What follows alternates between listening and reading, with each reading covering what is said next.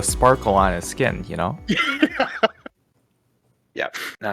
He's got the better cameras. You can see the little sparkle dots now. Hopefully, Yeah. we'll have to see. But as well, joined by the man who's normally our special guest. Although at this point, I guess special might be a bit out there. But here, nonetheless, Nightstar, welcome here, my man. As always, great to have you here in Samsung, here covering Oceania stuff, of course, across the pond in America. Now, as a main host, main caster now with us, joining us now. How's it feel to be with us, I guess, proper now, the best way to put it? Well, yeah. It's nice to fully be adjusted to this time zone.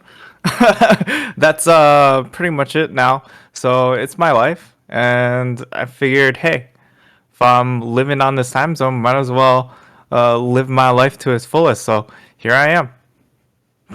We're actually secretly planning, guys. Now that we've got him in the right time zone, we're going to box him up and ship him over to Australia, and then. I mean, you might as well at this point, right? You gremlin enough staying up at these times, but no. As always, of course, you're an absolute madman staying up these times. So thank you once again, obviously, for joining us here as part of the circuit now, mainstay as well. So it'll be us here covering all the action, not just for the pre-show, but through week number 1 for Split 2. Your casters for tonight, you'll first off be joined by the duo of Midnight and Weapon, covering your first couple games. That'll be followed up, joined by Formal and Tico for your final 2 games for the week 1 start. We'll have Quirky as well joining with us. He'll be interviewing some of the players and coaches throughout the night to get some of the insights of the players coming into here, joining us for our Split 2 season here, the 2021 season of the Summoners Invitational Circuit. There's been so much change that's happened all throughout the past couple months, both with the game and some of the teams themselves here joining us. Not just OG teams, but brand new orgs joining us here. Of course, fighting for the title to be, I guess, the kings of the amateur scene here for the Invitational Circuit in Oceania. Of course, wanting to get noticed by some of those big teams in the pro leagues as well. But with 10 of those teams here, we'll have 5 matches every single week. 7 weeks of action actually happening this time, as we're going to finally have, for the first time ever in the Invitational Circuit, 2 Super Weeks happening here as well. Very similar to how it's done in LCO. So during week 3 and week 6, we'll have a second day of more jam-packed action heading your way, League of Legends action heading your way, that all these teams, going to have to adjust for now, right, guys? Having another day, it's still going to be the 5 games as per usual. How do you think they might tackle that, some of these weeks, having to have more intense League of Legends action and maybe not having as much time to, I guess, prepare for some of these games? Hedgie, how are you prepping?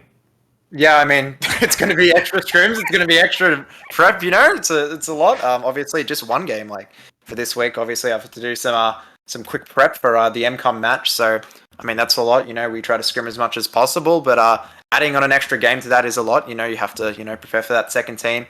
Obviously, try to just get as much practice as you can. And yeah, overall, just just depends on, I guess, what teams you were seeing and what you're going into. But yeah, I guess a lot of teams will kind of increase their prep that week. Hedgie revealing the deep secrets that when there are multiple games, you have to do work for multiple games. Yeah.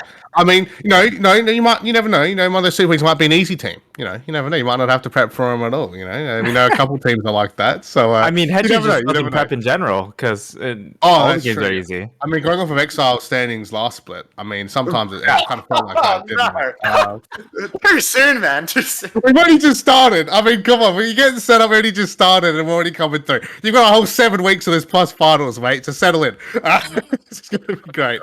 Buckle up, lad. I feel we have to get there. All right, let's go. But no, we've got a fantastic prize pool these teams are fighting for as well. 2K in total, 2,000 Australian dollars prize pool. Starting off with, I should say, coming into this one, 1K will be going to the first prize team, $500 for second place, and 250 for both third and fourth. However, just like last split, you guys at home have the opportunity to help increase that prize pool and support the teams coming in. We have our revamped Summoners Society shop that is just launched as of last night, coming back in a whole new phase, brand new merch, you guys, to check out, and of course a special invitational circuit selection for you guys to pick up, and all those proceeds will go towards the prize pool here that these teams will be fighting for. So you want to help support your favorite teams, your favorite amateur teams, some of your favorite players, up and coming players coming into the amateur scene, or maybe some of the guys who've been around for a while who are looking to try and find their way back into the pro scene. Best way to do it, pick up yourself some cool swag and then increase the prize pool for these guys to play for as well. So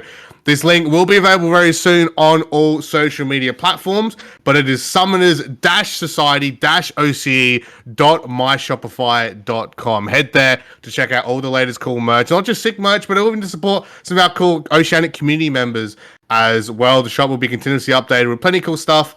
That's enough shilling now, though, guys, because we got games to talk about, I think. We've got plenty of awesome games finally coming our way. Been waiting months to get underway, and we'll kick things off with 2 brand new orgs here, kicking off split number 2. Some recognizable players, some brand new players joining us here for the first time in circuit competition. It'll be Sanguine versus Nebula for game number 1. That'll be followed up by Desire taking on the Weekend Warriors. 2 teams got a fantastic showing in split 1 and are definitely going to be chasing the cup here in split number 2. Then game number 3, you'll be joined by your split 1 2021 champions in Team Zyzz, taking on arguably one of the biggest teams to join us here in the amateur scene in the RMIT Redbacks, one of the biggest teams coming out of the university leagues here in OCE. That, Nightstar, both of us had the chance to check out some of their games early in university competition. We know they're going to be a great matchup for Team Zyzz. That'll be followed up by our very own Hedgie here, Exile taking on MCOM for game number 4, and we'll wrap things up with Cloud Dynasty taking on Dissonance. Cloud Dynasty, formerly known as Era, still captained by Suho, with a brand new lineup coming on to take on the new revamped Dissonance for our final game in week number 1 for Split 2. But before we jump into the breakdown of these teams, guys, let's just a quick discussion about some of the games coming up tonight. Of course, Hedgie, we can bring up Exile, we can bring up MCOM, but let's not do that. I want your thoughts on some of the other games coming in, my man. How are you feeling about some of these new orgs coming in? I wasn't actually going to mention it, all right? But you have to. Yeah, well, I think it's a game for a really good game. I think those could potentially be 2 of our top 3 teams in Weekend and Desire. I think Weekend have kind of revamped their roster a lot, and I kind of like the look of the new roster compared to last split, particularly with Vendrick and Entropic coming in. I think they're going to be 2 really big players to look out for, so I'm excited to see them. And obviously Desire, a very strong team as well, so that will be a very, very good matchup. And yeah, I'm excited to see RMIT as well. I think they'll be a pretty strong team. I'm just kind of excited to see how they perform. Are they that big team in the circuit, or will they will not live up to the expectations? And handing it to Nightstar here is, I think, game 3, Zyzz and RMIT split 1 champions taking on RMIT, who are almost the big champs in the Uni League. They just missed shy as well. Potential match of the week, perhaps. Yeah, I definitely think that's going to be a highlight match, especially just having a top collegiate squad taking on a very highly touted amateur team. It really just puts things in perspective and says, all right, well, how much work do these universities need to do in order to compile a top roster that can compete and be able to advertise that to university players, to say like, hey, come join our university because we can make a competitive roster that will set you up for success to try and get into LCO or whatever pro aspirations you do have. Got to remember as well, there's a small little division across the pond as well that you yourself are in, Nightstar, that are always scouting out some OC talent, right? So you never know. You could be watching some of these games. A lot of these players, there's a lot on the line in their careers here currently at the moment. Of course, looking towards the end half of our first year, really, without, I want to say, a Riot-hosted Oceanic Pro League. Of course, you've got the LCO, fantastic Pro League these guys will be looking towards. But of course, there's still plenty of action across the pond, not just, of course, in North America, but worldwide, where a lot of teams are looking for some international talent, right? So always plenty of eyes watching. You never know who could be. So make sure you guys are playing at your best. And speaking of, I think it's time to break down some of these teams, guys, coming in. We know we've got some big returning names, as always, here for the Summoners Invitational Circuit, but also some brand new names, some brand new orgs coming here, as well as some brand new orgs joining us here in the Invitational Circuit, looking to stamp their name, with part of some of our other big classic orgs, with Team Zyzz or some of their previously known teams, with the Weekend Warriors, with Kraken, with some of the 95X, some of these guys we've had here in previous seasons. But we've got to introduce the big lads first, right? The big boys, the guys who took out the Invitational Circuit Split 1 Championship just earlier this year in Team Zyzz. And once again, some big names are returning here. Top Rift, of course, managing the team once more, but they're once going to be joined by Blue, Less I Know The Better, Leet, who you saw previously there in our first episode of Top Rift, Asian, and Relopil Poro here for this lineup. And guys, just looking over some of the info coming in. I mean, first things first, right? Split 1 2021 champions, but also multi-time championship team here. If there's anyone these teams are looking to beat, right, these are the guys. These are the guys on top. Yeah, I mean, obviously a very, very strong team coming into it, particularly in the top side, Blue, unless I know the better, arguably the best, or hard to argue with it, but probably the best top jungle duo right now in the league, going into it at least. So they're going to be always performing quite well. And to me, I just want to see like what their bot lane and mid lane are going to come in. Are they going to be really strong? Are they going to be living up to the rest of their team as well? Kind of matching that top jungle, or will they fall down a bit and get beaten by some bot lanes? Because that could be an important factor, particularly coming into playoffs. You know, when you against some of those better teams, can they actually perform to that highest level against some of our really, really good teams? Obviously, like Weekend, for example, having Vendrick, having one of the better ADCs. Can they actually match that in the bot lane? So I think that'll be an interesting thing to look for Zyzz, particularly in the early weeks when maybe their synergy isn't as good as it will be across the season. Yeah, I think when you look at Team Zyzz, it has to be that top half of the map here. And especially in this current meta where it is very solo lane driven, I think we're going to see great performances at least come out from Blue, or at least a very great opportunity for him to showcase his prowess, and should be a really fun time to watch Team Zyzz in the first couple of games, at least until maybe they just axe that entire top half of the map in future patches. And well, I'm always going to talk about Blue, right? I want to say one of our young shining superstars who've had here a couple years now, right? Always getting better and better every season. These guys have had big changes more towards the bottom half of the map here as well. Of course, Rookie QQ no longer with the team. Got Leet now filling in as the mid laner. And what about probably the biggest change? Iano not being with the team. He had such a fantastic season all through Split 1. Now joined by Asian, who might have already had a couple of Pro League experience here, both in 2017 and 2018. So how do you think that might affect the dynamic of the team, having some of their, I want to say, guys who have been with this team for quite some time now, no longer being there? Do you think that we might still have a strong team, or could we potentially have a stronger team now if these guys have more experience together? I mean, it kind of comes down to, obviously how they perform together. Sometimes there's a lot of different dynamics that can come in, does a player play different champions that don't suit the team's play style? Does he kind of have a different thought process of the game that could create some, maybe you lose a few early games, create some arguments, that sort of stuff that could be a bad effect, but then again, they could have that synergy, that experience could come in, and they could just be a really strong team. So I think it's really important to watch them in the first few weeks. Do they have that synergy? Do they look strong? Are they going to come out firing? And I think one thing, mainly for me as well, do they have the draft aspect? Because I think they've been such a strong team, particularly last year. I mean, obviously to play them a bit as well. Going into draft against them is really scary. They can play pretty much anything they want. So will they have that kind of edge over other teams going into this split as well? Will be an interesting thing to keep our eyes on. What Hedgie said. Exactly that.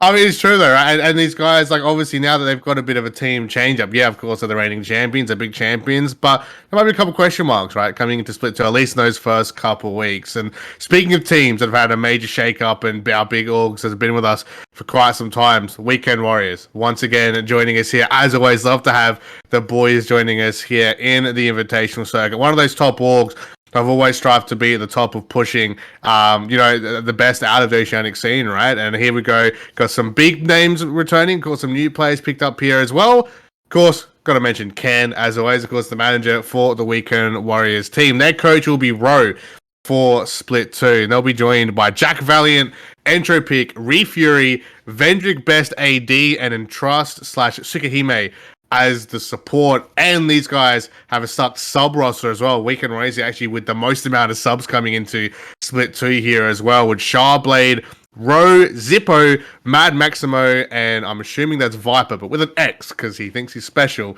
coming into this lineup here. But lads, you were talking about, right? I know Hedgie was talking about you're liking this new lineup here coming into Split 2 as opposed to Split 1. What are some of those changes that have caught your eye?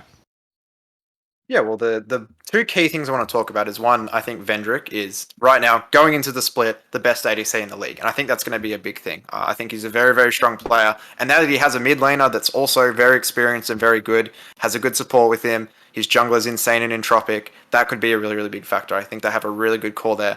My question for them is Jack Valiant. Now, I'm not saying Jack's a bad top lane; he's a very good one. He's also a very nice person, but obviously, coming in, I'd say he's probably their worst player or their weak side right now. So against some of the better teams, Desire's one to look at. They have a very good top laner as well.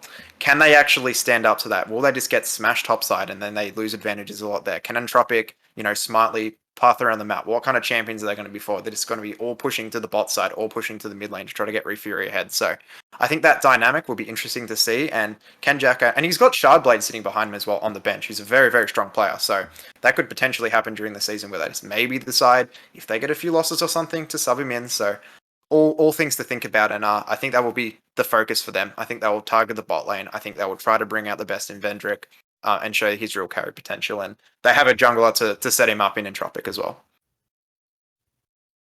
Yeah, when it comes to Jack Valiant, again, because of how prominent carries are in that top half of the map, it definitely could be a concern, especially if you are playing more focused, at least roster structure, to throw resources into that bottom lane. That could be a problem early on in the splits. Something to just try and keep track of. And more importantly, it's not really about the Weekend Warriors roster. It's really about, is Midnight going to curse the squad again? Like, if he does, I mean, it's true. It's who true. cares? It's a big problem. We've had this for years now. I don't know. So you obviously been with us a couple of years now as a special guest. I think every time you've been with us, Midnight has always gone, watch this, boys. Weekend Warriors final chances gone in Magic in an instant. And unfortunately, This is it, boys. it's 100% correct every time. The most ironic part about that, though, is now the curse has seemed to transfer onto Midnight, and anything he does competition-wise, he loses or has big accidents in. So hopefully, good signs coming into Split 2. We'll have to wait and see. Obviously, the last big thing to point out with these guys as well is this is actually their super team, honestly, coming in here. This is technically the Weeknight Warriors coming in here, playing under the Weekend Warriors team. They had a big matchup that happened just a couple days ago to lock in, I guess, who was going to represent the Weekend Warriors name here. Weeknight actually were the ones to beat them out, so they'll be repping us, of course, in Split 1.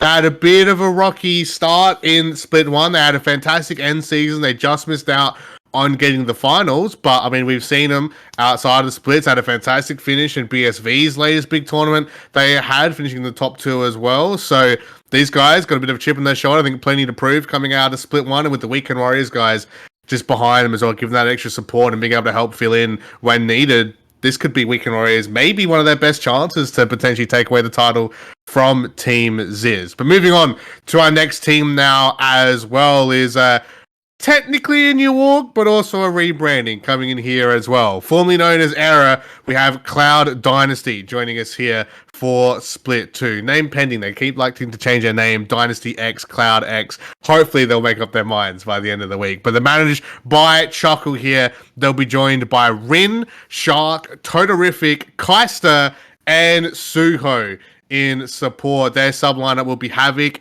and Dekunobo as well here.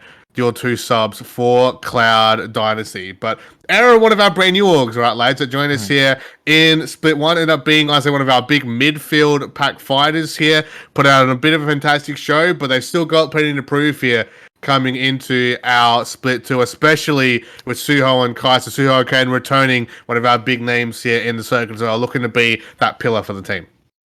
Yep. Very strong bot lane still. I think they have a good bot lane, but, I'm going to be a bit savage here.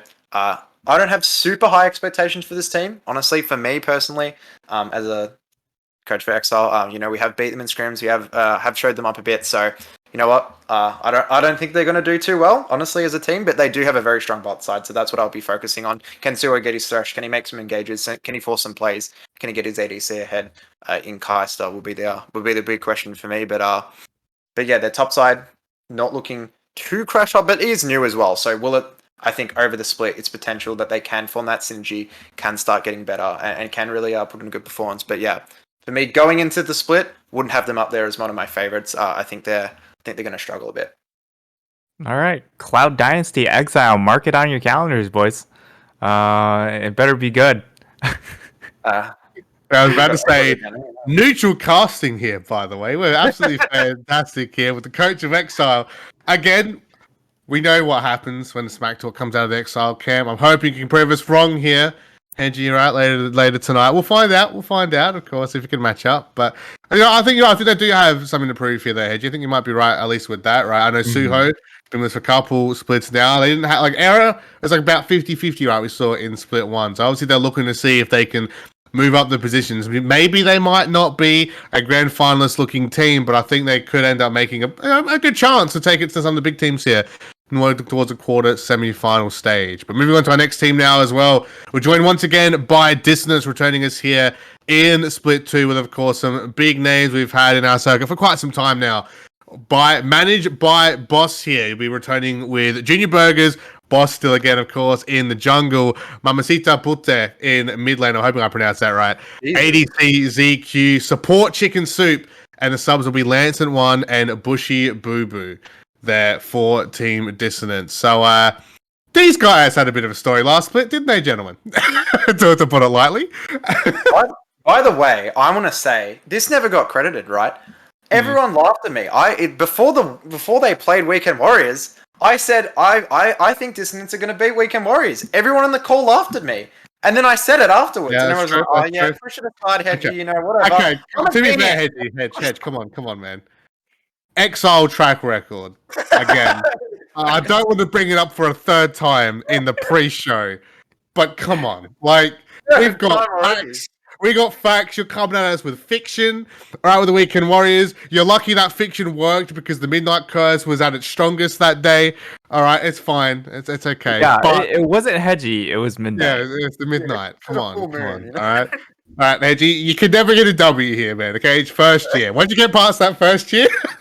All right. No, all jokes aside. No, he is right though. Hedgie is right. He is right. He had the biggest brain on the night. But to be fair, it was probably one of our biggest upsets I think we've ever had in circuit history. It's definitely top 5 up there. Dissonance kind of came out of nowhere towards the end of that season split and just went on a rampage with their team. And now I think a lot of these teams, the only problem with that is I think they're going to have a big target on their shoulders, right, coming into split number 2 because of that. Yeah, 100%. Could be pretty strong going in, and obviously Bo's a very good player. So yeah, I'm excited. Obviously, have a new mid laner as well. So it'll be interesting to see how the synergy goes in terms of that mid jungle as well. Yeah, I'm interested in see how Bose will perform because again, the one pick that they had tremendous success on was the Zyzz, but Zyzz is currently meta, and the problem when you are essentially a one trick of a meta champion is that people will just go ahead and ban it because it is meta and it lines up with your one trick playstyle. So I expect Dissonance to be still kind of in that same vein where they're pretty 50-50. Yeah, so again, let's see if they can take the momentum run from split 1 to split 2, right, guys? They're definitely going to be one of these, honestly, Cinderella stories to potentially watch out for again coming into split number 2. But next up, good old MCOM Esports joining us here once again for split number 2. Kappa still managing the team here, the coach being Spearbearer. They'll be joined by Wahoo, Extremum, Belly Fangirl. Had to double check that because I was almost close to my own name. Silver Cross and Abyssal Mask. Their sub will be Spearbearer coming in here. MCOM, again, one of these midfield teams that joined us here throughout split 1. They're another one of these teams looking to try and break it into that top bracket and improve themselves here coming into split 2. But by the looks of things, they've essentially got a brand new roster coming into this one. No real big recognizable names. So could we potentially have a dark horse team coming into split 2? Yeah, I mean, they have a lot of good players. They also have a lot of players in general. They have a second team that's quite strong. Kappa's a very good manager, has a lot of good experienced players there. So obviously having to fight for their spot, they've obviously already beat quite a solid team to get there. So Extremum, their jungler, he is challenger, so he is a very good player there. will be the focal point of the team. And they will start 0-1 in the split, but will still probably have a strong performance. Quite a good team. Starting 0-1. I wonder what that means. I wonder who they're So, versing. We'll think about that. Yeah. yeah, question Hedgie, anything else you got to say about MCOM? No. Get it out there for nice team. The funny thing, actually, I've met three. I've met two owners and one player for like one of their junior teams in El Solo Queue. All lovely people, lovely team. Really like the management. They will be starting on 1 in the split though, so that's yeah. Unlucky. Yeah, it's sad. It We'll sucks. have to wait and see. I mean, it could happen. It could happen. You know, we'll give it to him. We'll give it to him for now. Let's find out at the end of the evening, I think. But that's good old MCOM. We're going to be joined up next here by Team Desire, who may or may not also be UTS. No comment. We don't know about that, guys. Best kept secret in OC currently, I think. But Desire here once again managed by the boosted animal. I might get some of these names wrong. I do apologize. Chi-Chi in the top lane. Xiaoling Fanboy in jungle. Bad Genius 221B in the mid lane. Voice Zero returning here as AD carry, supported by Rocco 521. Zingy being the sub, but I think the biggest sub here for this team is Okuno returning here. He had a retirement from the amateur scene, may or may not be playing for a particular pro team in the LCO to some degree now as well. But I mean, we saw him had a fantastic run throughout Split 1, but where they really shine, I want to chuck this. I want to skip you over, Hedgie, just for a moment to Nightstar here. They had a fantastic run when we saw these lads in the uni leagues when they were playing under UTS. There's another certain big uni team that may or may not be hosting the uni league that didn't really like what happened to them when they got into a matchup with them. Yeah, that was tragic. I can say QT didn't have a fun time after he took them on, especially after what happened in Split 1. Yeah, QUT. I think it's probably a little bit more to say about QET there, as they fumbled across the last hurdle. Kind of face planted on the ground there. But, for UTS, it's another great opportunity to continue to build this the university league, just like a QUT and just like RMIT who are joining the league. It's just a great way to get optics onto your squad, build up a name for yourself, and then be able to use that to improve the program. And of course, we should mention, of course, these guys are playing on Desire coming in. They're not playing on GTS specifically, but it's the lineup is shared with each other. So it's essentially the same thing, right? Nightstar coming in. It's essentially the same eyes watching, and a great place for these guys to play. Now the Arcanum League does that experience as well coming in, right? Knowing that one of their guys is there, they can bring that experience to the team. And now, Hedgie, I'll bring it to you. Our vampire friend coming in here. Your thoughts about Desire coming into Split 2, my man coming in. Of course, we keep bringing up Arkano, of course, being a big deal, but he is going to bring a lot, even as a sub, he's still going to bring a lot to the team. A lot of morale, I want to say, to the team, but there's still some other big names that can bolster the squad very correctly. Yeah, for me, and I've had countless arguments with Formal about this, but I think they will go into the split as one of the favorites. But to me, it's like, I think right now they're like 3rd or 4th, but they need to prove that they're 1 or 2, because I think still Zyzz, Zyzz and Weekend going into the tournament for me are going to be your 2 strongest teams. But can they beat one of those? Can they actually take it to the final, not just the semis, right? Obviously going in, they kind of got rolled over a bit by Zyzz in the semi. Didn't look that strong to me. Just kind of, they weren't the worst. They'd put up with them, but they kind of ended up just getting beat 2-0. Obviously, not really too exciting for them. And I want to see them get to the final this time. I want to see them beat a bigger name like a Zyzz, like a Weekend. I was about to say Exile, but I'm like, okay, it's probably too far. Can they actually take that next step? So, and they'll be the interesting thing to see the split. But I definitely think they are up there and definitely probably a favorite going into the split. Well, speaking of Team Exile, apparently they're joining us again here in Split 2. I don't know how they got through. I had on good authority that we had a ban notice, but apparently Hedgie paid that off and managed to get them through anyway. So it is what it is. But no, it is great to have the Exile team with us once more. Of course, managed by Tommy and, of course, coached by our very own Hedgie over here, Mr. Hedgie Town 74. Here, our coach for Exile. Again, might get some of these names wrong. I don't know how to pronounce the mid laners' names. I'm just going to say Dream when I get to that. Top is Hunger. Jungle is Tofu. The mid laner is Dream. 80 carry. Sammy Winchester with support being FAC. FAC, by the way, guys. PG Really stream. one for us, by the way. Sub one is Slotty, and apparently Hedgie's also a sub for the team as well. So there you go. He's big-headed enough to not only be a caster and an analyst and a coach, but also a player. So, I mean, I honestly, at this point, guys, just write in the check. He can do everything. I'm going to ask Nightstar this, because Hedgie, come on, it's your team, all right? Go. Yeah, I won't say anything. What are your thoughts, Nightstar, coming into this matchup here with Exile? Let's be honest, all jokes aside, they do have a lot to prove coming into Split 2 after their Split 1 performance.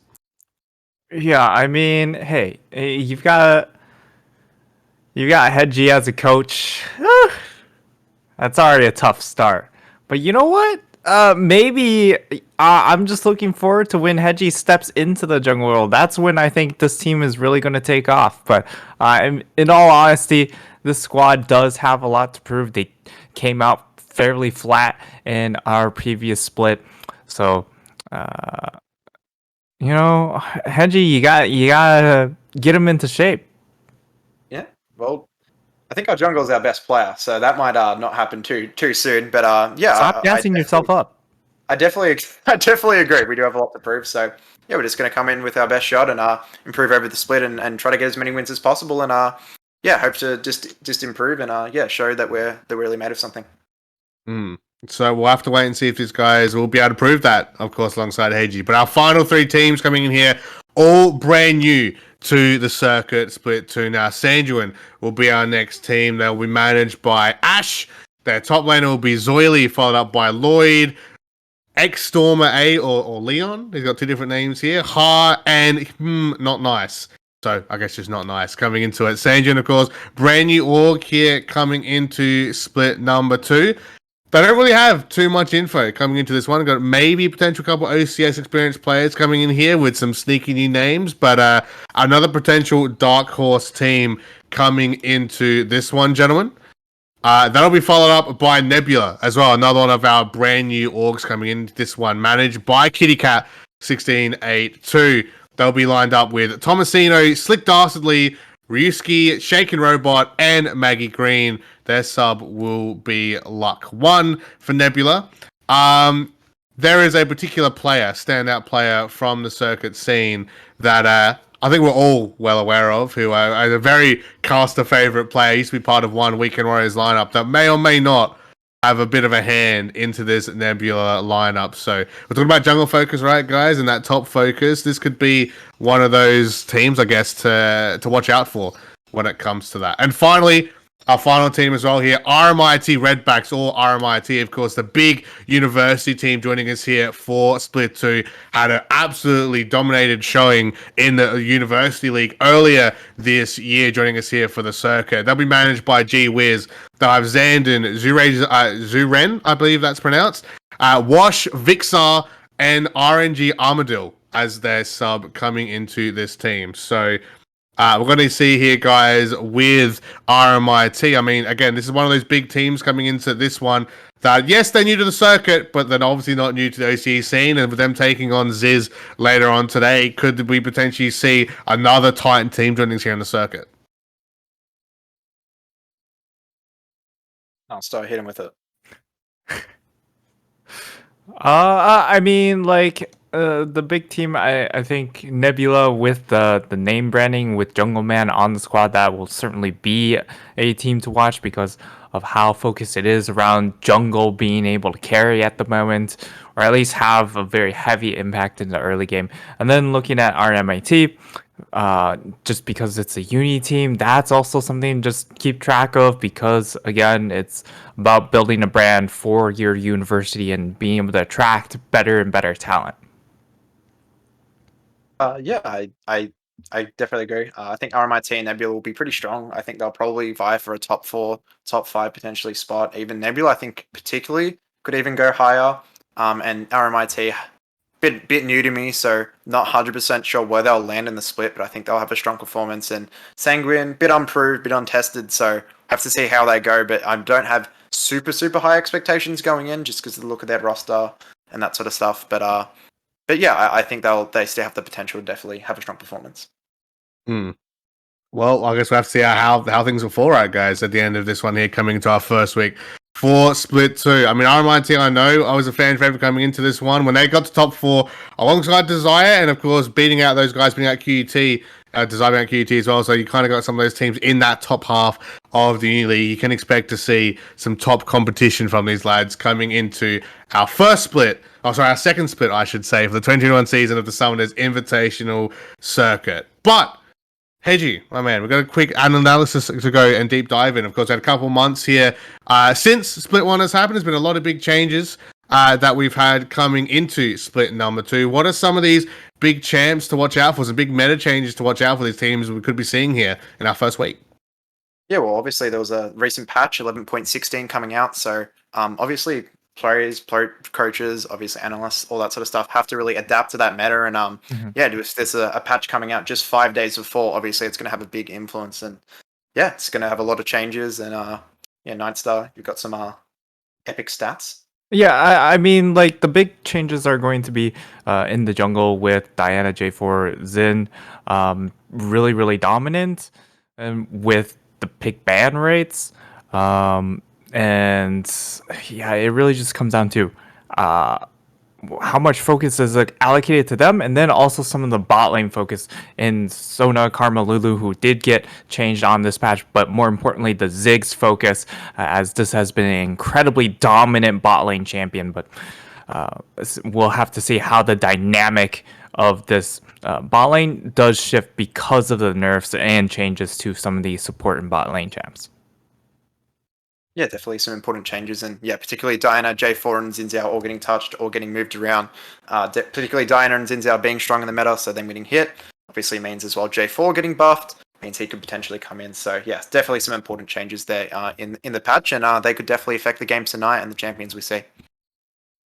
Yeah, and gentlemen, it sounds like we're getting ready for game number 1 right now as well. So pre-show's over. We're ready here to kick things off here. Sanguine versus Nebula for our first game to kick off Split 2 of the 2021 season. I know I'm going to be watching out for some of those champs you guys had mentioned, especially that top jungle half as well. So to kick things off here for Split 2, we'll be joined here by Midnight and Weapon to bring you all the action for our very first game. Thank you very much, guys. At the desk, I'm obviously Midnight, joined by Weapon to kick off Split 2 here over at the Sick Invitational 2021 Split 2 party. Very excited to see, and our first 2 teams, it should be a banger, because we've got 2 new teams that have just entered the circuit here, looking around and saying, okay, who are we fighting up against? They open the first door, they're like, crap. Welcome, and welcome to your first match.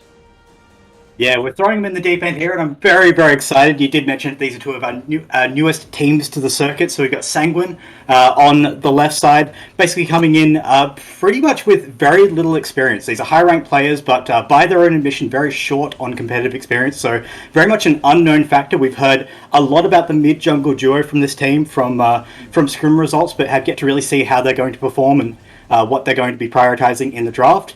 Whereas Nebula, I think we have a little bit more of an idea of what they do Midnight. It is going to be very much, I think, about the jungle man.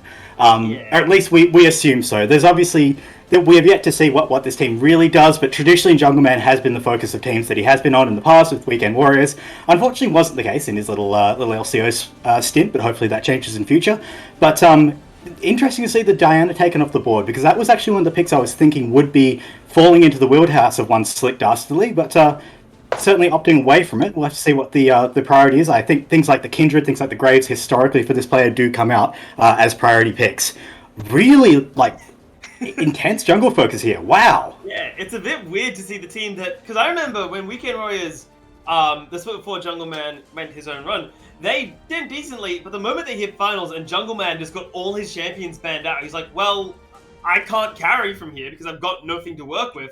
You know, all my champions are gone, and then suddenly just couldn't impact the laning phase. And so to see his team slapping away jungle bans is really interesting. It's a little bit unconventional, but I'm sure his champion pool has expanded a little bit, especially with the skirmish love coming through here. The final ban unsurprisingly going to be the Zyzz, but even with the Thresh band, I still think something along the lines of like the Aphelios, the Jinx, these hyper carries, which are really popular in the professional meta, could be hovered, or they simply know Lloyd has a particularly small champion, but Viego gets through, and yeah, that's going to be Viego gets through.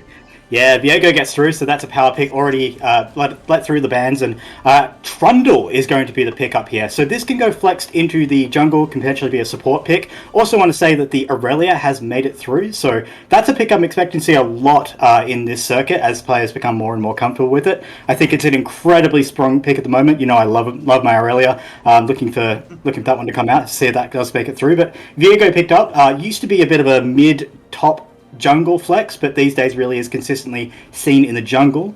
Whereas I think we are going to see this Aphelios lockdown. I think that's pretty much the best in class DPS AD carry here, but does have to be paired with something that's going to keep it safe. The Thresh has been banned out, so I don't really know what you pair up with here. Maybe you just go aggressive and go for something, a Braum, a Nautilus, maybe something that can really be proactive in its defense of this rather immobile AD carry. I think the Braum is best here because not only does it work well with the Aphelios, but Braum is brilliant against Aphelios. So as good as he is going to keep the Aphelios safe, he's also stopping him from looking at that champion thinking to himself, I'm going to block everything that you want to do in this laning phase. So I love that lock in there. It does show that they are well aware of some of their weaknesses and, of course, their strengths. Is facing off then the set currently being hovered here for Nebula. I do wonder, is that going to be down in the bottom lane? I know some players are still pulling out that set support, even though he has got a bit more of a life up in that top half of the map. Yeah, absolutely. And I think that the Ornn ban probably signifies that might be a bit of a set top lane pick, because you are going to start banning out the top side of your map. We'll have to see where the focus comes in. Looks like on the side of Sanguine, you've pretty much got your solo laners yet to pick, so they can also drill down on those bans and start to really pinch that top lane. Or sorry, they don't want to ban top laners. Imagine if I was good at talking about League of Legends. That would be also, that's a luck ban. Something weird is happening here, Midnight. I'm not sure what it is. That feels like a we don't know what to ban here, so we're just going to throw it down. This is the point where I'd probably look at the bans and I'd be like, okay, so we got C, V, T. No, there's nothing going on there. It's a pretty good all-rounder ban if you're not feeling confident, as another mid laner does fall victim. The Syndra, what a surprise there, but there's still a lot of viable mid lane options. Right now, I'm thinking the likes of the Silas could potentially be on the wheelhouse. There aren't too many great ultimates to steal though right now, so maybe that kind of, by courtesy of not having a lot of great ultimates to steal, may just fall by the wayside here. Tell me you're an LJL caster without telling me you're an LJL caster. Silas. I talk about Silas because there are a lot of mid laners who just dig a gap in LJL. No, and Silas is definitely a champion who does it. Is that the LJL does not stop playing goddamn Gnar, and it is starting to slowly do my head in. That's all I want to say about the LJL tonight, because I don't want to think about Gnar. I don't want to think about it. Instead, we get a decent top laner. Renekton being hovered. I would love this opt-in, because remember, this can be flexed in the middle lane. So Set and Renekton could either be top, like you can swap them between the top and the mid, no issues.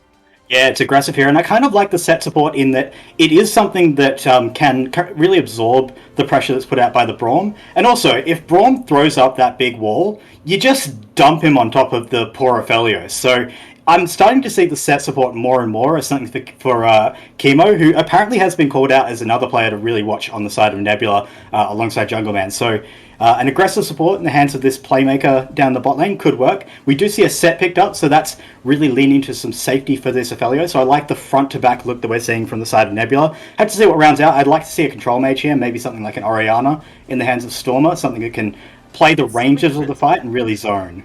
It's going to be something defensive here. This is... Yep, okay, there it is. Not necessarily defensive, but good wave clearing. This is feeling very, very nice coming out of here. You got the Aphelios for the carry, you got Victor for great wave clear, and I love the Shen saying, look, you can bully me all you want, mate. Oh my god, yes! What? Yes! He's terraplocked in, baby! That's what we want to see! No, is that a support? There's no way. I think it's mid lane, yeah. Because okay. Victor's strength is he can wave clear.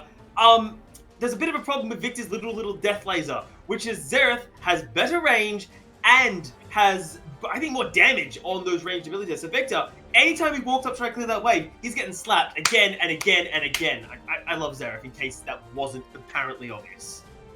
Apparently it is. But yeah, I do agree. I think it's a really good counter matchup in that it does what the Victor does a little bit earlier and a little bit better. So you're definitely able to more quickly clear the backline of minions. It is a question of what you do with it, especially as the game goes on. Xerath is a pick who feels like he has to really dominate and kind of beat down the lane. So probably looking for Jungle Man to have some early impact in that lane, as the Victor is a champion who has to kind of really put his face in it to clear the waves, especially early on. Really is going to be lingering around those waves, throwing down the lasers. It's going to take a couple of them to really get the work done to clear the wave, whereas Xerath can really sit back. But again, I go back to the question of what does Xerath do if he doesn't stomp this lane, because he's a very immobile mage who doesn't show up in competitive for that very reason, doesn't have a lot of self-peel outside of the E, so he could be a bit of a sitting duck for this Viego, for this Shen, even for the Braum to an extent. So going to need to see a lot of pressure towards the mid lane, I think. This has really laid out the game plan for Nebula. Whereas Sanguine, they're chilling. Like, if they get through this lane, or this laning phase without any particular mishaps, they've got an incredible front-to-back team fight that can just group around objectives as long as they're first, have the setup. And it's just a Shen in the front, a Braum in the front, and damage in the back, and a Viego just wreaking havoc and getting the resets. Yeah, I do quite like the composition that Sanguine has put themselves together. Yeah, it's very... All you have to do is not make too many mistakes, and you're basically in a great position. You know, maybe you give up the first dragon because Trundle can be a bit difficult to do. But, you know, grab dragon number 2, grab dragon number 3. You should be right as rain, especially because, you know, the Xerath is good, but specifically, I want to focus a bit more on this middle lane, purely because I love Xerath and I never get the chance to talk Yeah, keep going. You got it. In that if the Xerath falls behind, it is the world's most painful experience as a mid laner. Because if the wave ever gets frozen on you and you don't have the ability to walk up and basically threaten Victor with a ton of poke damage, then, you know, Lloyd's Viego is waiting for you in the side bush and you're dead. If you're so weak that you can't actually clear the waves effectively, then Victor gets to push you in, and that's great for the Victor because he shouldn't be allowed to. And in team fights, I'm looking at Braum, I'm looking at Shen, I'm looking at an immobile Xerath and thinking to myself, Ruski, you're going to spend the solid first 30 seconds of the team fight either so far away you have to damn well ult, or you're going to be trying to dodge all of the crowd control being thrown at you, man. I mean, I feel like it's very much on Nebula's side to play aggressive in the early game. Use that range advantage of the Xerath. Use the fact that the Trundle can do quite a lot in the early game. And I've got the Renekton as well. Like, in the top 3v3, I think Nebula have to do well. They have to stomp. Yeah, absolutely. I think you've very much laid it out there, and that's, I think, what I'm going with as well. This is a team that has to generate pressure in the top side. They have to extend that lead, and they have to push the Xerath as their siege gen around the map. If they don't do that, they are going to get outscaled. They are going to get out-team fought as this game goes on. So it's going to be very exciting to watch Nebula versus Sanguine in their very first games in the Samsung Invitational Circuit. Be very, very exciting to get into this one again. This is your statement game, if nothing else. This is your first game here at Samsung. You really got to lay the groundwork down, saying this is what the team's about. And we've got two very in South because they can both team fight well, but Nebula has to do well early. Sanguine needs to survive to get to that mid to late game where they just have a brilliant team fight waiting for them. So I suppose the only thing left for us is to go to about 1 minute or so break, and when we come back, the first game here of the Split 2 here at SICK will be kicking off. So guys, do not touch that browser. We'll be back in just a minute.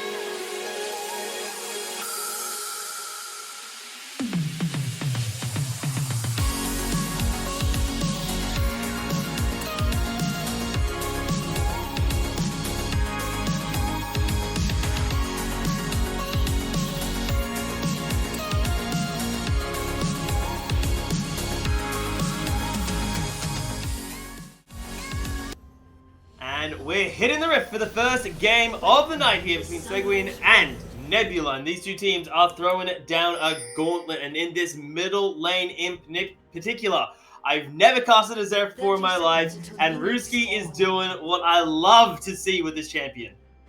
Yeah, it's really smart. I want to call out the rune choices. It is going to be the minion dematerializer. So we talked about how this mid lane is going to be very much determined by who gets the priority, and the minion dematerializers are really going to help with that. So you're probably going to see Ruski drop all three of those on the backline of minions, and that means you're going to be able to just spam down these waves and pin this poor Victor under their turret. Really cool choice. I love what we're seeing. But for the start of this game, it is just going to be a line of scrimmage. Looks like both teams playing it really safe, just looking to get as much information early on and start their early jungle clears, which is going to have Jungle Man slick dastardly going towards the top side. In this trundle, we know a very fast clearer on the side of the trundle is certainly going to potentially outpace this Viego, whereas Lloyd also looking to top to bot rather, so we might be looking at a bit of a bot side clash, maybe a 3v3 in the bot side early on midnight. I'm hoping so. I love when junglers crash over for those early scuttle crabs. Sure, they're not important as they used to be, but they're still pretty damn important. Coming through here as landing phase starts, and there's... Hold up. Is there a graphics thing, or what is Kimmo running? What is... Okay, that's a weird... It's some sort of visual bug. I'm not sure what I'm looking at here. It's like a weird icon, looks like a... Okay, production's telling me it's called Prototype Omnistone. It sounds fake to me. I don't think I've heard of this rune. The lore wiki tells me it gives you all the runes, which sounds broken. It sounds broken, but we'll have to see how it goes. Obviously, this keystone has been... It's the I don't know what I want to take, so I'm going to take everything answer to the problem. Now, I remember Set took it in top lane for a while, and then everyone realized, well, why aren't you taking Conqueror? Like, Conqueror is good, what are you doing? Conqueror is just good. But yeah, I do like the thinking here, because what it basically means is that usually when you on the champions who would take Omnistone on, it's because your normal rune isn't as reliable, but you do want access to it. So for example, if you're a champion who ran Grasp, and you were against a range matchup, then you would maybe chill and take the Prototype Omnistone. And the same thing here for the Conqueror on the side of the set support, who often would also run things like the Predator. So this gives them access to everything. In this case, it looks troll, but I actually think it's not a bad choice here, as they are getting push priority in this bot side very handily. And as we kind of talked about, a lot is going to come down to this crash down in the bot side, as both junglers are completing their full clears down. This wave's going to bounce, and this is likely going to set up that play. So keep your eyes peeled on this bot side. Yeah, I'm still a bit in awe that it's being taken at all, right? Like, I can't recall the last time I've ever seen it being used. Last time I recall being using it was like Camille top lane when she ran Ignite TP would occasionally run that. I believe it got played like once in competitive maybe, and that's it. So I mean I love it being used, right? Like, tell me you don't watch enough LPL without telling me you don't watch enough LPL. I didn't call me out like that, man. Wrong Eastern region we're following here. That would be it. That's it. It's going to be double scuttle secured here by Nebula's jungle, which is actually super interesting. Lloyd abandoned the chance of even a contest by grabbing themselves an early game sheen. Yeah, interesting. So a quick back by the Viego, definitely going to be building up towards that Divine Sundra. Looking to power through his jungle, probably waiting on those respawns, but doesn't really have the opportunity to do much here. I think the Renekton here is probably going to be quite safe for any potential ganks, so looks like it's going to be a bit of a slow early one, as both junglers are just going to reset and get back out to their next round of clears, while we've just got some trading back and forth in the bot lane. So a lot of tentative early stuff here from both teams, and that is probably what we'd expect, as these teams are relatively new rosters that have been put together on both sides, as far as I'm aware. So maybe just kind of feeling out this early game and just trading waves back and forth. And there you see the Xerath just doing Xerath things. Stormer's not going to have a great time here. You can see his mana bars right down. Slick Dastardly. Getting in for a gank there. The Gravity Well does throw down, which does stop the gank attempt, but now with no mana, basically no health, Stormer isn't allowed to stay in this lane anymore, unless you really wanted to risk doing a Grey Recall, which, against a Xerath, a Xerath will make you do a Grey Recall at that point. And in case you're not aware what I mean by a Grey Recall, it means you go back to base because your screen is grey, and that's not because you press the B button. I like it. But yeah, there you see a bit of a demonstration of how the Xerath is going to play this lane out, if it is going to be successful. It's generating pressure, whittling down the health bar, and setting up kill threat for the Trundle, who goes in with the pillar, throws it down, blocks the path. Really well played by Stormer, I'm going to say, to actually not blow the flash, so he does at least get that back for himself. But it does mean that he is going to be falling down in pressure. It means that the minion dematerializers get used, and it's slowly going to start wearing him down over time. So the Victor is a champion who really doesn't come online until he gets about it used to be 1,000 gold for the augments. Now it's 100 Hextech tokens. What do we call them? I don't know exactly what they call this. Narcissus are getting a bit of trouble there, but a nice stun coming through from Ruski. Make sure that his jungler gets out without any problems. And yeah, because it's 100 minions, or like I believe you get 25 stacks for a kill. 100 V-Bucks.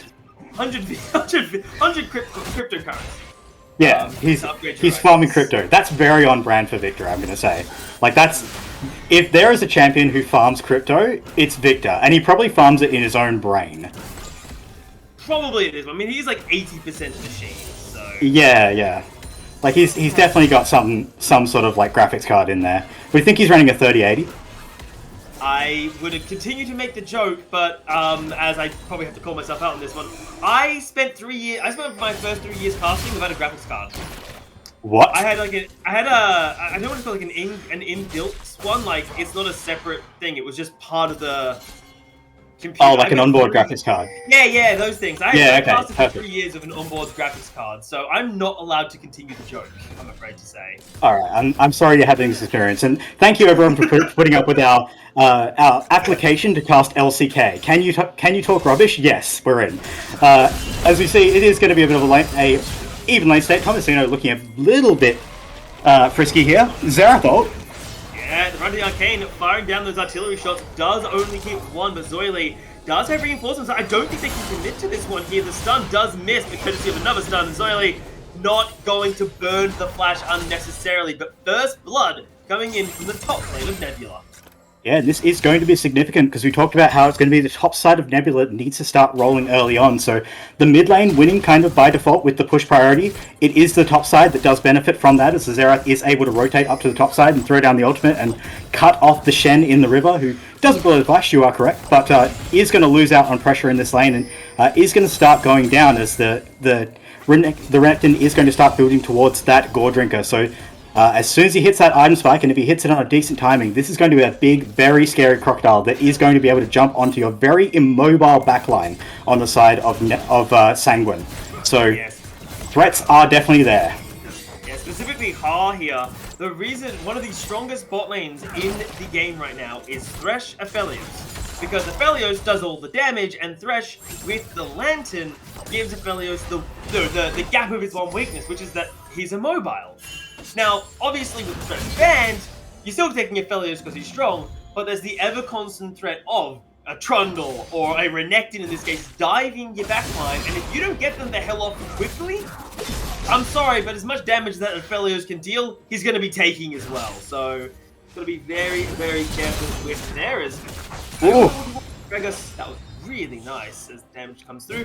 I want to quickly drag us to this middle lane, if I can for just a moment here, specifically itemization. Ruski has the item where Stormer is no longer allowed to play the wave clear game. Because a tier of the goddess is good, a lost chapter is simply better. Yeah, absolutely, and that means that every single time he pings that level, he's just going to get that mana back. The tier is good; it is going to build you up towards that mid to late game, which we called out the win condition for Sanguine as being mid to late game team fight. So you're certainly itemizing towards that, and maybe you can pick up the lost chapter later. But we are also getting to the point where I think Stormer is going to have that upgrade, but fighting in the river. Yeah, going and on top of that, Noise trying to run with us. Void not jumping in. PB comes into the backline here as all the teams are piling in. Ha is getting some nice damage down with the Chakram, but will he be able to keep them alive? He does back away to safety as Tomascat looking for an opening, but it doesn't look like Nebula are forced to leave. But Tomska, what the hell is that Renekton? I know he's an angry crocodile, but that just shouldn't be allowed as a double kill will come through for Lloyd, the jungler here on the side of Sanguine. Yeah, so in the end, it is the Viego who kind of really feels like the beneficiary of that fight, picking up a couple of kills, accelerating towards his Divine Sundra. But I also want to kind of call out that while the fight was awkward, you kind of saw a bit of a microcosm of how Sanguine's comp is going to play as the game goes on. So yes, the Renekton was able to get onto the backline. Yes, he was able to cause havoc. But the consistent damage from the composition on the side of Sanguine is just so much more reliable when it comes to these front-to-back scraps. So it looks like they're looking for more. The Viego's looking. I don't think you're allowed to. He's not going to think of this. It's simply too risky here. You go in, you might steal it, but is dying really worth the first Cloud Dragon, especially when you throw yourself into the meat grinder like that? I'm not sold on that idea, so I'd like to giving it up here. Yeah, you're not stressed in this situation. Yes, your victory is 30 ZS down. Look, that's not great, but it could be worse because you've already shown this game you can win those type of skirmishes in those positions. So it's a survivable situation. You just got to make sure that this 2k gold lead that Nebula have over you right now doesn't escalate to, a 5 or 6k gold lead. Yeah, Lloyd looking topside though. Red Smite goes down. Yeah, gets stun coming through as well. Shadow Dash should just get that torn down. Hunter trying to wait it out, but I'm not so sure this Crocodile's getting out of one piece. And yeah, getting cut down 3-0 on this Viego right now. It's looking like a great start for Sanguine Jungler. Yeah, that was a bit of a filthy tempo sack gank. He just kind of, like, that recall just straight from Dragon, where they knew he was, he just bombed it topside. So there was no way that Tomasino was expecting that. And that buys them priority on this Herald. So they are going to get this. Zoily looking. Caught out Shaken, but Shaken does leap himself to safety into the waiting arms of his jungler. There's Sickly, realizes, crap, I don't really want to be here. Right, the Arcane comes out on the back end of that, but the Herald is secured by Sanguine, so not losing anybody. It is still only a 2k gold difference, but with turret plates up for the next 2 minutes, you could try and change that around. Yeah, you're certainly going to inject some gold into your pockets with that Herald, but that was just beautifully played by Zoily and Not Nice, both just recognizing what their role in that Herald take was to just push them back. So the door goes up, Zoily just dives in like an absolute lunatic and just zones them back, and they know that once they get this objective, like you called out, it's only a 2k gold lead. Obviously the players don't know that, but they have the feeling that they're still in this, and they're certainly scaling towards the mid game where they are strong. So all they need to do is hang on. That Herald is going to give them an injection of gold, which is going to keep them relevant in this game. And as this game goes on, the composition of Sanguine, a team that we really didn't know what to think of, is going to get better and better. Yeah, and we're already seeing Nebula well arrived. There's the lane swaps coming out, Australian lanes coming for both of these lineups in back here. So whatever shenanigans were afoot haven't exactly made it too far just yet. This game, for the first game, I love me Bloodthirsty Games weapon. You're under no illusion of this fact, but we've only had 6 kills in 13 minutes. Like, it's an LCK bloodbath. It is actually a slow game coming through here. I don't really expect the next fight to kick off until the next objective spawns in 2 minutes, which is, of course, the Ocean Dragon coming out. So it's discipline I'm not used to seeing, and it's discipline I do quite like seeing, because it's showing that these teams aren't just thinking of this game, oh, let's just butt heads with the other team and see what happens. No, they're actually taking this out, thinking it through. As we see that drop down, they will get turret platings on the back of this too. And look at that gold lead. As soon as the Herald goes down, 2k gold lead, exactly on the button. So just keeping the side of Sanguine just within grasping distance of this game, and that's all they need at this point. They are scaling, boys. They are getting there.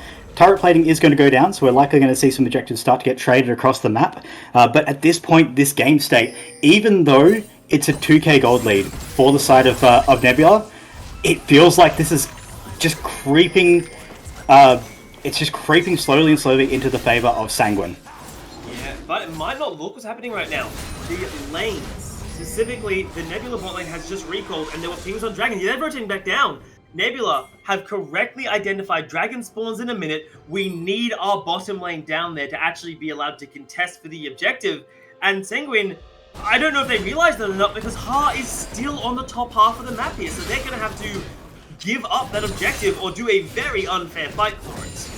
I think what we're probably seeing here is just a bit of a conscious trade. They definitely could have dropped. They could have forced the tempo and went a bot side, but I think it's conscious here that they know that this next Dragon, it is just going to be an Ocean Drake. Single Ocean Drake, not going to make a huge difference, so you get as much farm as you can on your Aphelios, and you just feel okay about it, but they are swapping back towards the bot side. Likely not going to be in time for this contest. Weapon, I am not a clever man, but why does Jungle Man have 3 Kindle gems? Okay, I know so the ability haste, like you get that 30 ability haste, but I'm not. What? okay, so let's think about this. So Divine Sundra has one. Spirit Visage has one. Mandate has And- one. I saw a Trundle running Mandate the other day. We're not going to see a Trundle run Mandate this game, I hope. Okay. So yeah, I think that's all we're saying is that Raw Health is a very good stat on Trundle because he's a champion who inherently gets resistances from his enemies, and the cooldown reduction is good. That's all I'm going to say, but we have a fight here, Midnight. Yeah, there's posturing for it at the very minimum here. Radiant Arcane does get some zoning out, doesn't really connect. I think the other big thing is look at the fact that Ha has a all coming in mind. Ha has some full item. Zoid dives into the backline there, but is just getting evaporated, slammed down into his own backline. Ha loses all of his health inside Kimmo on this set. Does a brilliant job there. Shaken is untouched on this Tristana, and I think Sanguine might have to retreat. Lloyd is doing good work on this. Viego, though, doesn't give a damn about your backline when he will cut them apart. The Graviton will lock Shaken down. Shaken's going to get run down under his damn turret and shut down. Coming in for Ha and Nebula. Try and challenge a front-to-back team composition with a Pokemon and lose. And it's just there's no backline access there if the Renekton doesn't get a good flank up. If he doesn't get into and on top of Ha on the Aphelios, there's just no way for him to really have impact in this fight. And they can just kite back. They can zone and control with Extormer on the Victor, and it's so hard for them to access the backline. You can see that it wasn't towards the end of until the end of the fight where Chemo was able to get a suplex into the backline. At that point, it was too late. Everyone was too low, and the cleanup was just so easy for this Viego to just chase down the remaining members of the fight. So this team composition is starting to come true. It's starting to bear fruit. We're seeing exactly what it wants to do, and it feels like at this point, Nebula, they have to be a little bit more creative. They need to set up vision beforehand. They need to maybe look to get Tomasino teleporting into these players and really getting access to the Aphelios and really disrupting, because otherwise it's just not happening. Yeah, and part of it, I'm going to be quite critical of a champion that'll on Ruski, is he's not getting damage down before the fights. The whole identity of Zeref when you're setting up a team fight is you're poking down the key carries, Ha and Stormer specifically, with the Zeref long range. But we saw there in the setup to the fight, he used that Rod of the Arcane, landed I think 1 shot out of 4. During the actual team fights, he didn't, before the team fight I should say, I think he landed a little bit of damage onto Zoily's Shen, which is not a priority target for you as a Zeref, and then he got dived on by Lloyd. So the biggest criticism, it's so heartbreaking to watch a champion like Zeref, because if you don't pilot him perfectly in the backline, he just gets dived on and killed instantly. Yeah, absolutely. But they are going to get themselves a little bit of turret pressure back here. Probably not going to amount to much. This Viego is quietly huge, by the way. Has the Divine Sundra building up towards the Blade of the Ruin King. So anyone he gets onto, tank or otherwise, is going to get absolutely shredded. Jungle Man still has 3 Kindle Gems in his inventory and has yet to turn them into anything else. This build is absolutely wacky. Like I said, I do get it. Trundle is a champion who likes cooldown reduction, likes health, and gets resistances from his enemies. So the build is certainly cool. At this point, take a guess, by the way. Let's play the game. How much cooldown reduction does Jungle Man have? Well, he's got 30 from the 3 Kindle Gems, because I know it's 10 per one. Yep. Boots gives... Oh god, the boots give boots give 10 plus something to do with like the flash and smite cooldown. I remember that. I don't know what he has in his rooms though, so I'm gonna say probably 50. 50 okay. ability hist. You're very close. It's 60. So he has actually basically hit the old ability cooldown cap at 20 minutes into the game. Now, to be fair, you can't really get much more than that, but it's worth pointing out that, yes, he has basically hit cap at 20 minutes. So at this point, the Chomp, the Frozen Domain, I want to say it's called. I could probably just check in client, because we can do that. Frozen Domain, I nailed it. Good caster. You get to that point where the W's cooldown is actually shorter than its duration, and that's the real breakpoint for Trundle. So in that regard, I do actually really like the build. It's really, really cool. So you're basically just throwing doubt down, you're always fighting with the extra attack speed, the extra lifesteal. Trundle, a champion who just gets a lot of stats from other sources other than items. So yeah, cool build, like it. Want to see more of it. Very cool. It's also maxed Pillar of Ice. Of course, and that's... Yeah, and that's what you're going to see from a lot of you're going to see a lot from a lot of competitive Trundles because they really do value that extra cooldown reduction on that really valuable tool. It's the meme, right? It's the only thing a Trundle has, a pillar and a dream. He throws down that pillar, he waits 10 seconds, he does it again. It's a very powerful tool to break up these fights and break up what should be you should be using it to break up this front-to-back composition, but unfortunately hasn't really had the value yet. And I think as we see some actual items come in, he might be better. That sounded like Flame, it wasn't. That did sound very... I mean, I can't talk. I basically just flamed out Risky for Zero playing the last team fight, so I'm not exactly sure. Us silver casters just flaming these literal, master challenger players. Like, what are they doing? Exactly. I mean, those who can't do yell, right? Like, it's close enough. Those who can't do scream. So I do though wonder, is this going to be the sort of build where you just sort of completely forsake the mythic coming out from Jungleman's Trundle here? Like, it's kind of getting that level 2, or you just give up the mythic for the firm. I still don't think, and this is purely because I'm seeing the fact that it is a Trundle, it is a Pillar Max. You could technically go for the Imperial Mandate because it works perfectly with the playstyle you're going for, which is you're not trying to be the sole carry of the team here from the likes of Nebula. You are acting as the team's utility and support, basically, and the Imperial Mandate would do a really nice job to help Shaken Robot get a little bit extra damage output in there. Yeah, I mean, it's definitely potential. I think as the further this game goes on, maybe you do see that you get a little bit more value out of support itemization, I guess. But I just think Divine Sunder is just such a good item. Like, that item just does way too much damage, way too much tankiness, way too much survivability. If you run Cut Down in your secondary runes as well, it just gives you so much value to really just clutch out these fights, and I think it synergizes well with what Trundle wants to do.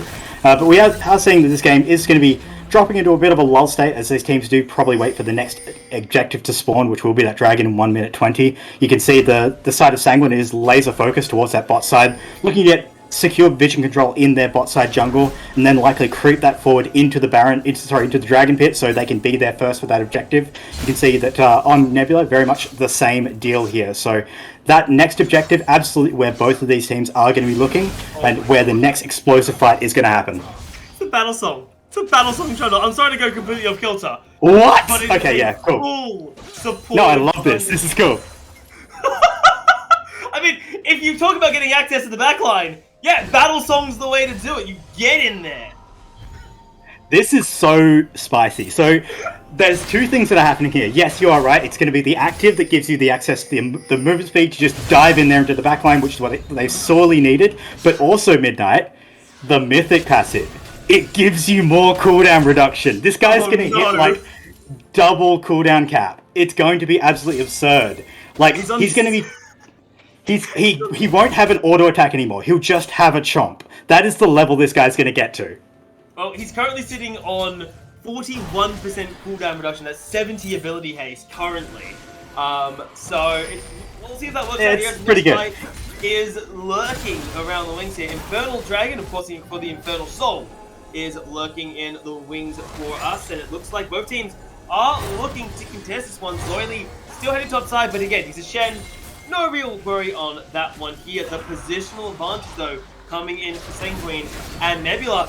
They need to start landing down that poke, but they needed to start landing this poke as well as 30 seconds ago, because right now it's a slow approach. I'm just not sure they're going to get there in time. Dragon the Shen. Good, and the Shen coming in as well. The fight king up there, and there is no Tristana. Tristana has to get into the backline there as Timo does a good job setting them up. And oh my lord, they're diving in! They've gotten access to the backline, they've gotten through, but they haven't gotten to Heart. They haven't gotten to Storm. They will, however, claim the front line, and Baron is alive.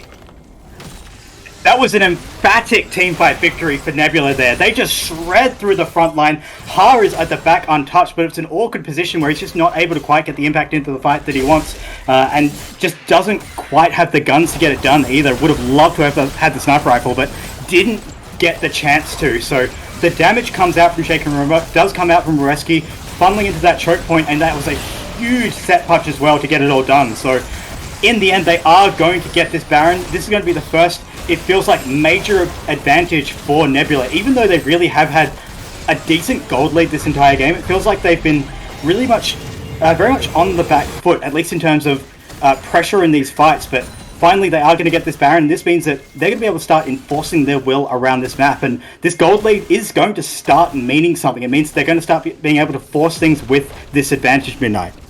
Yeah, and that's going to be, at very minimum, I think they're going to get at least 2 turrets, right? The last 2 tier 1 turrets that are standing from the side of Sanguine here, they aren't going to last the tail of time here. And I do wonder, if you're Nebula, could you try and push all the way to the inhibitor line? And I say that because, well, who's going to stop you with wave clears? Storm is not going to do it. Not only is he going to get poked down, it's Victor against Baroned up minions. There is a reason why Victor kind of fell off, and it was the Baron change. Yeah, exactly right. This is a Victor who previously was able to just insta-clear the backline with his E, but just can't really do that now. So you can see they've sent Ha and Not Nice towards the mid lane to try and just stall the mid lane tower. But this is a Tristana who insta-clears waves and also insta-clears towers in equal measure, so is going to pick that up. And I think you're right, this may be an inhib threaten, as they're just storming it down the mid lane. Yeah, you can see Ruski on the sideline, they're using that right of the arcane, just like a Jhin ultimate, zoning them away, saying, if you want to try and fight this, you make my shots so much easier. It is, when you get someone into a fight as a Xerath, hitting the ultimate is child's play. As we're seeing Lloyd, 6-1-1, 2 fully completed items on this Viego.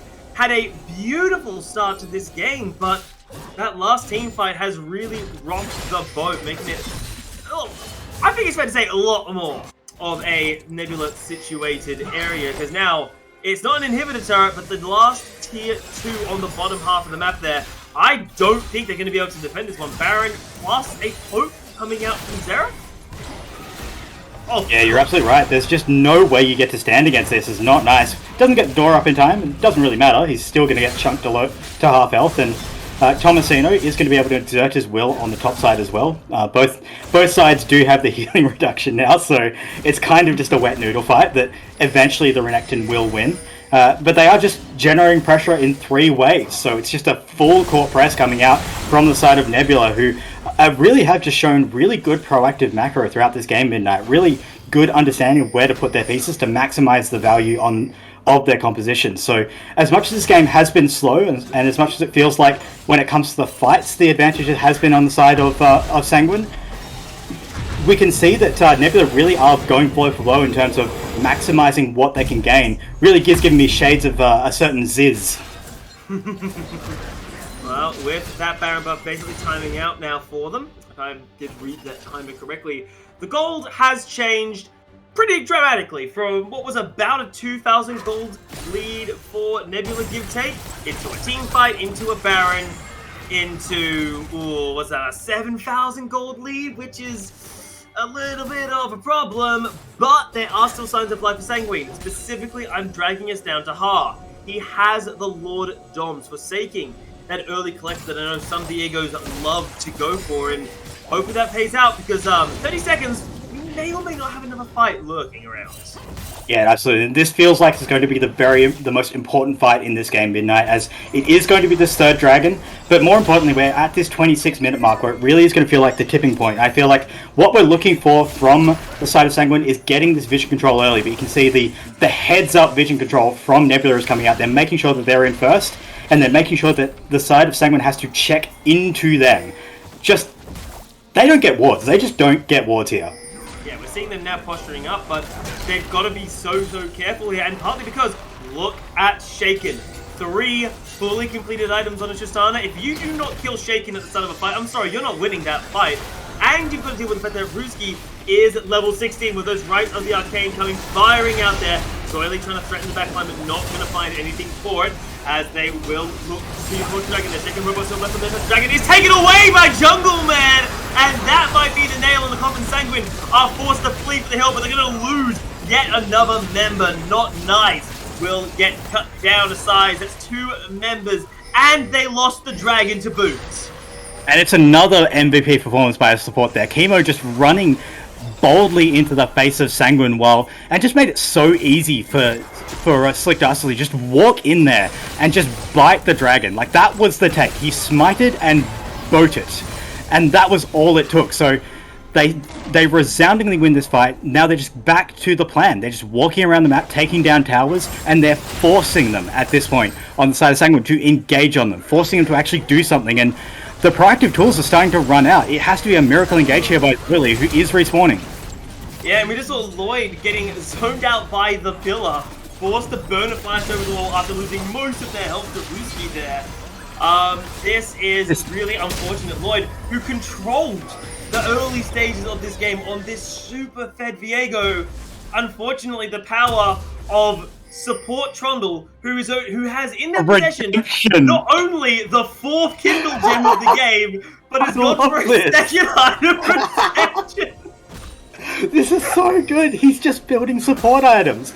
Because he's a Trundle, it makes sense. He steals attack damage with his Chomp, which is now on like no cooldown, like literally no cooldown. I'm actually going to check it now. And now it is 1.8 second cooldown. It doesn't have a cooldown, and he steals AD with that, so there's your AD sorted. Tank stats he steals from whoever's tankiest in his face at the time, which is likely going to be Zoily, because Zoily is trying to dive the backline. So it's actually huge brain. You're building for the utility. Like, oh no! They're stuck! Thomas stuck on the wrong side of the pillar there. He's going to get cut down. The stand ignited isn't there. This support Trundle sets up Lloyd for another shot. Ruski is now being given the time of day to fire away with this barrage, this artillery piece of a Zeref with the best artillery item, the focus, Horizon Focus, I should say, on the Zeref as a 3rd item.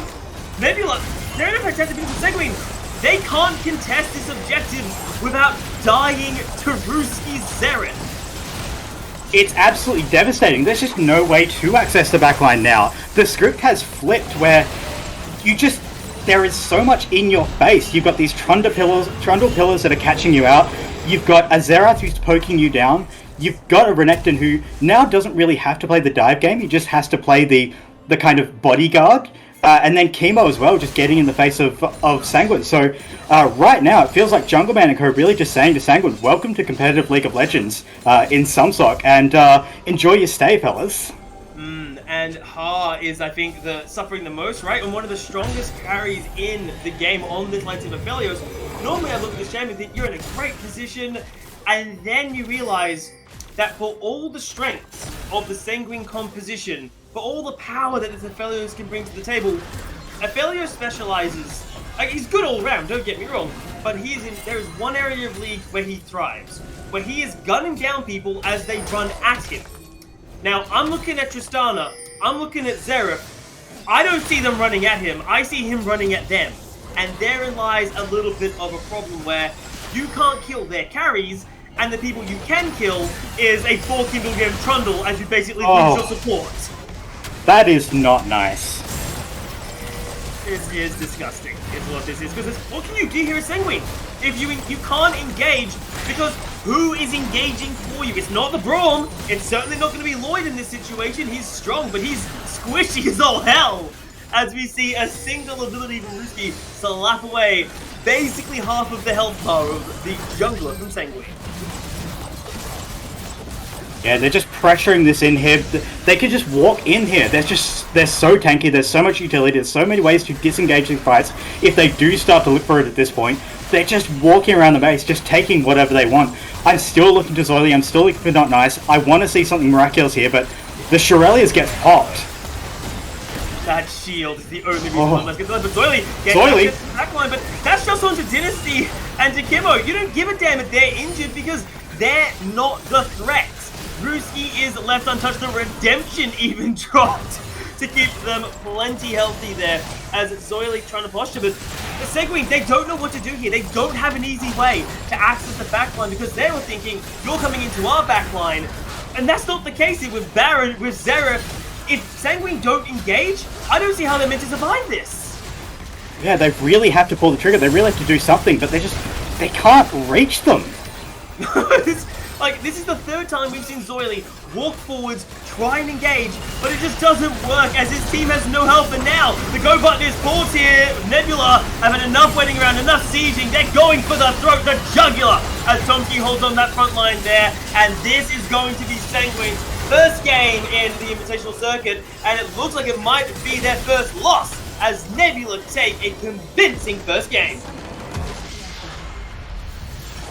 And it was hard fought, it was back and forth, and Sanguine did have good moments there, but ultimately I think the experience did win out in the end as Jungleman leads his new Squad 2 victory in the SumSoc circuit. An impressive showing, one that honestly, I really did like what Sanguine put together. I thought their draft was, I mean, if you're looking at a team that's coming in with, we kind of called it out at the start, limited competitive experience. So they don't, they're not used to these kind of upper tier amateur tournaments, but they put together a really solid front to back team fight.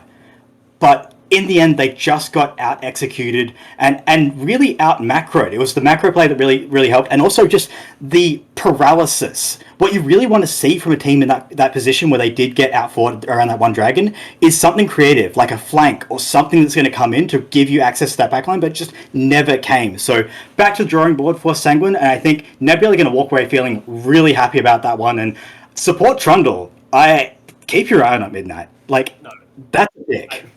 I refuse to acknowledge that is a successful Trundle build. Like, the future is now, old man.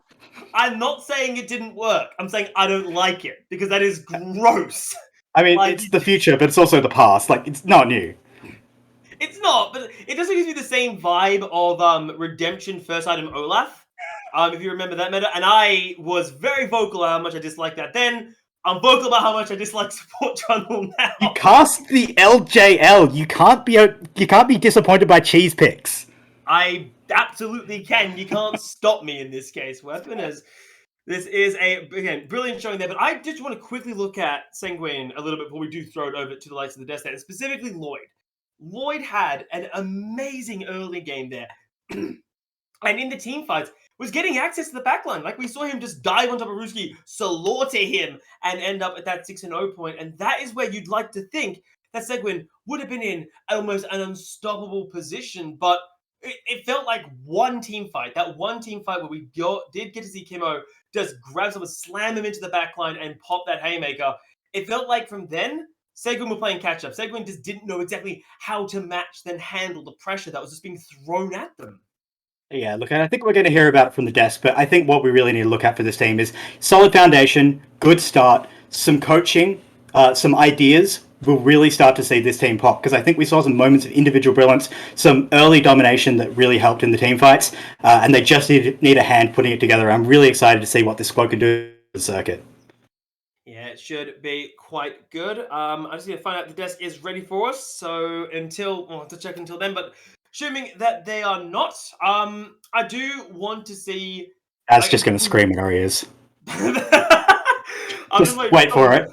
Just wait, yeah, it's like Vaz is going to basically kick open my door and be like, hold on, what did you just say about me?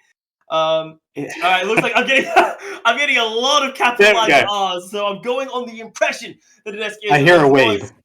So take away the desk for the first game here at the Split 2 of the SICK Invitational.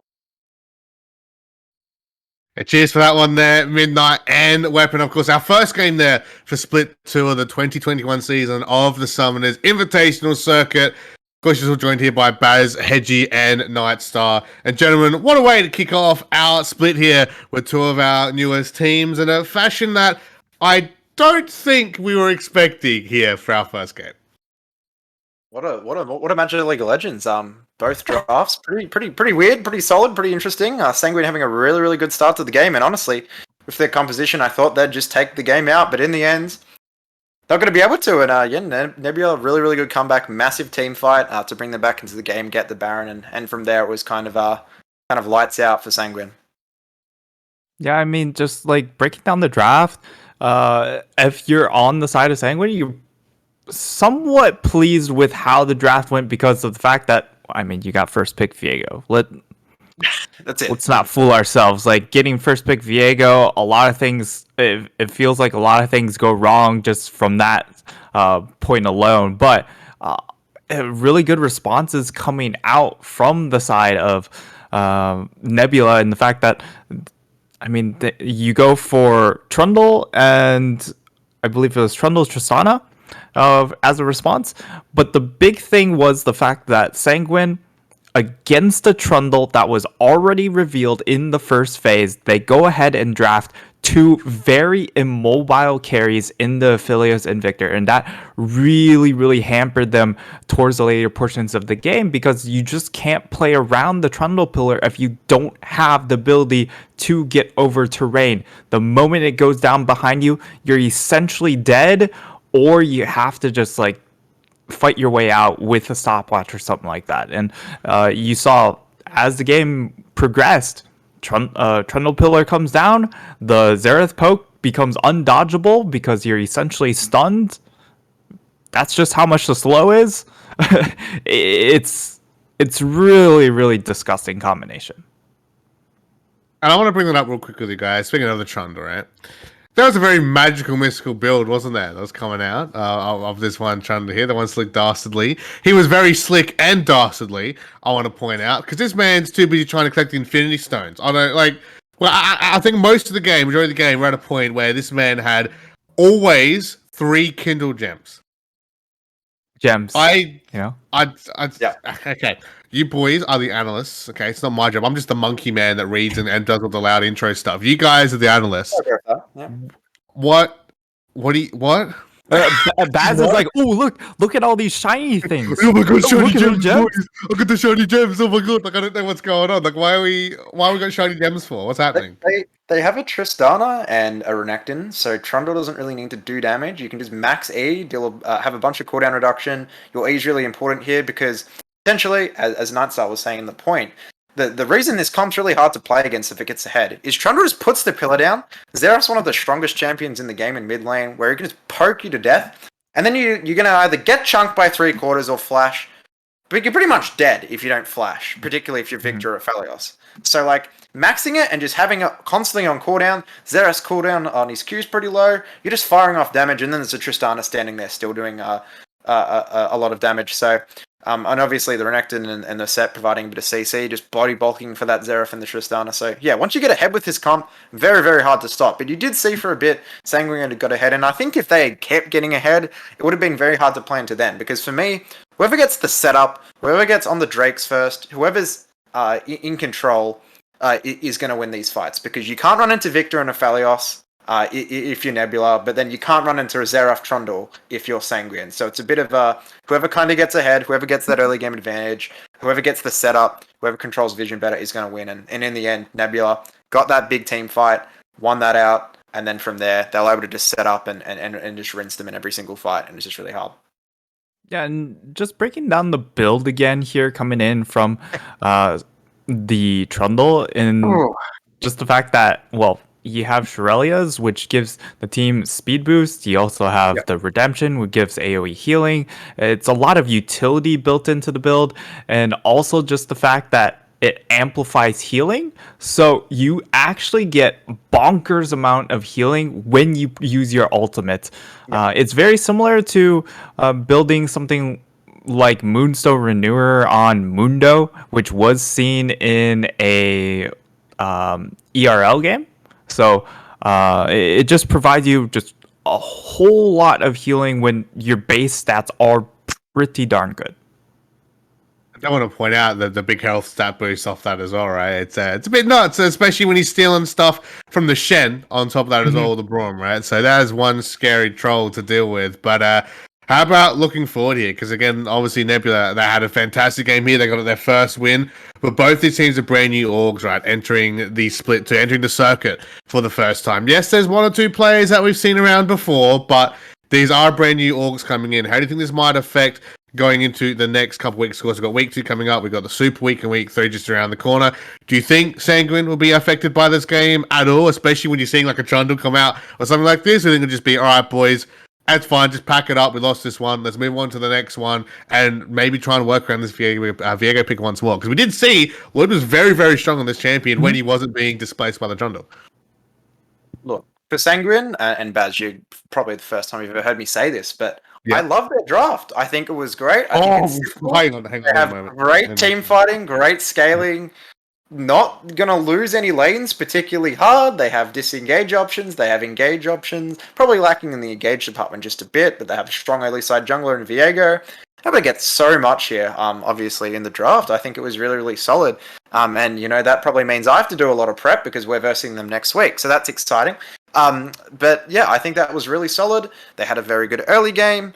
They just kind of lost that team fight. And that kind of just comes down to mechanics and just a bit more experience, just a bit better at executing those team fights. And I mean, at that point, Nebula weren't really ahead, but they just kind of played the fight better. So if you can improve just a bit better in some of those aspects, in just team fighting a bit better, just getting set up on the objectives a bit better, just doing a few things macro-wise so that doesn't happen, so you don't lose that miracle team fight, then I think they're in a really strong position. And for Nebula, obviously, got some really experienced players, got some really good players, and that showed here. Obviously, they didn't have the best composition, and I think they kind of struggled in the early game because of that, but they'll still able to pull out the win. So obviously looking really strong. And again, I did said this earlier. I think they'll definitely be up there in terms of rosters this season. And Yep. look yourself, Nightstar, about the two teams. I mean, I feel like the draft was a little bit rough as far as an adaptation standpoint. Yes, the Viego was a great start to it, and if you look at each of these individual lanes in isolation, they're fine. But when it all came together against the Trundle pick, I do have some concerns in that they weren't able to properly progress with adaptations. Over on the flip side, for Nebula, like, I think you kind of got away with one, with being able to hold on to the Xerath pick all the way to R5 and be able to just really hard punish with that pick. Yeah, well, I guess hopefully we'll have to see what these guys learn, right? Coming into the second week for both these lines. But Nebula run away at the start of this week, at least 1-0. It's been very strong for those guys moving forward. But lads, as we're getting ready here for game number 2, it's just around the corner. We thought you should guys at home some of the caster predictions here for some of these games coming forward. And all bias jokes aside about one particular caster and which team he's going for. All right, comments made. We made the comment. All right, no more Exile comments. We did it. We move on. All right. Here are your current predictions for who we think we're going to take this one out. Ironically enough, we all did think Nebula was going to win that, except for one, Tico. You didn't want to make him feel left out. Kind of like me. But it's okay. It's okay because we want a Nebula to win, and Nebula won. So there's the caster power. Now from here into our next game, Weekend Warriors. They might be the caster favorite. Maybe. I don't know. I'm certain. Are you sure? That there's a lot, but there is a desire one there. Yeah. And I believe in the power of midnight. That looks like Night. I think that looks like Nightstar. No, I believe in the power of midnight. You believe in the power of midnight. Yeah. I mean, we want that curse gone. We don't want any part of that now. But of course, Nightstar has to bring it back. We can't get away from it. It's stuck here in the circuit. The Weekend Warriors gonna have to quite literally pack their bags and leave and go somewhere else. I think by the end of the split, because it's just gonna keep coming back, much like Exile when they go 0-10 at the end of the season. I said we're only gonna one more Exile joke, but I lied. I'm a liar. You guys know that. Obviously, the quick couple games as well. Zyzz, Akos, and RMIT. It's pretty even up in the matches up there. MCOM versus Exile. Ironically enough, a lot more people going for Exile over MCOM. It's close. It is very close. But we got you back, Hedgie. We got you back. It'll be a good game, man. It'll be a good game. Okay. Except for Nightstar, he doesn't have you back. He thinks MCOM's going to win. What an idiot. So he's like, what's that? I'm all in against Hedgie because Hedgie's not in the game. That's true. See, That's true. He's backing me up by not backing me up, if that makes sense. Right? Yeah, he's taking the curse away from the team. That's why he's trying to put it on MCOM instead. And then obviously between Dissonance and Cloud Dynasty as well. I mean, a lot of us have got our bets on Dissonance. But there's a couple guys who think that Cloud Dynasty, including myself, might run away with this one. Of course, the two analysts here think that Dissonance is going to win. Don't know why they think that for. Cloud Dynasty is going to win purely because their icon's cooler. And at the end of the day, That's what matters. Getting ready for game number 2 now, guys, with Midnight and Weapon going to take us away for our second game for Split 2 of the 2021 Summoners Invitational Circuit. Just around the corner. It's going to be Desire taking on Weekend Warriors here. It's going to be a huge matchup kicking off our first week here. So, Midnight Weapon, take us away for our second matchup for tonight. Thank you very much, Baz, and welcome to game number 2 here. Desire and the Weekend Warriors will be butting heads. And Weapon, I don't know if I'm allowed to talk before we do get champion select, because Absolutely as none. the Whatsoever. prediction section has made quite clear, if I say who I think is going to come out on top here, it's not going to happen. Yeah, no, you're not allowed to talk. We actually considered removing you from the prediction game just for this purpose, but we do have a game on our hands. It is going to be Desire versus the Weekend Warriors, and I mean, what can we say about this game? It's going to be 2 returning teams to the circuit. Obviously, Desire have Mr. Akano, who is a name you might recognize if you do watch a little league called the LCO, and then, of course, they still have Bad Genius and Voice. So some star names on this lineup. Obviously, Hanabi as well. Jumps out as a bit of a rock in the top sort of player. But then, speaking of rocks in the top, you have Mr. Jack Valiant, Refury now in the mid lane. And basically what I wanted to bring to our attention, gentle viewers, is that, yes, this roster does look a little bit Weeknight Warriors-y, because it is the Weeknight Warriors roster plus Refury. And I've said for a long time that this feels like the better of the 2 rosters. And apparently they held trials, and that was what they found. So, good, awesome. This is the roster, and Vendrick is a very, very good AD carry. That said, we have a Camille ban, and that's starting to be a bit of a pattern here in the circuit. Midnight, what, why? Well, A, Camille's really, really strong, and B, is Jack Valiant. That's all that needs to be said on the top side. I feel like it's worth talking about. You mentioned the trials. I actually got to cast the Weekend Warrior trials. And the 2 games that I didn't cast, the Weekend Warriors won. And the 3 games that I did cast, the Weekend Warriors lost. Okay, so, sure. The trend never really dies with me, unfortunately. Yeah, okay. But technically this is the Weeknight Warriors, so it's a bit of a grey area. We don't know how to feel about that one. But Viego is banned, so that's not going to make it through bans. I have to see if anyone does pick the Aurelia, which I'm still calling a power pick, but Trundle is going to be taken this way as well, which I think is perfectly reasonable, because I think that champion is ridiculously busted in 3 roles. So, good bans, heads up by the Weekend Warriors. We talk a lot about the Weekend Warriors as a team that has very much a project feel to them, where they do have multiple rosters under them, a lot of players to their name, and coaches and staff, and obviously a relationship with an LCO team out there in Gravitas. So they do certainly have a lot of support to them, and I love to see what they do with the scene. But it is going to be Xin Zhao going into the hands of Akano. So love to see this. It is going to be one of the stronger junglers, I think, at the moment. Certainly one that can get stuff done early and aggressive, which a lot of junglers these days are tending towards that farming style mid to late game. And the Graves is likely going to be an answer into that. So going into the hands of Entropic, if they do lock it in, does signify that maybe they're looking for a little bit of a scaling pick in the jungle, and maybe something a little bit more proactive in their lanes and in their support role in particular. Because jungle diff in 2021 is support diff. There, I said it. It's quite important. There is still the threat of Graves going into a solo lane. I don't want to confirm anything, but we've seen it happen recently. So apparently you have a Barry White voice. Huh? Apparently you have a Barry White voice. I'm hearing it from. I don't know who Barry White is, which that doesn't help. He's a singer with a really low voice. Yeah, no. Sorry to break your train of thought. I was really excited to hear this potential Barry White voice. I can try at the end of the game if that. Please do. As I say that, my voice basically breaks. That's a great start to a Barry White impression. Yeah. Okay. As Nautilus looked in for the bot side, and you and I had a bit of a discussion about what supports are we going to likely see. You know, for example, Sona has come up in the discussion of, well, with her change, is she going to get locked in? I still think no. Stuff like Nautilus, stuff like Braum, Thresh, that stuff is just so high in priority. Even the set that we got to see last game, we'll be seeing once again. And the Zyzz I love, because we both know that Voice is no stranger to rocking the mages down on the bot side.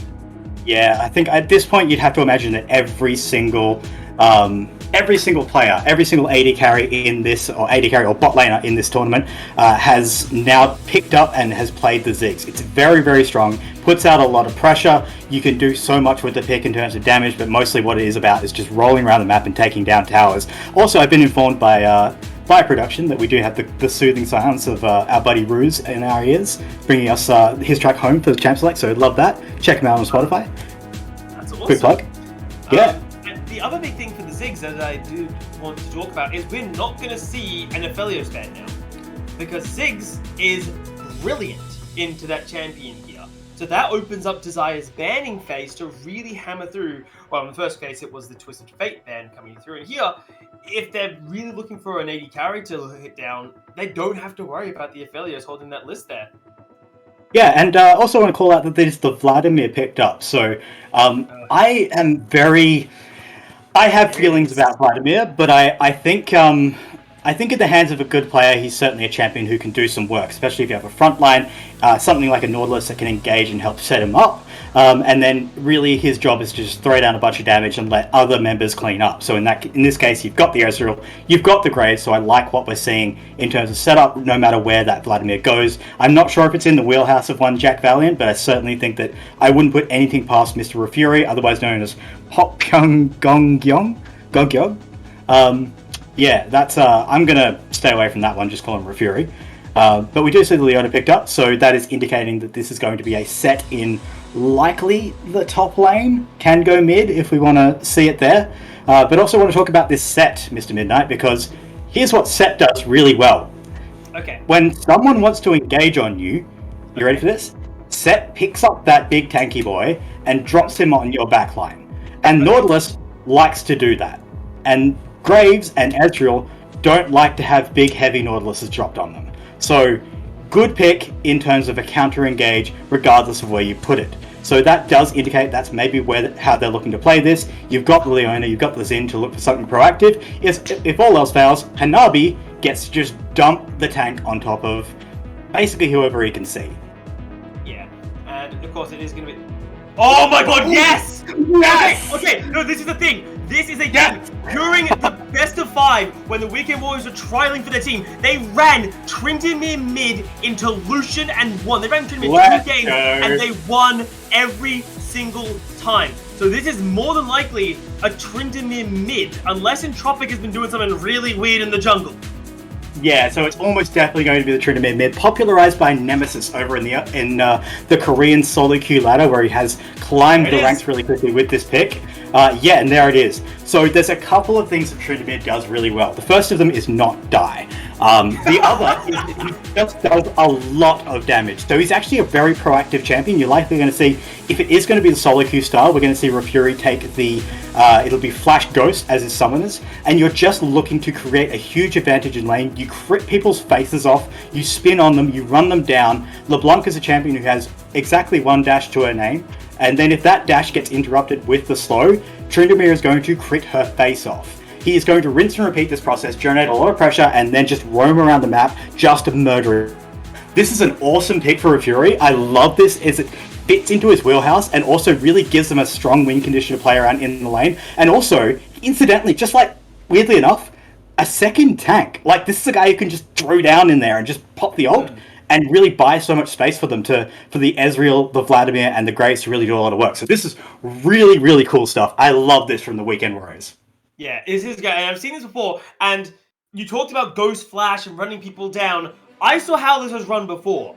It was run with Flash Teleport in a 1-3-1 setup for the Weekend Warriors, where, you know, Valiant, I can't remember what Valiant was playing, but he was basically pressuring there where the enemy top laner has to match.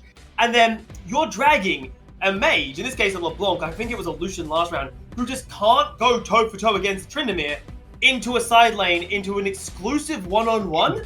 And then, yeah, as you said, if LeBlanc doesn't, in this case, land her chains and lock the Tryndamere down to stop the engage, I would give it 3 auto attacks, is how long I would give a LeBlanc against a crit Tryndamere. Like, it's not going to be a fair fight. And yeah, that's assuming the Weekend Warriors do run this the same way that they ran it, that I have seen previously. And with an Ezreal Nautilus, you know, taking up the brick in the middle lane of that 1-3-1, I don't see it not being done again. Yeah, it's certainly a strong pick. I'm very excited to see what it does, and I think what it really drills down to is that this is a Tryndamere who is going to be basically unkillable if he creates an advantage early, gets some pressure down with Entropic Genkia's lane, hits that level 6 mark with a decent advantage, and then just is able to just out-team fight everyone. Or rather, out-duel everyone, because he can team fight. Yes, he's a serviceable team fighter if he gets onto the back line, but mostly it's going to be about the 1v1 for this Tryndamere. But what that really means is it is going to need to be shut down by the side of Desire. So looking at Akano, looking at Bad Genius, looking at Rocco as well, because a lot of the meta really has developed around the fact that you want pushing bot lanes, so the Zyzz checks that box, and that's going to unlock Rocco to get towards the mid lane with Akano, with Bad Genius, and throw as much CC at the face of the Tryndamere, lock him down and kill him. If you can do that a few times before level 6, stop him from becoming a threat, then maybe you have yourself a chance in this game. But that Tryndamere, 2 items is all it takes. Mythic and Navori Quick Blades. And then your game is officially over, and it sucks. Yeah, I'm really, really excited. I've seen this Tryndamere twice before, and it was responsible for basically making sure that their team claimed victory. Let's see if third time is the charm here over at the sick finals. I'm sorry, I'm just really hyped for the Tryndamere, but guys, don't get that. We'll be back in... Sorry, I am just... Really you good? excited. Professional caster? Break. Right, we'll be back in just a minute, guys. When we load in, it will be time for game number 2 here, over at the Summoners Invitational Circuit.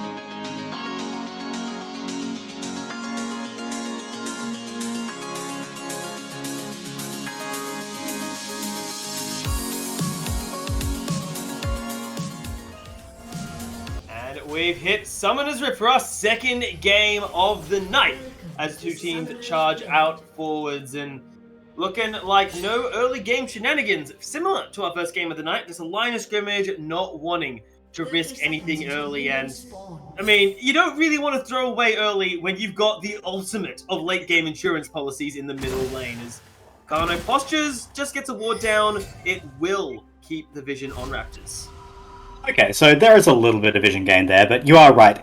The insurance policies are being picked up in both the top and mid lane, so both solo laners here scale quite well. So Tryndamere is an interesting champion in terms of his scaling, Mr. Midnight, because he kind of scales very well in terms of damage. He's a crit builder, right? So he likes to build more and more crit damage, and then as he crits harder and harder, he's just going to blow your face off. The thing that's made Tryndamere not a scaling champion, traditionally at least in terms of solo queue, is the fact that, like, he doesn't really team fight that well. Like, he gets into the backline sometimes and he can blow people up, and that's good, but a coordinated team will kind of stop him from doing that. So you are right, it is going to be teleport setup, so I think that what that means is that this is looking like a team from the Weekend Warriors that wants to make this a very big map. They want to spread out, they want Jack Valley in one side, they want Refury in the other side, and their 3-man core in the other side, in the mid lane rather, just kind of shoving in waves and generating pressure and forcing the enemy to come into them, and maybe group around the objectives once they had the advantage. Whereas on the side of Desire, I mean, it's pretty clear. We set it up in chance, like, they need to do proactive stuff. Otherwise, this game feels real rough for them. And I really like, there's a cool little adaptation here by Bad Genius. I don't know if it was intentional, maybe it was a mistake in chat select, but has taken the Airy for the extra poke. So, really cool choice here to kind of make sure that the health bar of this Tryndamere, who is going to have a decent sustain, is going to just slowly get whittled down by these single auto trades and these single spell trades that the LeBlanc is going to be looking for early on. Yeah, I'm certain it is intentional because look at one of the, I just noticed it briefly before, Bad Genius is also running Scorch.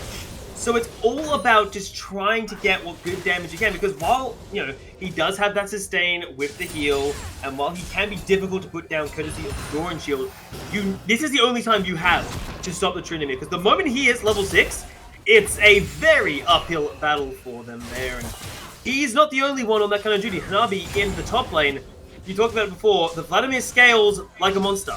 So you need to put him down, and even Akano is aware what's going on there. Like, poking around there, the flash comes through there. Segment pool not available. Jack Valiant does try and get out alive. One more hit will do the flash and the haymaker to make sure that there is no escape for the Weekend Warrior top laner.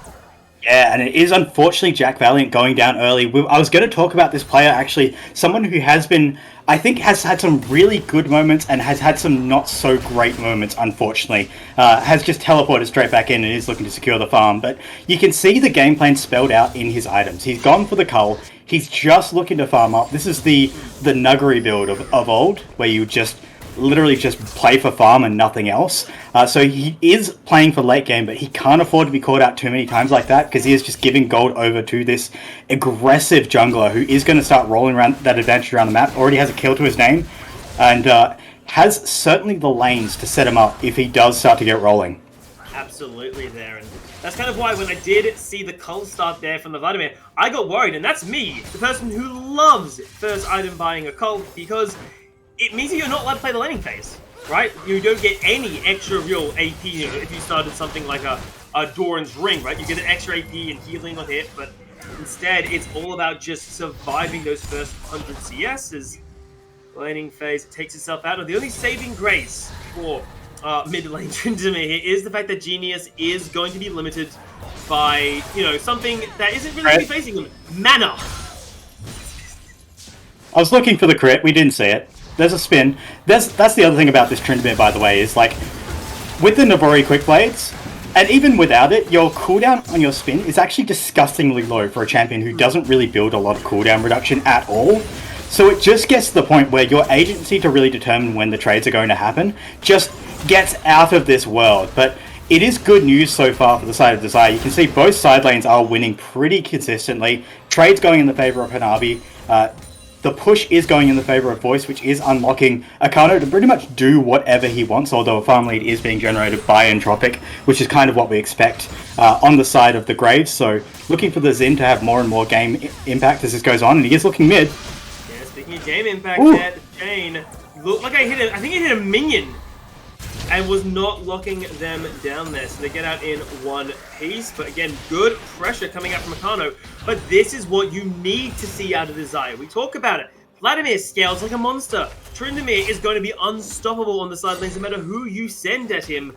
If you want to win this game, it needs to be won before the Weekend Warriors get to those points. Because if you try and team fight, if you try and, you know, fight around Dragon number 4 and, you know, 3-4 items are all these core members, you've already lost at that point for this team. So this aggressive, this speed is mandatory, and Desire are so far making it work there, especially with the likes of the Zyzz, because you've got to always remember the threat that a Zyzz has on a turret.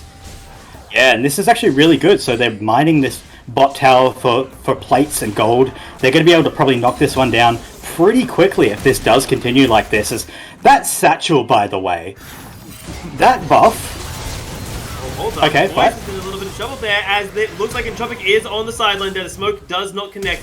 Rocco is wanting to help out there the best that he can, but I'm not sure he's going to get to body blocking. You can't body block the dash! And that will be Voice losing his life. Rocco does have the minions to buy time. Entropic misses the collateral damage, but that is still a kill given over to the Weekend Warrior jungler. And a dragon can now even be looked at. Yeah, Entropic, really nice play there. Really well timed as well. Is going to be able to pick up the Dragon on the back end of that play. This is a player we've been told over and over again to look at. Obviously, power in the bot side of the map as well, on the side of Vendrick. A player who I actually I think a lot of analysts actually in this circuit rate very highly as probably the best AD carry in this circuit. So a lot going for this team, a lot happening for the roster, and it is a positive sign for them. They have picked up this Dragon early on because so far the early pressure has been going in the side of Desire. So getting something back for themselves, getting themselves relevant in this game is a good sign. For Fury. Move in the middle lane there. Fury does have the level 6 though, so you're not even worried when you go for trades like this because there is nothing in the game of League of Legends that will stop Fury from pressing the R key except his health bar hitting 0 before he does. That is the only exception. You can be snared, knocked up, it doesn't matter coming through there. So with that level 7, the real easy point to punish the Tryndamere is now gone, and Fury can sort of just trade, commit to a full-on trade against Bad Genius whenever he's feeling it. Have you played it yet, Midnight? Like, tried the... I have not, purely because I have returned to the support role and have embraced the Cult of Thresh. I mean, I don't really care. Like, I don't really mind. I don't care. I don't mind what you play. Like, obviously, like that's your own business. But like, I would highly suggest, and this goes to anyone listening in Twitch chat. If you want to feel joy playing League of Legends again, I highly suggest you pick up this mid lane pick and just give it a shot for a couple of games because you feel unstoppable. You feel like a ridiculous, unkillable monster because you just heal so much. You're an absolute juggernaut. You crit people's faces off way before you should be able to.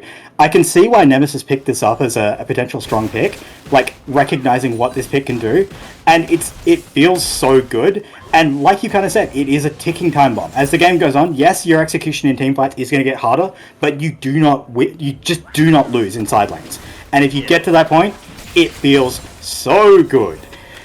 But we are in a bit of a lull state at the moment, as we like to do sometimes in the video game called League of Legends. But what this means is it is just going to continue to favour the Weekend Warriors, where we're looking for proactive moves from the side of Desire, and we just haven't quite seen them. A lot of trading back and forth, some plates taken down, but not really that huge advantage we were looking for. Yeah, even the first Dragon went the way of the Weekend Warriors here, so they're in a position where they can sort of dictate the pace. And talking about dictating the pace here, no bot lane gank coming through from Entropic. Solar Flare though does a good job by the time. Akano has arrived for reinforcements. The voice was already lost. The reinforcements will maybe turn this one around. Entropic is forced to retreat. Vendrick though on this Ezreal might be able to do the damage out, but it doesn't matter as a double click onto TP finally comes through from Fury, but Vendrick's gonna get cut down as well. The Zin with 3 under their belt now, with the angriest man on the planet that gets knocked up with no way! Oh my god, he's gonna get 4 kills for Akano on this Zin Zhao. The Tryndamere is strong, but the angry man with a spear is stronger. That was nuts. Akano just smurfed on them. The timing on that Wind Becomes Lightning to set up the dash, just as the Tryndamere was wearing out, was absolutely incredible. Incredibly played. Bumps himself up to 5 kills. We were talking about the need for this team to do something early, and I think Akano just found it, Midnight. Found the opening, and Entropic tries to go for the gank, but not ready for the counter gank of Akano. And not to mention, just not willing to respect the fact that, hey, we take our kill and we leave. Like, you got the kill on the voice, and then you didn't back away as Rip Herald is being dropped in the middle lane. But Entropic sees, well, if you can sneak up on us, maybe I can sneak up on you. They get some nice damage into Bad Genius. Akano, though, is not getting the oh my god! That is disgusting, Akano! Alright, Desire have found the gas pedal. They just found it and they put it through the goddamn floor. Zyzz Satchel takes down that mid tower alongside Shelly. This is awesome. This is some great League of Legends we're seeing from Desire, as they've just accelerated this game, realizing they need to find something for themselves, and they're just doing it as soon as they can. That's a haymaker. Navi nails Valorant on the back end of that trade and is going to push him out. And I think we're probably just going to see rotations from this Zyzz around the map here, Midnight, as they've got the tools they need to start accelerating the pace of this game. It's a question of whether they even care about this dragon that's going to be spawning in 30 seconds, or whether they just start to move their Zyzz around the map and just take stuff, because they can certainly do that. I mean, you might as well take the Dragon at this point. You've taken 2 turrets with that courtesy of the Rift Herald. Why wouldn't you take that extra step forwards? We're seeing Voice, Akano, and Rocco charging forwards there. The Gore Drinker already completed on Akano and is scrapping together the items. So what I'm going to assume is going to be a Sterix Gauge follow-up. And the Weekend Warriors have got to be feeling frustrated now. Basically 5k gold behind at 12 minutes is never the position you want to find yourselves in the first game in a new tournament. Yeah, we talk about relative gold leads in the early game at this point as being like 2k is a big deal. 5k is basically a disaster. And I want to say a lot of that is going to be sitting on the back of Akano. When I say a lot, I mean 2k of that. This is an absolutely monstrous Zyzz, an early game jungler in his own right who is just going to be able to run boldly upon faces. With the Gore Drinker, he's going to be so tanky, he's going to be able to engage basically over and over again. So the narrative really hasn't changed for this game. It really is going to be a scaling game for the side of the Weekend Warriors, and we'll have to see if they can get to it. They certainly are one of the best drilled teams in the circuit, but my god, Desire putting on the pressure. Yeah, but Desire going to keep it going. Voice coming to the top half of the map here does even have my favorite Zyzz item, the Leandri's Anguish. Coming through. I know there's a lot of debate between Anguish and Echo. I still think Anguish is the right answer here, and using the power of the Zyzz Satchel Charge, the last outer tier turret for the side of the Weekend Warriors will simply shatter down, and that builds the gold lead to basically 6,000 gold if you're willing to be generous here.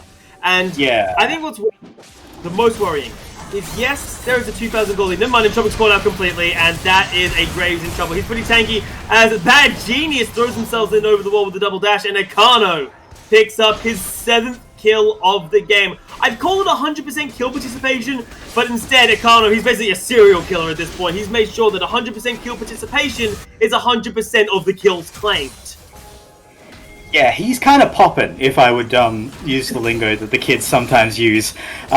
Very big performance from this player. We know him from the upper tiers of Oceanic competition. It certainly is making his presence felt.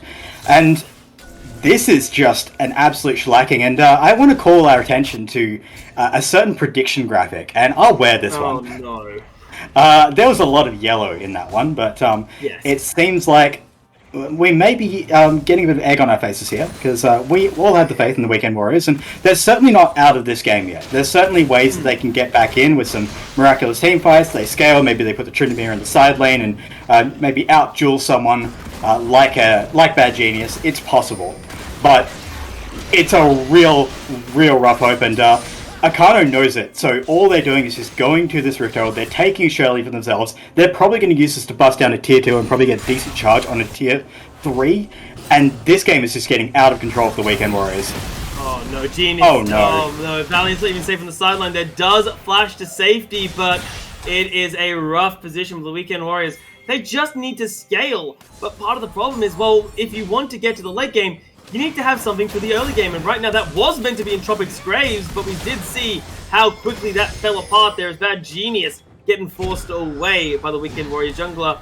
The Fury could look for something, but it's just not safe. LeBlanc is a slippery one at best, and you've got a CS lead, sure, but you've got a Shelly topside charging towards your base too.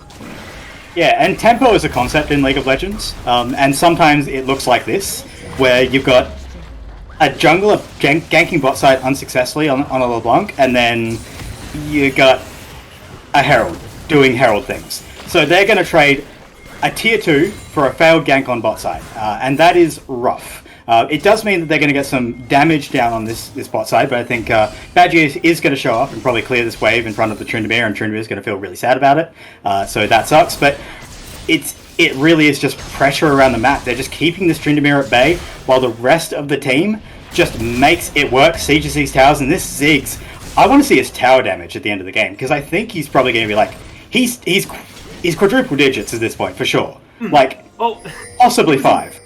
He was involved in all of the tier 1 turrets, and was definitely involved in the last 2 that he's been involved in all 5 turrets that Weekend Warriors have lost so far. And I mean, it's as you should be playing it. You've got solo lanes from the Weekend Warriors that can't do much until things get going.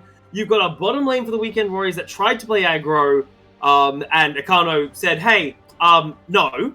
Then Akano decided to just slaughter them, and then decided, hey, the rest of the map needs to also die to the tip of my spear. 7-0 with 2 items before anyone else has gotten there. And no, I don't count boots as full items this early into the game. They're not that expensive to get. Boots don't become items until 6th slot. Exactly. It's the rules. But the way that the Xayah have continued to put the pressure on is brilliant. The thing that worries me, Weapon, is that if Xayah focus on just farming dragons for the next next 15 minutes to get soul, and don't threaten inhibitors, Weekend Warriors are going to start scaling. And there's not a whole lot. Oh, give it a second. Flash on top side and Harvey, but there's not a lot left for Desire to take. So, like, Desire have now put themselves on a timer. By accelerating the game so quickly, you now have to look to be ending in the next 15 or so minutes. Otherwise, Vladimir's going to hit 2-3 items. Trindamir's going to be just pushing on the side wave, and you're eventually going to have crisis management. Yeah, I mean, you are right. They do definitely have not a lot to take on the map. But the way you look at it is this, Midnight. They have 2 minutes. Baron spawns in 2 minutes. So that's where they go. At this point, you just pressure the map. You just pin the enemy members under their tower, and then you just continue to satchel them down, which is what they're doing. And Akano just gets to run at you. That's cool. Love that for them. But as soon as this Baron spawns, that's where you go. And all they're doing is pressuring for it. And Entropic didn't have a health bar there. Entropic might not have a health bar after this either, because Bad Genius in over the wall there with the... Oh, the Sigil of Malice didn't have enough damage, and the chain didn't connect. But, that was Entropic in his jungle. Maybe I should say it was Entropic what was in his former jungle, because he's not allowed there anymore either. Yeah, he's not a landowner anymore, is Entropic. Doesn't really own the jungle at this point, and you can see members of Desire just pushing forward. So they've done a really good job of just expanding their real estate holdings in this game. It's been the side lane pressure that's translated into jungle farm, scraps with the enemy jungler when they're just so far ahead of them in basically every metric. It's basically 2 items to 1 and scraps at this point for most members on Desire. So they know that they're strong, they know they can force, and Entropic at this point is just really happy to be able to kill a Brambleback. Like, that's a great feeling. Like, as a jungler in this game state, in this economy, just unheard of. Yeah, you're like, I've got to get what I can at this point, and that's the entire objective here for Weekend Warriors is you just need to keep farming. You need to keep getting experience. The worst thing that can happen to you right now is getting starved off completely. And to their credit, look at the farming numbers here. Specifically for Rafuri and Vendrix, they have been farming up a storm. Hell, they've got more farm than their lane opponents. Not more gold, but they've got more farm. And that's the right idea, is you just got to keep the farm alive. Even Entropic, with a 40 CS lead over Akano, obviously 3k gold down between the 2 junglers. And it could be a bit more because it's Baron baiting time. Sure is. The Baron dance has begun. And the thing I want to call out at this point is, yes, you have Rafuri in the side lane. Yes, he is doing work on towers. But at this point, you just don't have a lot of members who are able to face check effectively. You've got a Nautilus who, if he sees someone, basically just has to pull the trigger. There's no way about it. And he probably dies to this Leandri's Zyzz. And he probably gets melted by a Akano. Like, that's the reality you live in here. So all they can do is throw the Ezreal out here, see the Baron being taken, and go, yeah, this is fine. And now they watch it get smited, and that's the world you live in as the Weekend Warriors. So certainly in a bit of a hole. And you are right, some farming needs to happen. I have question marks about what they do when they get there, and I think I always like to talk about needing creativity, liking to see flanks from teams who are from behind, and I think a lot of it has to come down off the back of Jack Valiant. The way Vladimir gets played in competitive is that he's a CC-less Ezreal. Wow, what was that? CC-less Kennen. Wow, I don't know why I said Ezreal. Because Ezreal's on the screen is... Oh, he just wants his KFC, man! Come on, voice! Guy. But getting back to the point, Vladimir is Kennen without CC. You flank into the fight with teleport, you throw your ultimate down, you throw down your damage, and you get out of dodge and let everyone else clean up the fight. So that's the play pattern I'm looking for. If Valiant can get onto the backline, maybe there's a chance, but That's a... he That's a loses dead that, I think. Yeah. Well, he wins it when he pops the ultimate, but the problem is that Hanabi doesn't need to commit to this because Rapuri's going to be forced to either burn teleport or are they actually just letting him proxy farm the bot wave? I think they're just impressed by the audacity that he actually did it. It's like, The absolute mad lad. I'm not even mad. Right. But, I mean, that's fair enough. I've done that myself. As Vendrix is in a lot of trouble, they're forced to flash. Bad Genius could go back to the previous source and chooses not to as the siege kicks off here. The gold is still massively in Desire's favor here. And with the Baron, they've got inhibitors in their sights. Yeah, sieging with the Baron, with the Zyzz. This is basically a foregone conclusion that one of these towers is dead, and I think that one on the right of your screen is going to be in satchel range if Zyzz can walk up to it. One more, Yeah, one more. there it is. There it is. Pop. Boop. Bonk. I would say it's a bonk. That's like a Trundle. It's Valiant. Forces Sanguine. And that shows what this game is doing to the Weeknight Warriors. They're not allowed to sit under their own damn turret without the risk of just being blown up. Now, as the Baron siege continues. And we have to talk about this because this is the Weekend Warriors who are coming in pretty hot. Other competitions, they've looked really, really strong, and not just them, but like this is an organization with 3 squads basically, and all of them have looked really, really good. And they pit them against each other. This is the one that won, and by all rights, I think this is probably the stronger one if you look in my opinion, at least in terms of flexibility. And they're being made to look really foolish by Desire, who kind of come in as not a team that were on our radars, really. Like, we know there's strong players on them, but they've never really delivered the results. So it's really good to see this squad really showing us what they can do, finally. So, Fury's basically abandoned his team, is what we've acknowledged here, as the second inhibitor is going to fall here. There's no defending it here. And when you look at this game of what is going so wrong, you pick 2 super scaling lanes and nothing to really make up for it. So the moment one thing went out of hand, you had no recovery tools. You had no way to get back into this game beyond your solo laners farming up an absolute storm. Now, with 2 inhibitors down, technically speaking, yes, you have all the farm in the world for Fury and Jack Valiant to get their hands on. You are also 8,000 gold behind with a team that simply has to go top lane, push in the top lane, and Zyzz can start laughing maniacally.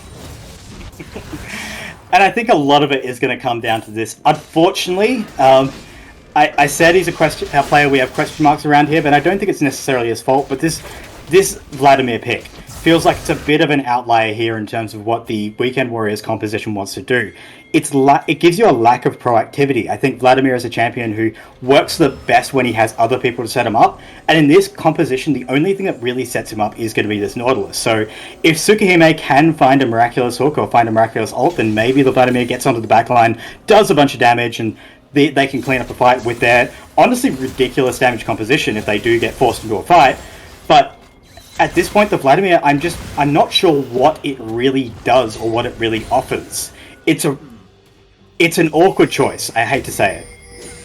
I mean, you could also say you're not a huge fan of the Vladimir in general, so maybe that has something to do with it. But it hasn't done much, right? But you could say the same thing technically for Fury. Fury's only been split pushing the game, while Valiant's sort of been stuck at home with the team trying to clear the laning phase. Like, it's really an impossible situation now where the Weekend Warriors, they need another 5-10 minutes.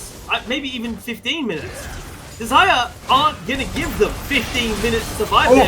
As the Fury gets forced forward, Solar Play doesn't connect, but they are diving into the backline. Their Super Mega gets a ton of damage. Vendrix is staying alive on the backline, but they have lost so many. The Slam Dunk taking out Fury, and this is going to be the Weekend Warriors scattering here. Akano with still 100% kill participation on this Xin Zhao, and with 3 members dead, they could look to try and end. Yeah, definitely going to be the death march here for the Weekend Warriors. That fight was ridiculous. Hanabi just donked, I think it was on like 3 people there. The guy's just having the game of his life, and Akano, just the star of this team. We talk about how this circuit just create star power, and Akano is definitely showing that. A guy who I think we definitely need to keep our eyes on this squad. This whole squad really just coming together and playing their composition beautifully, and now they're just going to pivot back to the Baron, and I don't think, even in a straight-up team fight, that there's anything that the Weekend Warriors can do at this point, Midnight. Not at this point yet, no. Again, it's a yet. They need time. At this point, they need to get to the 40-50 minute mark where gold doesn't matter because everyone is sitting on 4 to 5 items.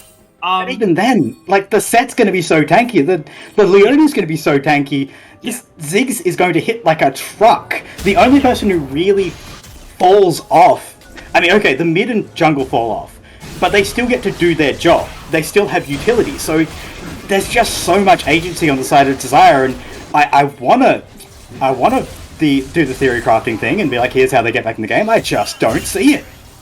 No, we're seeing a Baron play set up there. They will catch out Rocco, who's just buying time there. Diving into back on his Rift here, the Baron is so low! Not gonna get stolen away. Akano does get that smite down as the rest of the Weekend Warriors are trying their damnedest here. And Navi is gonna get cut down as Nexus, the minions flood through the base. Akano, though, will pick up one before falling victim. But Bad Genius TP'd into the backline and realized very quickly, I gotta get the hell out of here!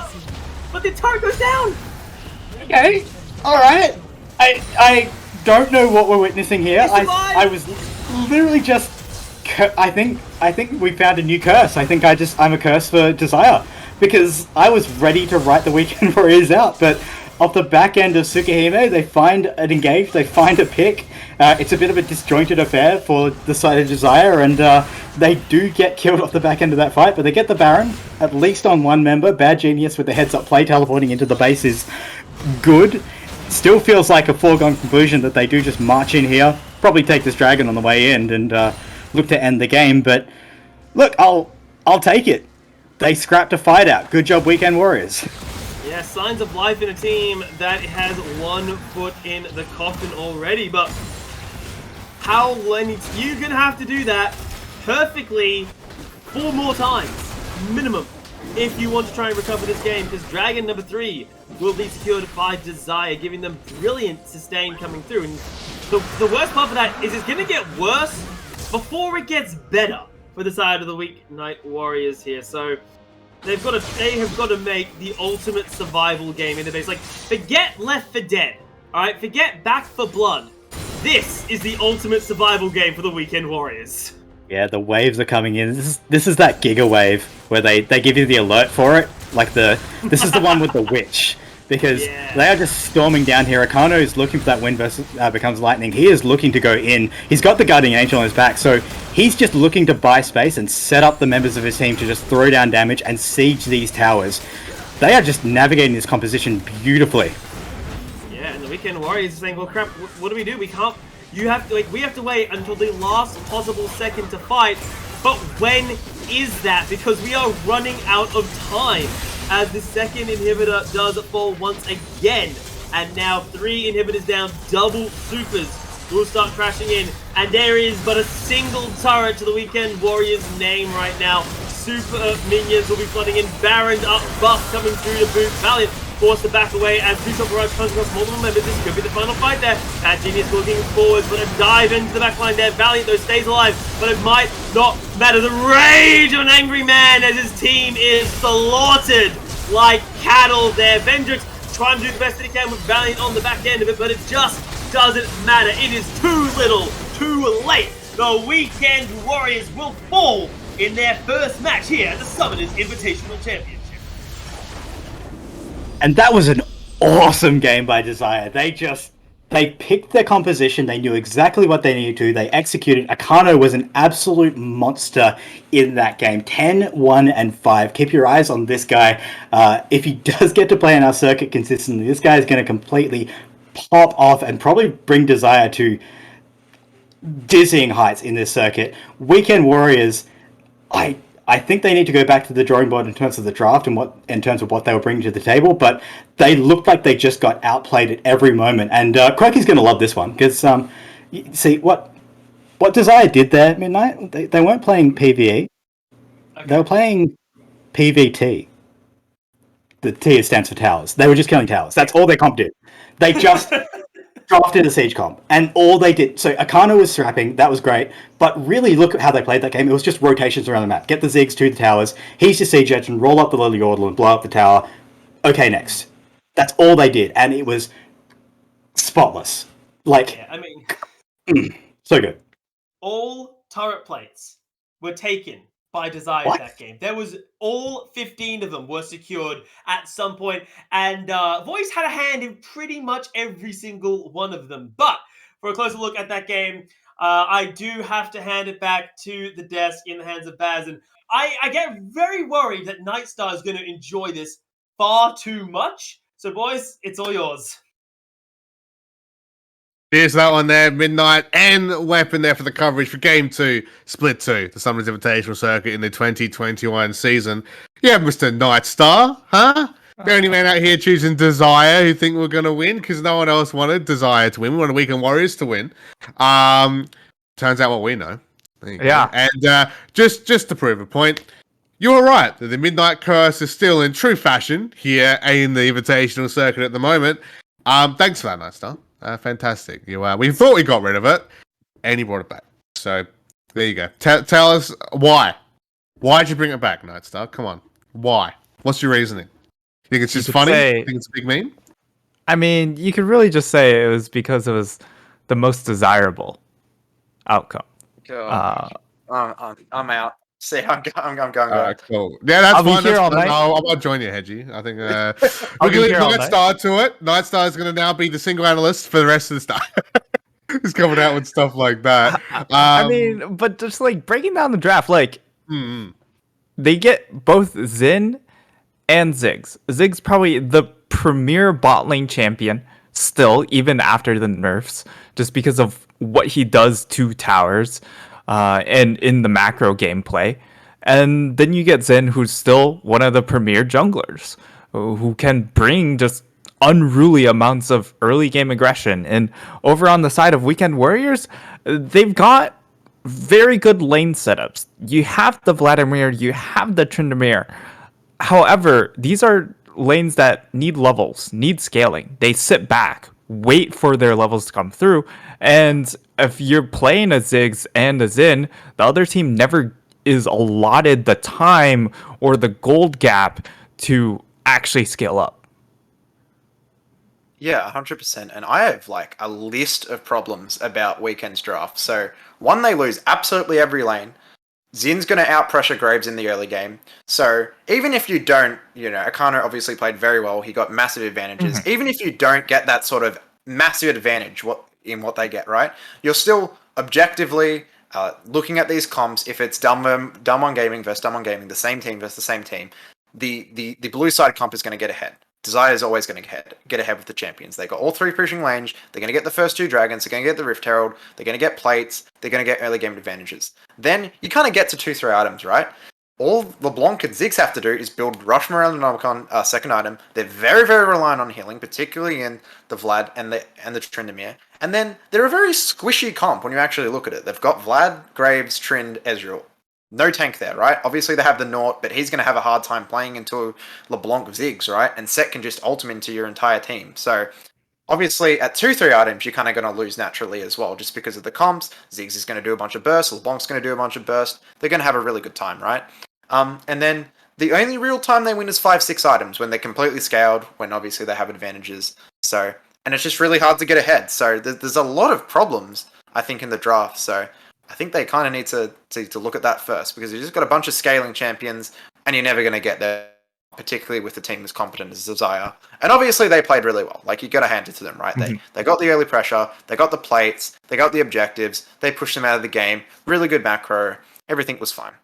Yeah, I think, just to cut in here, I think the draft ended up falling in a similar trap that we saw in the previous game, where if you isolate just the individual lanes, they're all perfectly fine, or like the individual matchups. It's just once you put all the pieces together, it just doesn't stack up in the same way if you line it up against the other draft. So, it's just teams getting a little bit too tunneled visioned, and they just need perhaps an outside voice to help them out in the draft department. I think it might be I want to say the week one jitters, maybe playing a part of that as well. Of course, we know these teams aren't in particular, but we do know there's quite a few new players joining us here this circuit. There's quite a few new voices joining us and quite a few new orgs. But even still, just because we have older teams with us still, it doesn't mean they might not get caught up with that, right? Of course, new split coming in, might not be too used to some of the players' teams.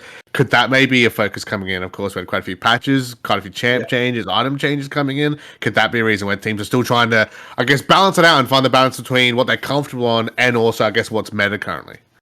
Yeah, I think there's a lot of comfort across their champions. I know Entropic is pretty much his best champion's Graves, or he plays a lot of Graves anyway. Vendrick loves his Ezreal. In the mid lane, obviously, Trinity. That's Refu, right? I'm being silly. Yeah. He's just changed his name. Yeah. Am I silly? Anyway. Yeah. He's played a lot of Trinity lately, so I'm not surprised to see that he played it. Obviously, we talked about in the weekend versus weeknight match to get through the disc. So not too surprised. Nautilus is if Nautilus isn't a comfort pick for you as a support right now, then I don't know what is. And Vladimir is kind of that only one that's a bit niche, but I know Jack Valiant does play that pick. So they're very, very comfort across the board. But then when you put it together, as Knights was saying, it's not really good. You're going to lose at most stages of the game. Yes, the ultra late game you win, but that doesn't really matter. And again, against a competent team like Desire, this isn't a matchup where I was like, I think Weekend are going to win, or I think they're likely to win 60-40 based on players. Obviously, I haven't seen the draft or anything, right? But going into the draft, I'm just like, wow, Desire just wins this, like they have a lot of advantages. Mm-hmm. Yeah, that's probably a good point to bring up as well, lads, right? Is the players themselves coming in this one, because Desire snuck in their jungle support here, jungle sub here. So in Arkano, of course, we used to seeing him quite a bit, but you put Hanabi, you put Arkano, you put Bad Genius, you put Voice all together. We've seen these guys time and time again, right, all throughout in the previous split. And I mean, Nightstar, we saw it throughout the Uni League early in the year as well. These guys are a nightmare to deal with for other teams. Yeah, these are very, very skilled players. And then on top of the fact that, again, the draft was just very, very one-sided in their favor, and just how they were able to dictate tempo early on, yet it's not like their champions didn't scale that poorly either. You have a Zyzz, probably the best scaling champion in the game at the moment, and yet he's so powerful in the early phases, and if you're able to take advantage of that power, he never drops off in the mid game as well. Yeah, I got to say Arkano as well, 10-1-5, right? That's a stat line to end on, I want to say, for the first week in the split. But lads, apologise, we do have to move on. Get ready for our next game, because big congrats there to Desire, big victory there over their rivals in Weekend Warriors 1 and 0. But we've got potentially the match of the week just around the corner now here, guys. RMIT will be taking on Team Zyzz here for our third game. Team Zyzz, our 2021 split champions and multi-time Summoners Society circuit champions as well, taking on the big uni team in RMIT Redbacks.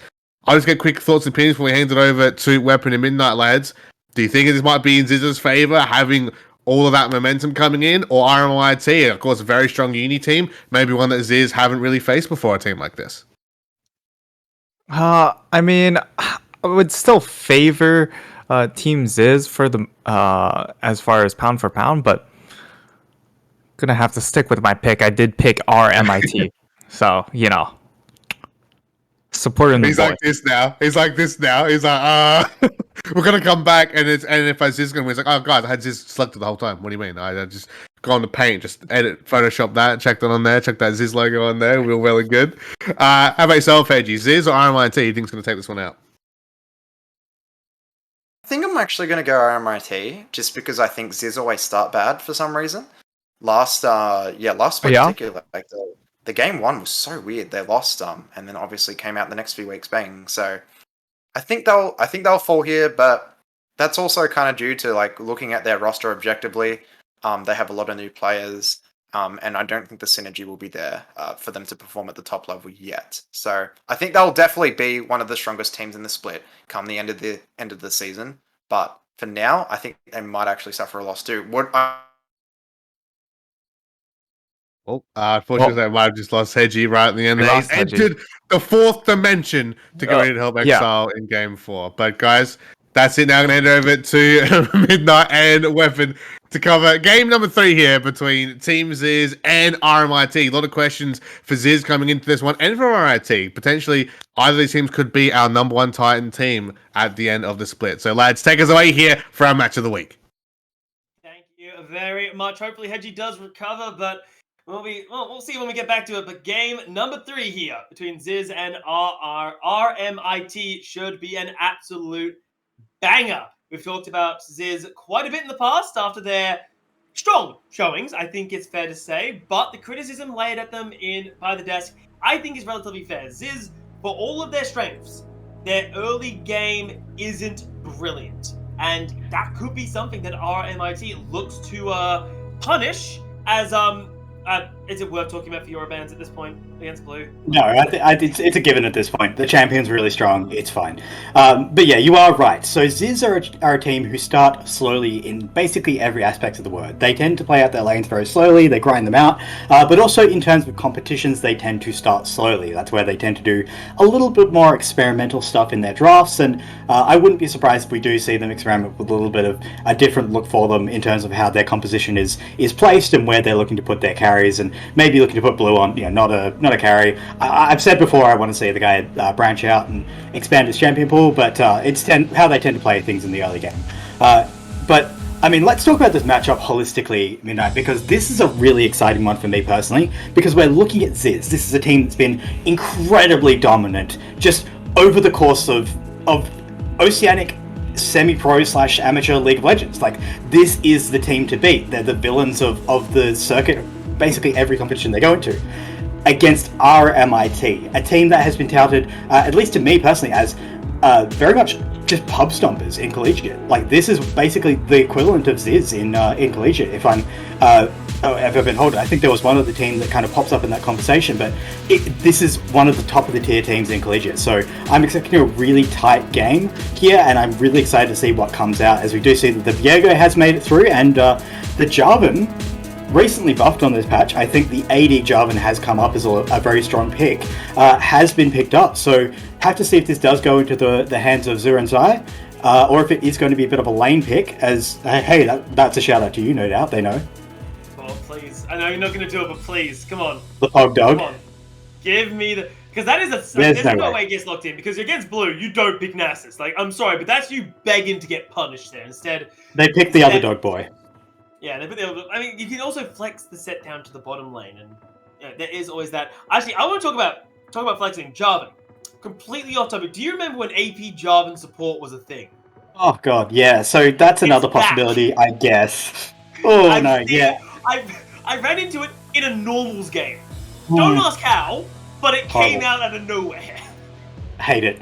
No, so I mean, the Jarvan is good. It has been buffed on this patch. The higher AD ratio on, I want to say his passive. Yes, it is his passive. Basically, he does a lot more % health damage, and just generally has a much better time if you build more AD on him. So it's definitely going to be an AD focused build no matter where he goes. Yes, the AP support build is an option, but I don't think we're going to see it. But more importantly, let's look at the Camille, because that has gotten through. It is going into the hands of Blue. We know this guy does like to play these bruisers, likes to play these more carry-oriented champions, and this is the first time that Camille has made it through the draft. So good, and also good into Jarvan, because Jarvan makes walls and Camille loves walls. So able to hookshot off that thing if he does use it to engage means that the Camille has another angle into the fight. So I think Camille is really, really good, and I know at least one viewer out there who is having a real good time because he loves his Camille. Shout out, buddy. But we are going to see the Ezreal taken off the board, and the Karma as well. So Karma is a weird one, Midnight, because that was real. I think it's been gutted. I don't think it's good. I agree completely. But they still took it off the table. It's still frustrating to deal with now. She can still basically run a utility in the mid lane, and you can still run a super pokey style in the bot lane, right? So, like, I do see why you do take it off the table there. Ziggs doesn't like dealing with poke-based supports. He much prefers the tank, so he can, wail away. Hell, we saw what happens when he goes up against the likes of the Nautilus. If you can dodge it, you're fine. So I do actually like that ban. Looks like Kai'Sa locked in here. Yeah. One of the few AD carries to get through, because look at the victims. Ezreal would have been beautiful here. Victim. Vayne, tumble under the bombs, also a victim. Yeah, you're right. There is a lot of options here for this this Kaiser. I think what we're seeing here is it is going to be a bit of a front-to-back look for the RMIT Redbacks, looking like it's going to be straightforward, set running at you, Jarvan looking to dunk onto a carry, probably isolate the Zyzz inside of the Jarvan ult, and then have Kaiser just ult into the backline and rain hell down on them while the Ryze just kind of grinds the fight front to back. So we'll look to see what they round it out with, but it is going to be the Graves picked up as the jungle answer into what is likely going to be this Jarvan jungle. So it is looking very front to back focused and a lot of backline dive here, and that is something that does well into dive. Yeah, looking like the Queen of Disengage locked in at the end of it. Not something we see very often, and hell, we were talking about it last game, right? The enchanted supports have just sort of, they exist, but they're not really picked and competitive right now. You need Beef Balls, you know, the Nautilus, the Leona, the Thresh, which actually didn't even get touched coming into the hell. Neither did the Aphelios, interestingly enough. Although I suppose the early rotation of Iano Ziggs, yeah, it makes sense why you wouldn't want to risk that kind of matchup here. But all in all, very interesting setups. And I think the most interesting for me is maybe something that is just so minor, so miscued. The Redbacks locked in for themselves. Yeah, okay, I love that. Actually, no, they didn't because the Jarvan was first. So there was at least one swap in there. But it's really close, really close. So I do like that. But yeah, I can't go past this Janna. And I'm trying to figure out what it does. And I think what it does is allows you to survive the Ziggs early lane.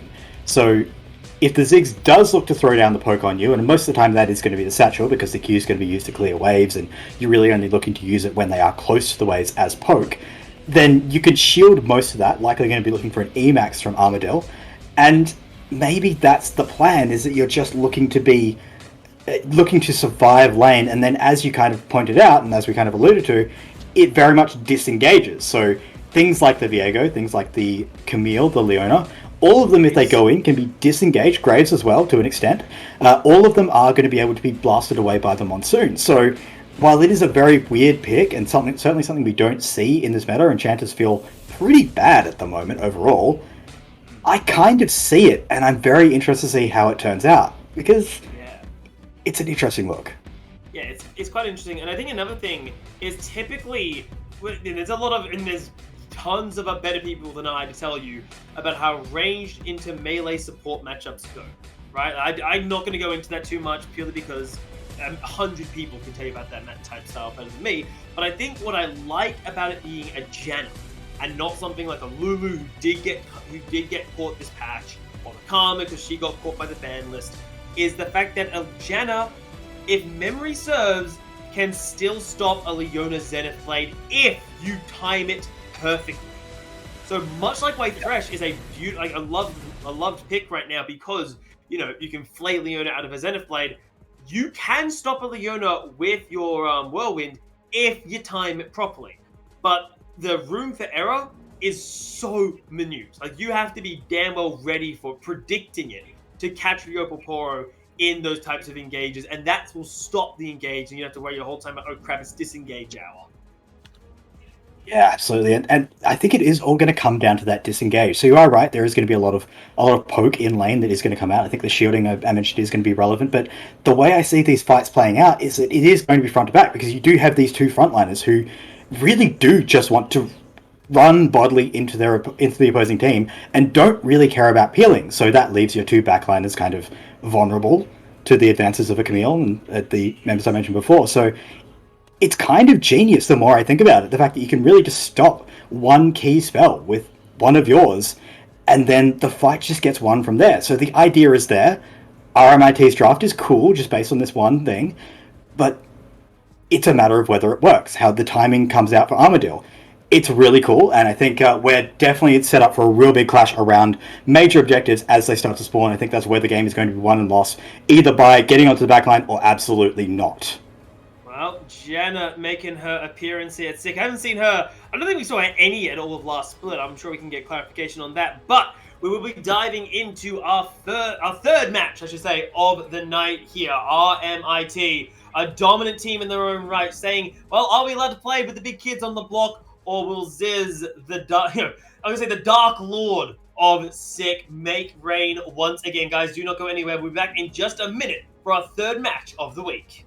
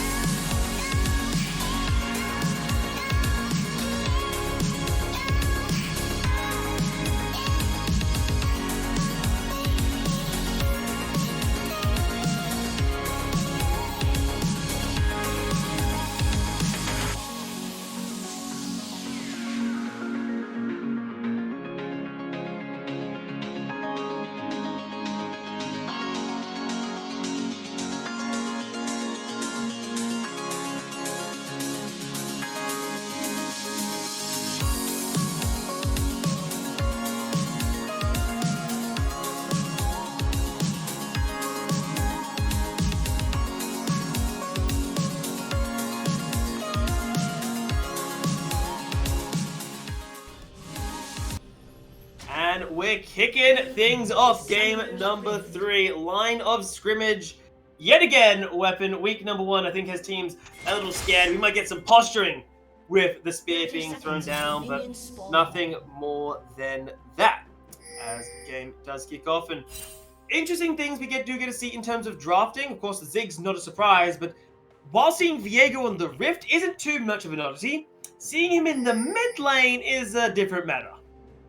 Yeah, so certainly a champion who did show up a lot in the mid lane, in the top lane of patches past, but the reduced healing on his Q kind of did a lot of work to put him out and put out of those lanes, and a few extra tweaks to him here and there, but he is certainly still a reasonably strong champion. Maybe not quite as lane dominant as he used to be, but into something like the Rise, who doesn't necessarily dominate lanes, so he might push you out of lane a little bit, at least he will push you back under your tower a little bit, but he certainly won't push you out of lane, I should say. So it's a reasonably safe pick here for Leet, that he is able to just match the wave or just match the pressure and maybe look to rotate towards the jungle for any potential fights. So he's not out of the game, and I do like the pick. Just in general, I think he does way too much in fights if he can get the reset off, and champion's just completely ridiculous, out of this world busted. So if you can pick Viego and put it wherever you want, I think you're fine with that.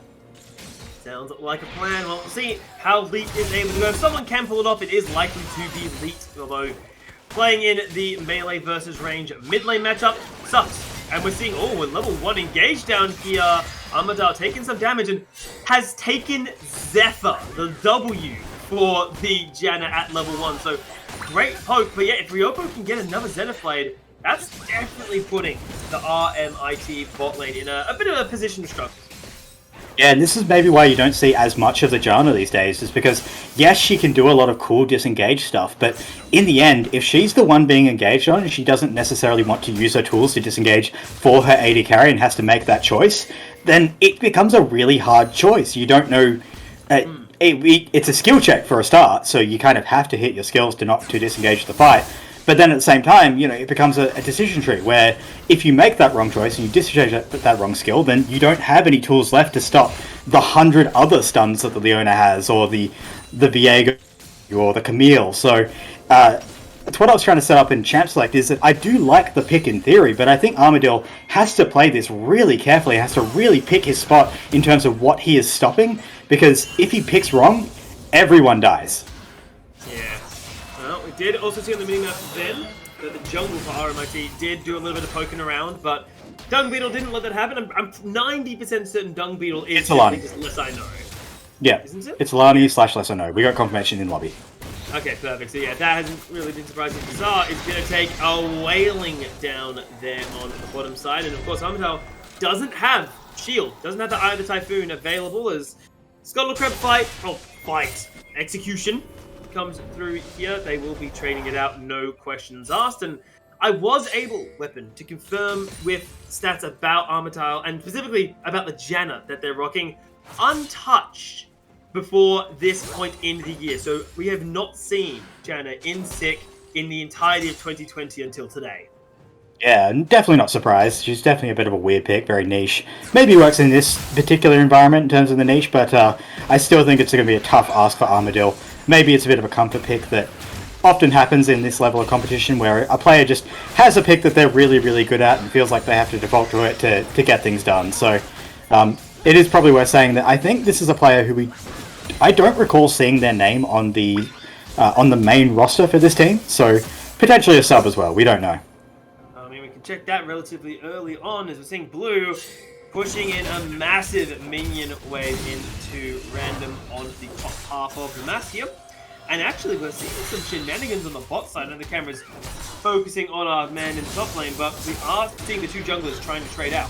We hope we saw Ren invading the top half of the map, contesting for a blue buff earlier. Now we were seeing, as I know, poking on the bottom half as well. So while there's been no kills, both these junglers have been quite proactive in trying to look for not necessarily objectives, but maybe some fights.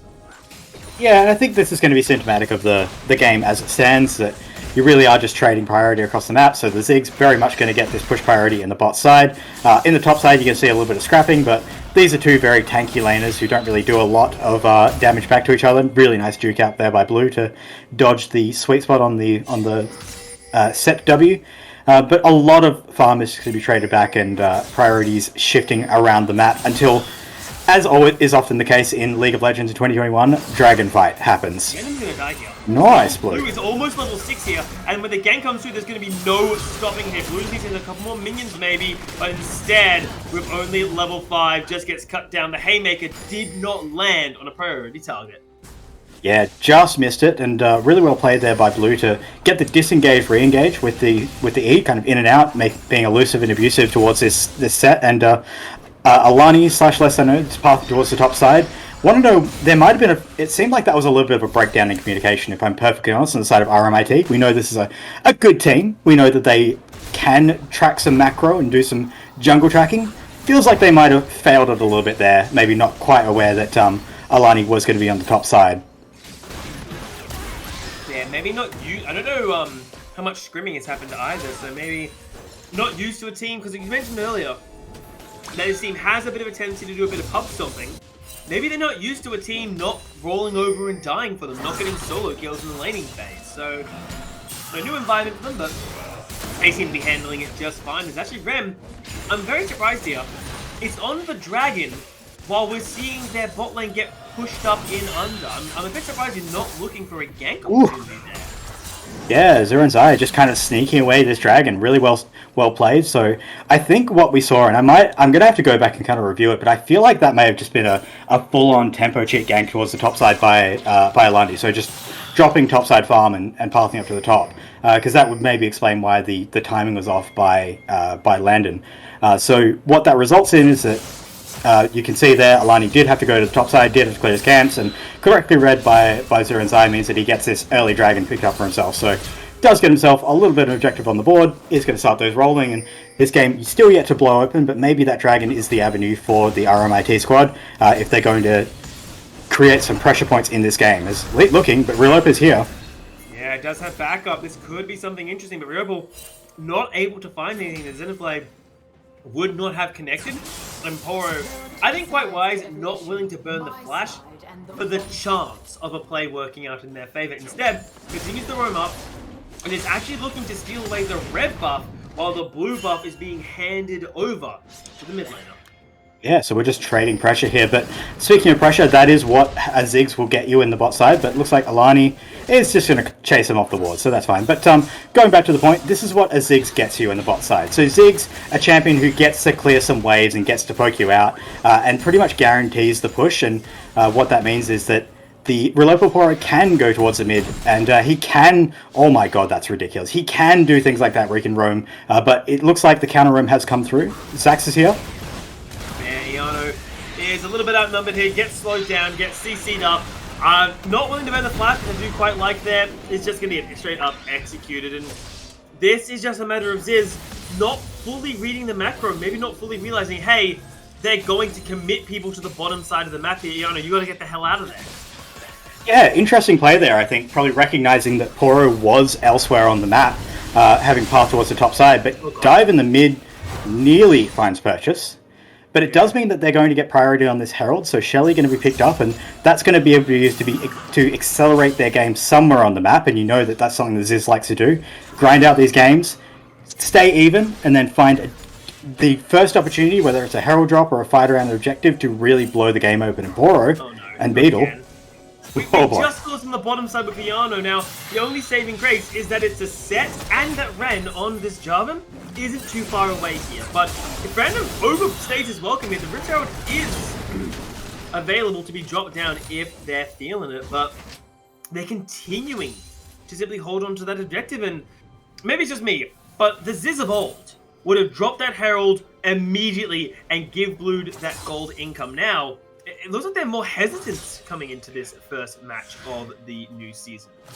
I don't think it's hesitation so much as I think they're just looking for the best possible opportunity. I think this feels like pretty classic Zyzz, where they find the correct play. It's not necessarily every play, but it's going to be the correct play. And right now they're just in this happy little holding pattern. Yes, they've had Iano go down to a gank rotation from the mid, from the support, but that feels like it's fine, because once they get the support down there, they stabilize, they get push. They've got essentially 2 winning lanes, a slight CS lead in the mid lane for Leet, and a definitely winning lane state for Blue, means that he's pressuring this top side. So all they need to do is just keep doing this, keep grinding out their opponents, and it's on RMIT to really find an opening. And the trades just don't seem to be going in their favor across the board. Yeah, and it's going to get a little bit worse, because look who's topside again.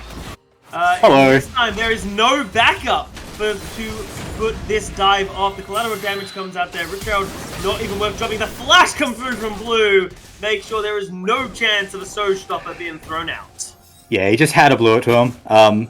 Flash Q, instant deletion, doesn't even give him a chance to use the Haymaker and get the shield up. Just completely bonks him under tower. You know that was going to be a dive that the Camille would go for every single time, because she does have the Hextech ultimatum, so is able to just walk up and basically just force the fight and force the dive, resetting the aggro. Even Leet's feeling it. Shuts has yet to really hit any item breakpoints, so this Ryze has to be real careful. He's not the only one though. Leet does have the enemy jungler lurking about there, stealing himself some KFC from the Zyzz lineup. They're even smiting it down to make sure that he gets himself the full 3-piece meal. I've just started calling them the KFC at this point. Like it, yeah. I mean, you cast Japanese League of Legends, so as many KFC references as possible. How many times are you going to bring them up there? Come on. I don't know, it's relevant information, right? If I can make jokes around it, I will. Fair enough. Well, so far it is it's working out so far. Cultural centerpiece, KFC. As the Dragon Not is sponsored. picking up... sponsored, by the way. Dragon's picking up, and a lot of wards have to be cleared out before Zyzz are allowed to walk up and challenge RMIT. And instead, it simply took too long, right? RMIT had those 3 wards in the Zyzz red side jungle. The wards get cleared up, but I think 3 control wards for a Dragon, somewhere in the worthwhile category. Yeah, I think he'll take that every time. So they do manage to get themselves this dragon stacking advantage, but it is going to be a Cloud Drake. So as RMIT, you kind of feel a little bit bad about that. I mean, yes, it does mean more Kaiser ults, more Jarvan dunks, more Monsoons to disengage, but yeah, it's not the best. If you're going to be stacking dragons, you definitely would have hoped for a little bit more, but it is what it is. Oh god. But gank towards the bot side. Here to full on flank with Diano, a beautiful cycle charge. For the disengage, Foro holding that front line beautifully. That is the support you need with Leet coming in for a flank. Gets show stopped in, but immediately ults out. And even Armitage says, get the hell out of here. I'll help you disengage your way out of this problem. That felt like a bit of anti-synergy, if I'm perfectly honest. I think everyone on RMIT kind of wanted to continue that fight. It was a dunk under the tower. Like, you kind of want that, but Armadillo just kind of pulled the trigger and it just said, absolutely not, guys, we're not fighting here. And the set was like, oh, okay. Oh, it's not over. Diano is feeling something there. Don't be force and does not get over the wall with the collateral damage, because I don't think that's how that works. The dash isn't that big. You can get over that wall, but he angled it slightly, a little bit too high. You have to angle it just to the thinner part of the wall, but you try to jump the thick part. So yes, you can jump that wall, but a slight misplay there. But more importantly, it is the extension play. So on the back end, RMIT do pick something up, and they're only about 2k gold behind, so not out of this game by any means, but they are firing back. So that is important. I think they need to reorient how they're playing these fights and be a little bit more coordinated and more on the same page, and maybe look to play around these dragons. The front to back is where they start to feel like their composition does the most work. Yeah, so far so good here, and Zyzz have themselves a gold lead, right? But it is only a 2,000 gold lead at 14 minutes. Now, if this was at 10, maybe 12 minutes, we'd say, hey, that 2k gold lead is pretty good. But at 14, coming up to 15 minutes, it's nice, but I wouldn't use the word good to describe it. What I would use the word good to describe is the itemization difference. The top half of the map specifically, I feel like, is a very happy place if you're a member of the Zyzz there. Immortal Shield Bow, Divine Thunderer, and a Tiamat picked up, and all RMIT are playing with are some weird-looking whips you bought at the $2 store. Yeah, not a great time, but they're going to have enough gold to complete those items very, very soon. About 200 gold off for set towards that core drinker. So the items are going to start coming in, but you are correct. At the moment, this point of the map does basically belong to Zyzz, and we've touched on it a few times, this is how they like to play the game. They just kind of choke you out of the game once they gain an advantage. They move in, they secure vision, they secure farm, and they just kind of drown you out of the game. So at this point, rotating towards the mid lane, they do have Yano on this Zyzz, who has opted for the Luden's Echo this time. So I like the choice here, because what this means is that you... Now, the choices we touched on before, you've got the Leandries, you've got the Ludens. Ludens is one of the best items in the game for giving you the mythic passive, which is flat magic pen. No one on the side of RMIT is going to be building mag resist. So your magic pen is... Flat magic pen is absolutely incredibly valuable. You're going to be just one-shotting kids if you land that ultimate in the sweet spot. So keep an eye out for that as the items start to stack up, as that flat pen comes in. You're going to be hitting like a truck. And he's not going to be the only one in there. Leak with that Divine Sunderer picked up, and we all know what a Graves can do if they're left to fire away. But Blue has a Divine Sunderer. I'm not sure Armtao wants to chase this one. Your disengage is good, but Camille's ult is borderline better at this point, as Blue continues the typical trend we see at him, which is, I'm just going to deal with what's in my lane. If they come to my lane, I'm going to kill them, and if they don't come to my lane, I'm going to kill their turrets. And he's sure gonna try. And the itemization speaks to it as well. Like, you know, he's got the Tiamat, so this basically indicates that this is going to be a 1-3-1 setup, or at least a 4-1 with blue and side lane. So he's just looking to play side lane pressure while the rest of the unit plays around Iano, plays around the Ziggs, and just pressures down towers, and that's all they're doing. It doesn't really matter that it's a slow game. Sometimes it is like that. And they've dropped the Herald, so that signifies that this is where they're just pulling the trigger. They've had enough. Dragon spawning up soon is also a pretty good trend, saying, hey, we're dropping that for pressure. It might get the turret down, it might not. We're not so stressed on it, because you've got to do something, because you're losing the top half of this map in a very convincing fashion there. The showstopper's going to have to come out to get out of the hook. No, just get out of the animatum, because you're not allowed to leave by any means! The only way you're allowed to leave is in a body bag as the rest of the fight now kicks off, but you lose your mid laner instantly. Zyzz, see the new kids on the block and show them that this is the Dark Lord's territory here. You can trap them in your Cataclysm Ren, but Zyzz don't give a damn. Yeah, they really don't. The advantage is stacking up. It's now a 6k gold lead on the backs of Zyzz, just off the back of some good fights, some pressure, and now they can turn their attention to the Dragons, so they're just going to get more and more of these objectives off their back. They're going to continue to have blue in the side lane, so just constantly generating pressure against Landon, who is in a set. He's a set, right? Like, set is meant to be decent against these bruiser matchups because he sustains through the trades, he has the shield, but he's just been outplayed at every turn by Blue, who has been baiting out that Haymaker. Unfortunately, just misplaying it on by the slightest margin is Landon, and Blue's just punishing that every single time. There's a reason why we talk about this kid as just such an incredible player for the team, and really this whole squad. I mean, it's a returning squad outside of Lost in Vinland, who we didn't talk about before, I believe is on Nebula. So, like, Poro has stepped up, OCS experience. This is basically, we talk about this squad, I mean, there's no way to really say it right, Midnight. Like, this is the LCO waiting room squad. Like, every single one of these players. They've already been there, right? Yeah, a lot of these guys have the experience, and I believe the few members who haven't, we talked about Blue in the past. The only reason Blue hasn't got good LCO experience is because he's not allowed to play, not by any ruling against him as a person, but because he's not allowed to due to the age limit.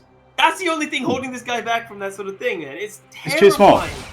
He's too small. He's too I mean, putting the LCO have those things that they have at carnivals where Limit. you must be this height, otherwise you must be accompanied by an adult. Yeah.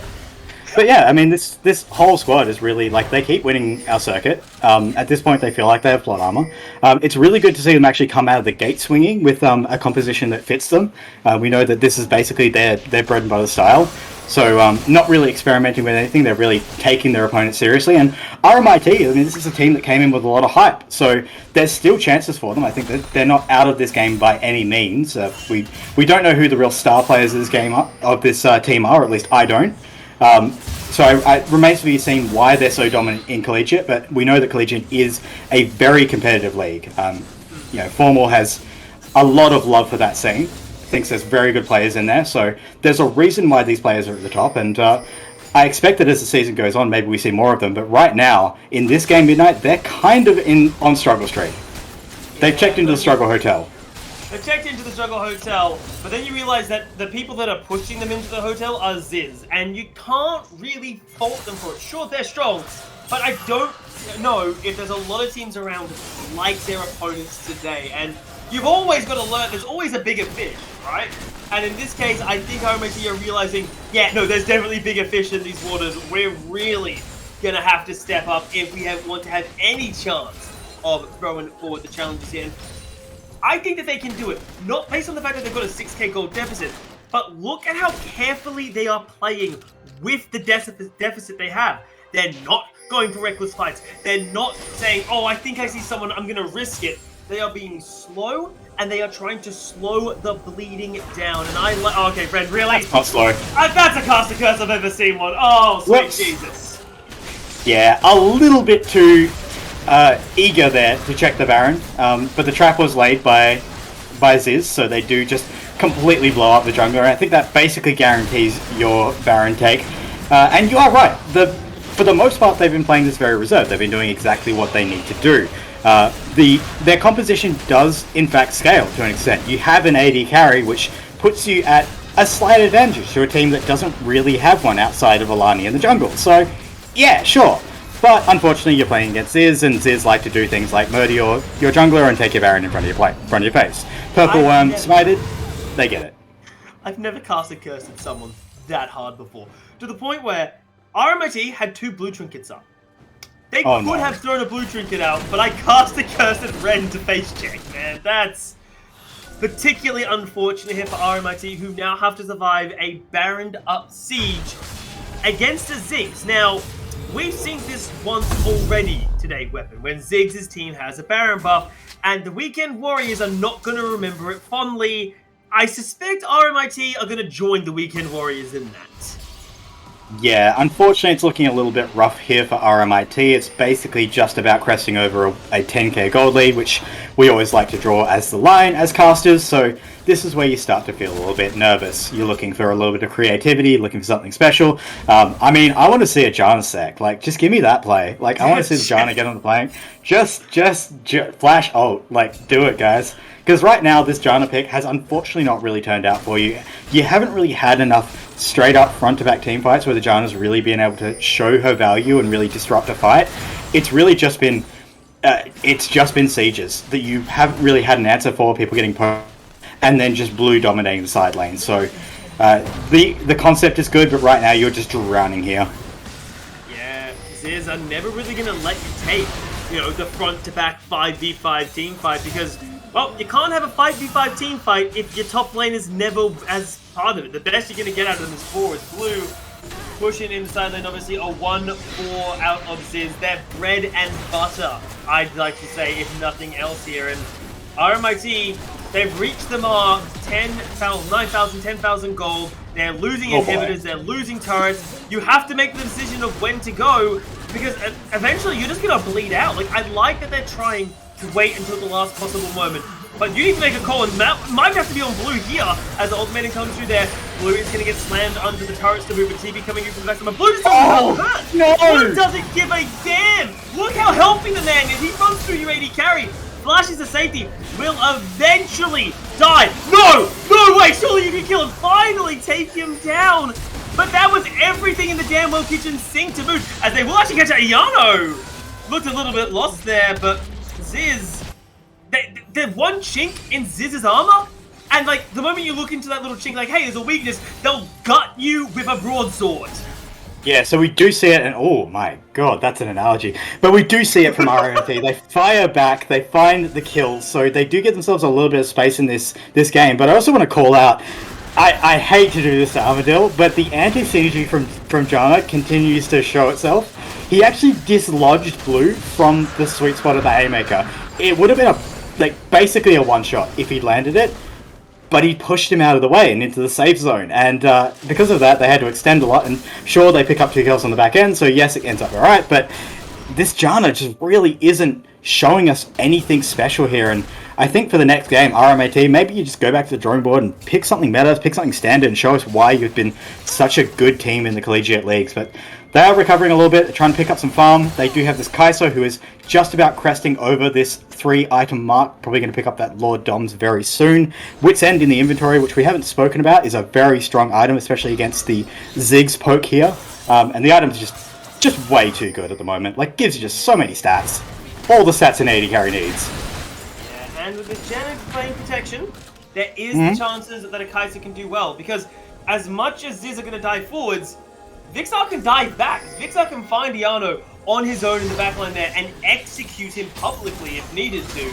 But you've got to get there, and unfortunately, while there is no Baron, the siege continues. We're getting access to Armadillo on the sideline there. Vixar just can't get out. The cleanse isn't going to save you there, as the Cataclysm locks them into their own graveside. RMIT, their first showing against the Sith Lords of Zyzz. It looks strong at points, but unfortunately, the Dark Lords take no prisoners, executing RMIT where they stand and claiming the base and claiming the game against their opponents. It is going to be the victory march here for Zyzz. As often is the case in our circuit, we look to RMIT as a team that could maybe challenge these guys, but an awkward draft has unfortunately cobbled them. Whew, Midnight. What a game. What a game. Return of... I'm not going to say return to the king, because it's more like return to the tyrants for the side of Zyzz here. The villains. What a showing coming out of there. And specifically, I know in the split one, I talked a little about blue.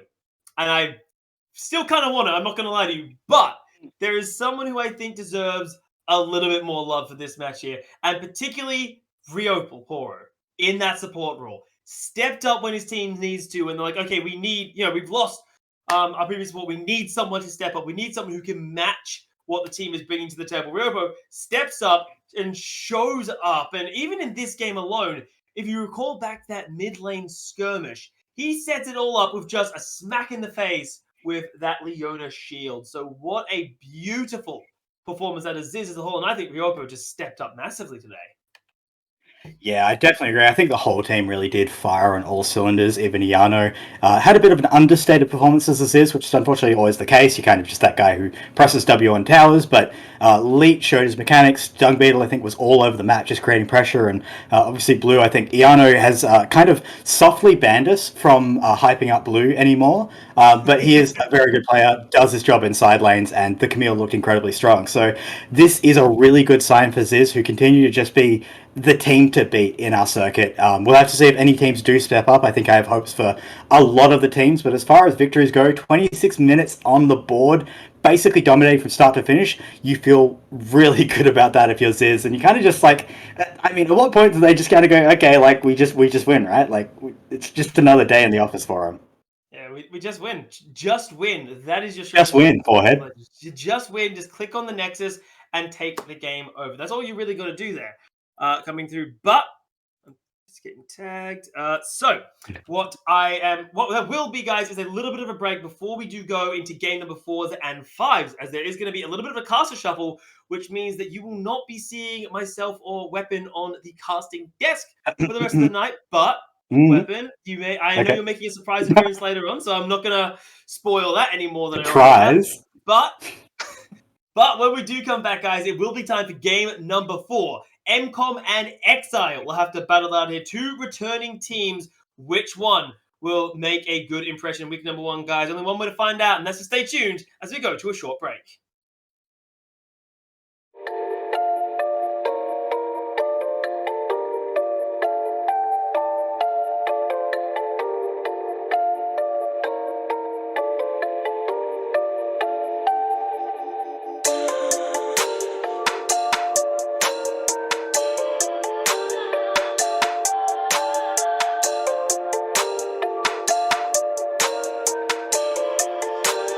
This is VZ Music.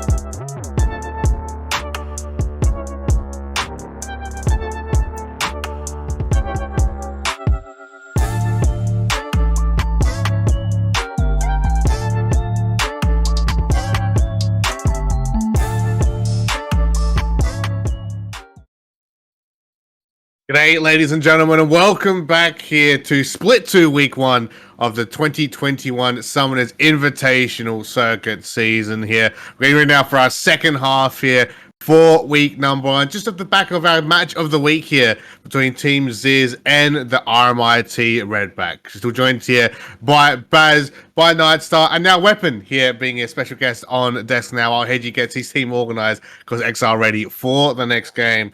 But, gentlemen, fantastic matchup we had between Zyzz and RMIT. We know there was a lot of question marks for both these teams going into this week. I'll ask you first, Weapon, of course, just fresh off the cast. How do you feel that game went for both teams? Yeah, I mean, I think RMIT have a lot to go back to the drawing board with, but I think we saw Zyzz coming in pretty much in fine form. I think to an extent we do look at Zyzz as a team who sometimes likes to experiment, likes to maybe do things a little bit differently at the start, but yeah, sometimes they just do what they do, and what they do is really, really scary for other teams, so let's see it. And of course, we're going to touch upon that draft, right? Nightstar coming in here. Again, we're seeing Blue come out on the Camille, one of Ilonze's top picks coming through there. And of course, he went on a rampage all throughout that. And Leet as well. Fantastic showing, seeing him in the mid lane, getting him as our second Viego tonight as well. Yeah, and I mean, overall, this draft was really, really power loaded on the side of Team Zyzz, as they get themselves a Ziggs, a Viego. They also get a very strong top laner in the Camille. So it was going to be a tough ask coming in from RMIT from the get-go, really. And even some of the picks, while you are able to get the Jarvan and the Rise, these are pretty strong picks right now in the meta. The fact that there's kind of a glaring mismatch in the Kai'Sa Janna, two champs that have very different goals and what they want to do in the game. Kai'Sa wants an early snowball, Janna wants a sit back scale. It kind of threw their composition in a bit of a fit. Yeah, exactly right. And I know we've been talking about the Ziggs, right, quite a bit tonight as being one of these top champions that these teams are looking out for. Of course, we see Zyzz steal away that one. And they had some really strong pickups here. But what about yourself, Weapon? I know you said that my team might have to go back to the drawing board here. What did you think about that draft comp? I think the Janna was a weird pick. I hate to say it. I see the idea, disengages, it pokes, but I think it just didn't do a whole lot and didn't give them a lot of agency, which they were sorely lacking. I think the Jarvan was also cool, but I don't know if it's necessarily ready for competitive. I don't think I've seen the pick show up in competitive yet, and I think there's a reason why. I think compared to other meta junglers, it doesn't really farm. It ganks reasonably well, but it's kind of slow, so... it's slow in terms of the farm, I should say. So I think if you really drill down it, draft an early team composition around it, maybe it works. But I think a lot of what they have to look at in the terms of like RMIT's side is probably going to be drafting focused. And then I think gameplay has to follow that, because there's a reason this team's here, right? Like, they stomp Collegiate. We talk about it all the time. Apparently they're very, very good there. So no doubt they'll thrive in this environment. We just have yet to see it, and I'm sure they'll get there. Yeah, and going back over to the Jarvan pick, I think Jarvan is in an okay spot where he certainly can have his openings, especially after the buffs, right? On the recent patch, he gets a little bit more damage.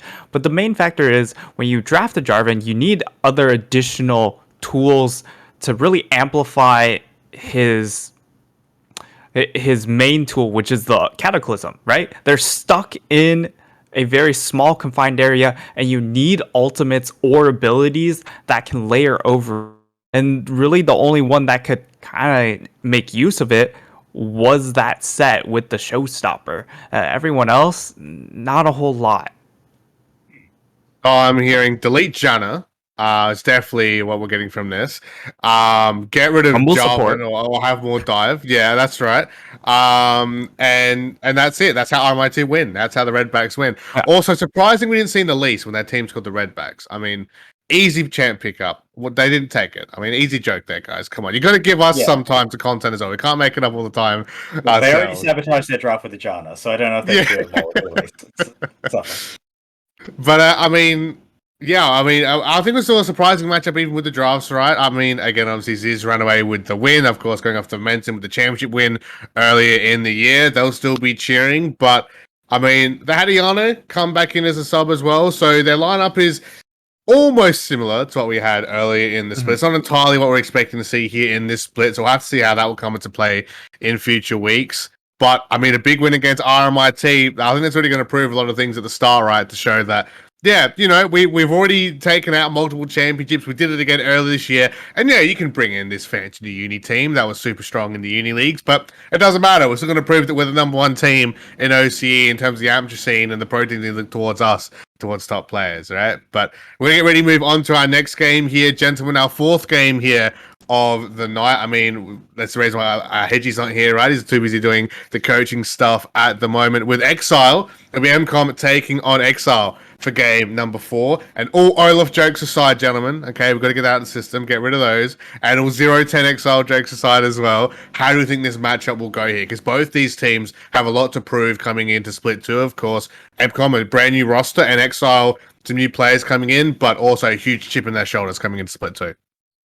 Yeah, so I think this is actually going to be a real statement game for both of these teams. Like you kind of called out, MCOM, this is an organization that I think has a lot of really strong management behind it. So they've got obviously Razy and the other kind of management team behind them. I think this team, like Weekend Warriors, feels like very much a project where they're really gathering the best teams they possibly can. They're doing a lot of scouting, and they have hundreds of players on their server, and they're just constantly pulling them in. And like Weekend Warriors, they did do trials to determine who's going to be on that squad. So this team, I think, has the most to prove out of any of the teams in the split, where we really have to see why they're here over the other players that they brought in before.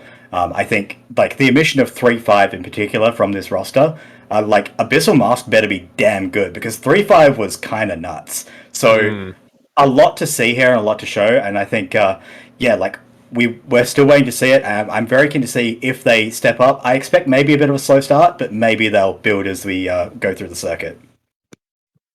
Yeah, and I mean, over on the side of Exile, of course, we have the boy Hedgie coaching them up, and he did get the roster to improve quite a bit in the previous split. So, you know, I will never admit it when he's on desk or when I'm in call with him, but you know, he's doing good for the team.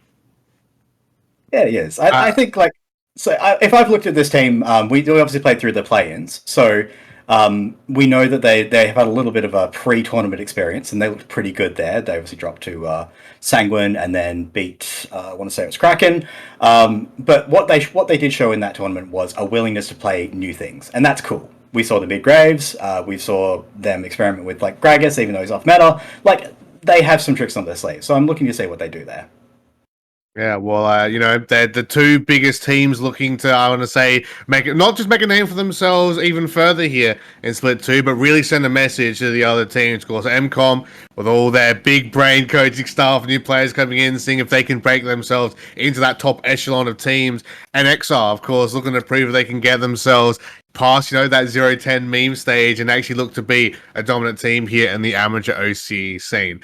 Second half now means Newcastles will be joining us here for our last two games for Split 2, Week 1 of the Invitational Circuit. You'll be joined by Formal and Tico now to bring us all the action for game number 4. So, gentlemen, take us away here for MCOM versus Exile.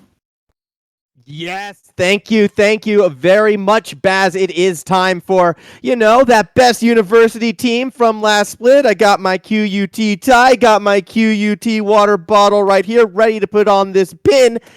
Tico, where are they? Tico? Oh no, he's sorry. Yeah, like it was QUT. Yeah, no, gone just like QUT. Unfortunately, they are gone. They are no longer here, and you're gonna have to take all of that clothing and apparel off because they now have no longer any use to you in Summoner Society anyway. They're gone. They didn't. Yeah, you're right. You know what? Don't need this. Don't need this now because it's all about MCOM today, and I'm excited to see this new MCOM lineup. I have to absolutely agree because they had to fight for these positions, these players. They had to sort of, go through that last roster to get into these spots. So already with a bit of a chip on their shoulder, perhaps looking to prove themselves. And against Exile, a team, that's looking for a bit of a better performance than what we saw from them during the last split. This could be a sort of great testing / proving ground match for each of these sides.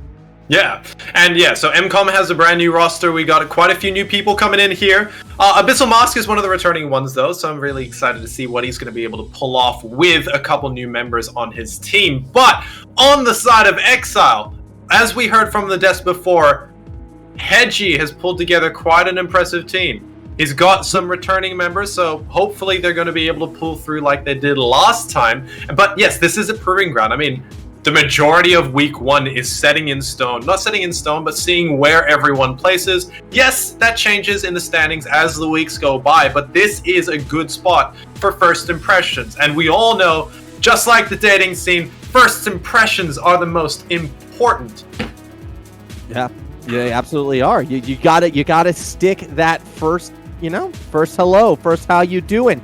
Maybe even leads to the first kiss, and then who knows where you go from there. But if we're looking for the players to make that strong impression, at least on the Exile side, my eyes are going to be on that top jungle duo. Now, the team does play around Tofu historically. I'm expecting that trend to continue coming into this split, but rumors, on the grapevine say that it actually might be Hungakor Mahi, who is the player we need to be watching out for, or HKM, a bit of a strong player. And well, things are already looking good for that Exile side, as I'm a little bit surprised if they do not, take in Sir Viego. He is hovered, he is available, and we've seen the impact from him earlier today with the Kano in that jungle. I have to imagine you give Tofu this strong power jungle pick.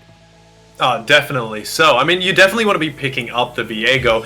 There's been a couple reasons why he's been not permanently banned, but banned in tournaments for an extended period of time. Yes, that was the bugs. Viego's been brought back to life, though, even though he's sort of the king of death.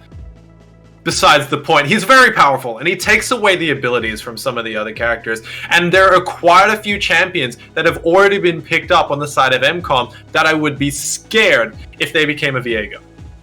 Yeah, absolutely. I mean, the Kazakhs being locked in right now as well tells me a strategy perhaps against this Viego could be perhaps either to go late or even invade and try to catch them out before they can get that ball rolling. I also do like the Varus pick overall. I think it's interesting and perhaps a little bit telling, though, that we're seeing that bot lane priority, and especially with a pick like Galio gets locked in, most likely for Daehong in that mid lane.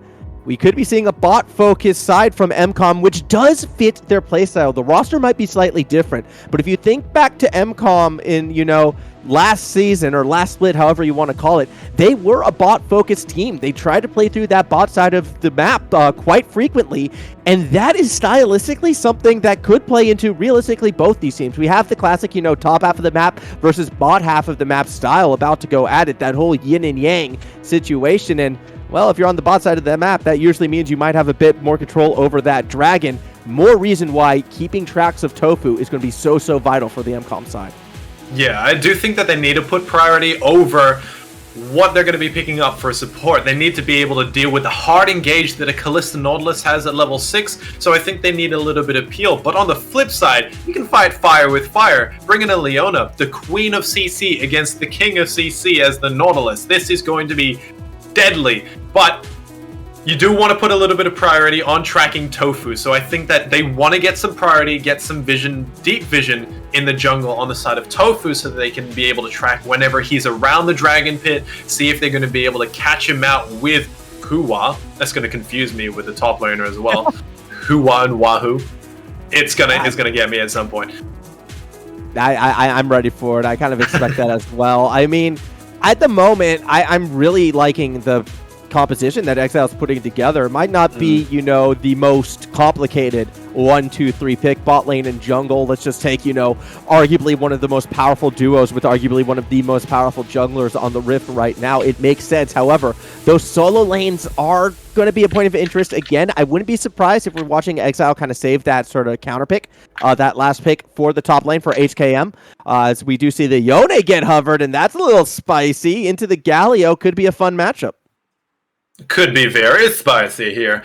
But they still have a couple flex picks that they can bring out. Galio is definitely a flex pick. Now, not traditionally you see him in support, but it's an option.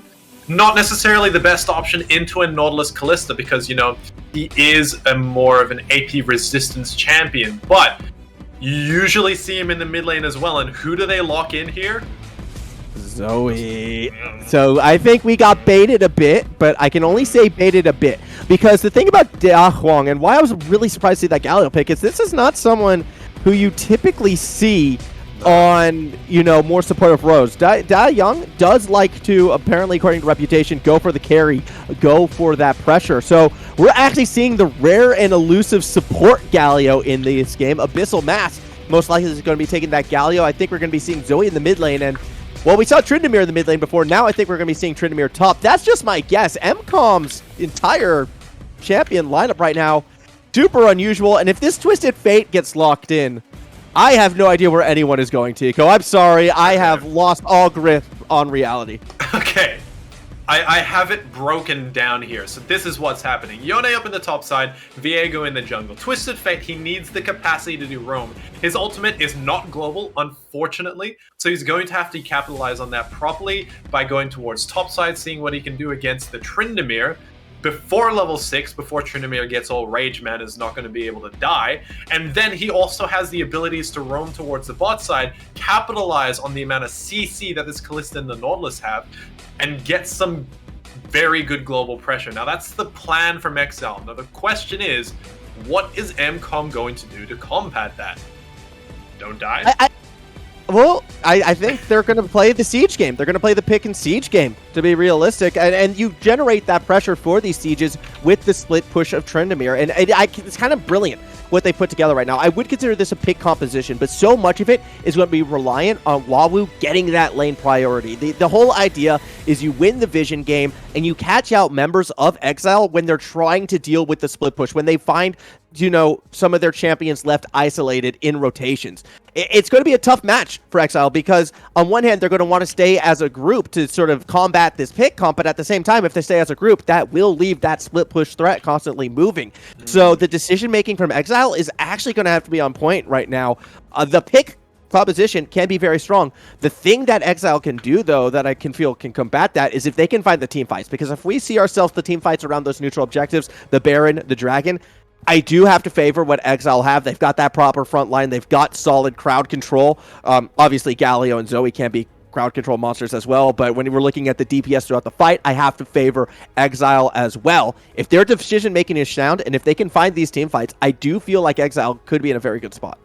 Yeah, it does put a lot of pressure on the front line of MCOM, and that just being the Galio as the support who is going to have a less amount of gold income when it comes to getting to that team fight position during the game. So, look, it's going to be a little bit hard for MCOM to be able to combat in that 5v5 sort of team fight scenario. But as we said, as we mentioned, they don't want to find themselves in those situations, especially when Exile take advantage there. So what do? Keep themselves at range. Zoe and Varus have quite a bit of distance. As you said, the siege composition is massive when it comes to the MCOM comp.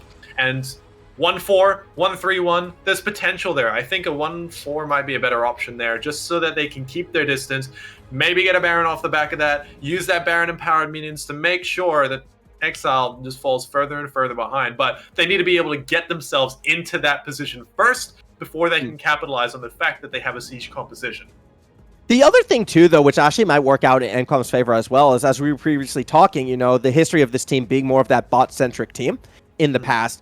And when you sort of look at some of these early and mid-game brawls and picks that might break out, you're going to want to see the Galio and the Varus there. So I wouldn't be surprised to still see that bot-side focus actually come in heavy through that early and mid-game as well.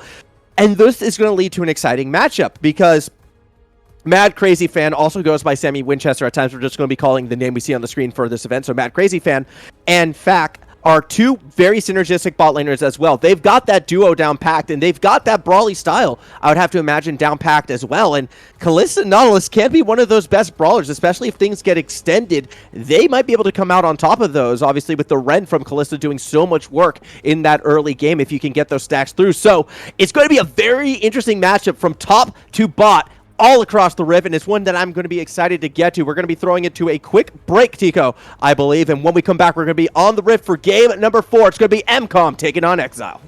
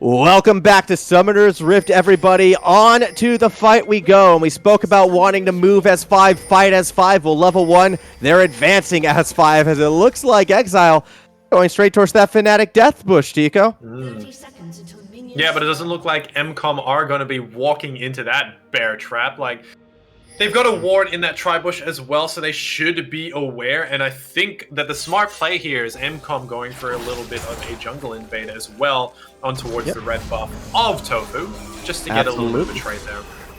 Yeah, you want to start getting that deep vision in. Again, we sort of spoke about how tracking Tofu is going to be so important to Exile because, I mean, at the end of the day, Exile, they're going to be looking for picks. They're going to be looking for some of these snap brawls that they can pull off. But one thing that's coming to my attention already, it does seem like, I'm sorry, MCOM is going to be looking for that. And one thing that does come to my attention already is that Exile, they're kind of playing around it. A double teleport strat, it appears to be on that red side. Yeah, they definitely are. There's not a summoner spell that will give them global pressure on the side of MCOM either. We have a Ghost on Tryndamere, which is more commonly known on a Tryndamere so that he can get his pressure on, but when it comes to his split push pressure, he's not going to be able to join the team fights when it's absolutely necessary for him to split push. So they do have that 2 teleport advantage, gives him the global pressure. You also have the ultimate from the Twisted Fate so that he can go back to a lane once he uses teleport or vice versa. And so they really want to be able to combat this Tryndamere, and they have picked out their summoner spells perfectly for it.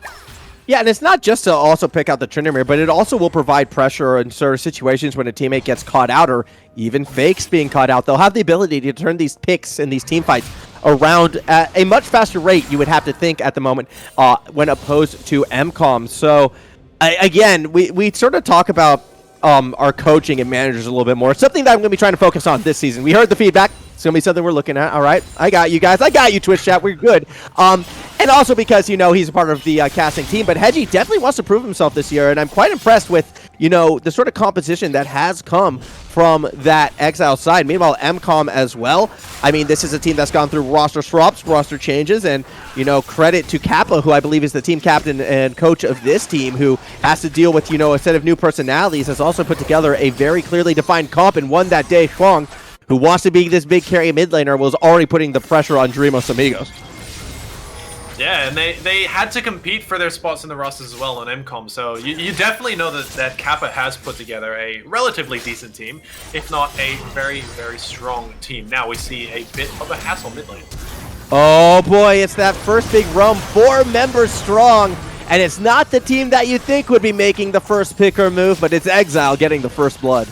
They were talking about the pressure now. This was the bot lane rotating towards the mid, but there was nothing done by Silver Cross and Abyssal Mask to either combat it, match it, and maybe they put out a couple things I didn't notice, but Daeyoung just struggled there. He had to burn his flash, and he still didn't survive off the back of that. As apparently I'm being corrected by Kappa himself, actually. N is the team coach. So I'm going to ask if anyone in the casting team is on hand or to maybe make a little amendment right there. Apologies to the MCOM side for that, but we'll have that right in the future for sure. And Kappa, I'm sorry to hear your team didn't make it. Was looking forward to see you this split. That's okay. I guess I don't have Twitch chat as much as I would like, although Woo-Wah might have himself some HKM right now, as Wawoo's going to follow as well. Woo-Wah Wawoo, it's like the police siren looking to chase someone down. It looks like we're going to see an escape right now, though, from HKM. Perhaps we'll come back to this in the future. Yeah, Tofu's coming for a gank in the mid lane, though. He's hanging back. Daeyoung doesn't know he's there. Yeah, and this could be a little bit troubling for Daeyoung. Gets jumped on immediately. The trouble bubble does commit, but Dreamos Amigo should be able to follow this up with one more auto. Kill is secured. Probably a little closer than I think Exile would have liked. Yet 2 quick kills, 1 from the bot lane, 1 from the mid lane. Looking pretty good for who could be the carries of this red side. Yeah, Daeyoung had the Corrupting Potions procced. I think if he had even less than a single second, one more auto attack from Twisted Fate would not have been able to kill him. But beautiful ganks coming out from Tofu. We talked about how powerful he is around the jungle, his impact, his potential, his abilities to dodge wards when he shouldn't be able to dodge them, especially that control ward in the bottom side of that middle lane. He just did so well to be able to go unnoticed, and he got a little bit of gold for that one, and they do have a lot of priority around this dragon now. You see control wards surrounding them. Scuttle Crab's been taken. There's another control ward in that river bush down towards bot side as well. I wouldn't be surprised if we see a gank bot side to get priority around this dragon. Yeah, they're going to have to try to make that play for sure. The Infernal Drake is quite massive right now for both of these teams, although Tofu doesn't really see the opportunity. Is going to be looking to reset as the ghost from Crazy Fan actually doesn't find where Woo-Wah is waiting.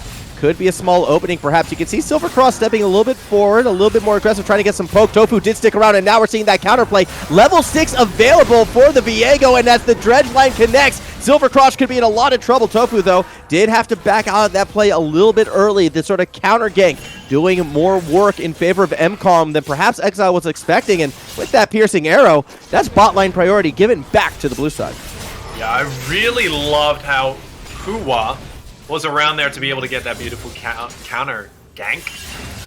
He was sitting around there. I think they suspected that there was some dirty tricks that Exile was going to try and pull off down to the bot side, especially with the spawning a dragon, because it's very telltale with an Infernal Dragon. You want to get a lot of priority around it, and it does look like MCOM were able to come out on top of that 3v3, technically a 4v3 with Zoe roaming bot side, and they were able to get the first dragon of the game, but they are still 1,000 gold deficit right now.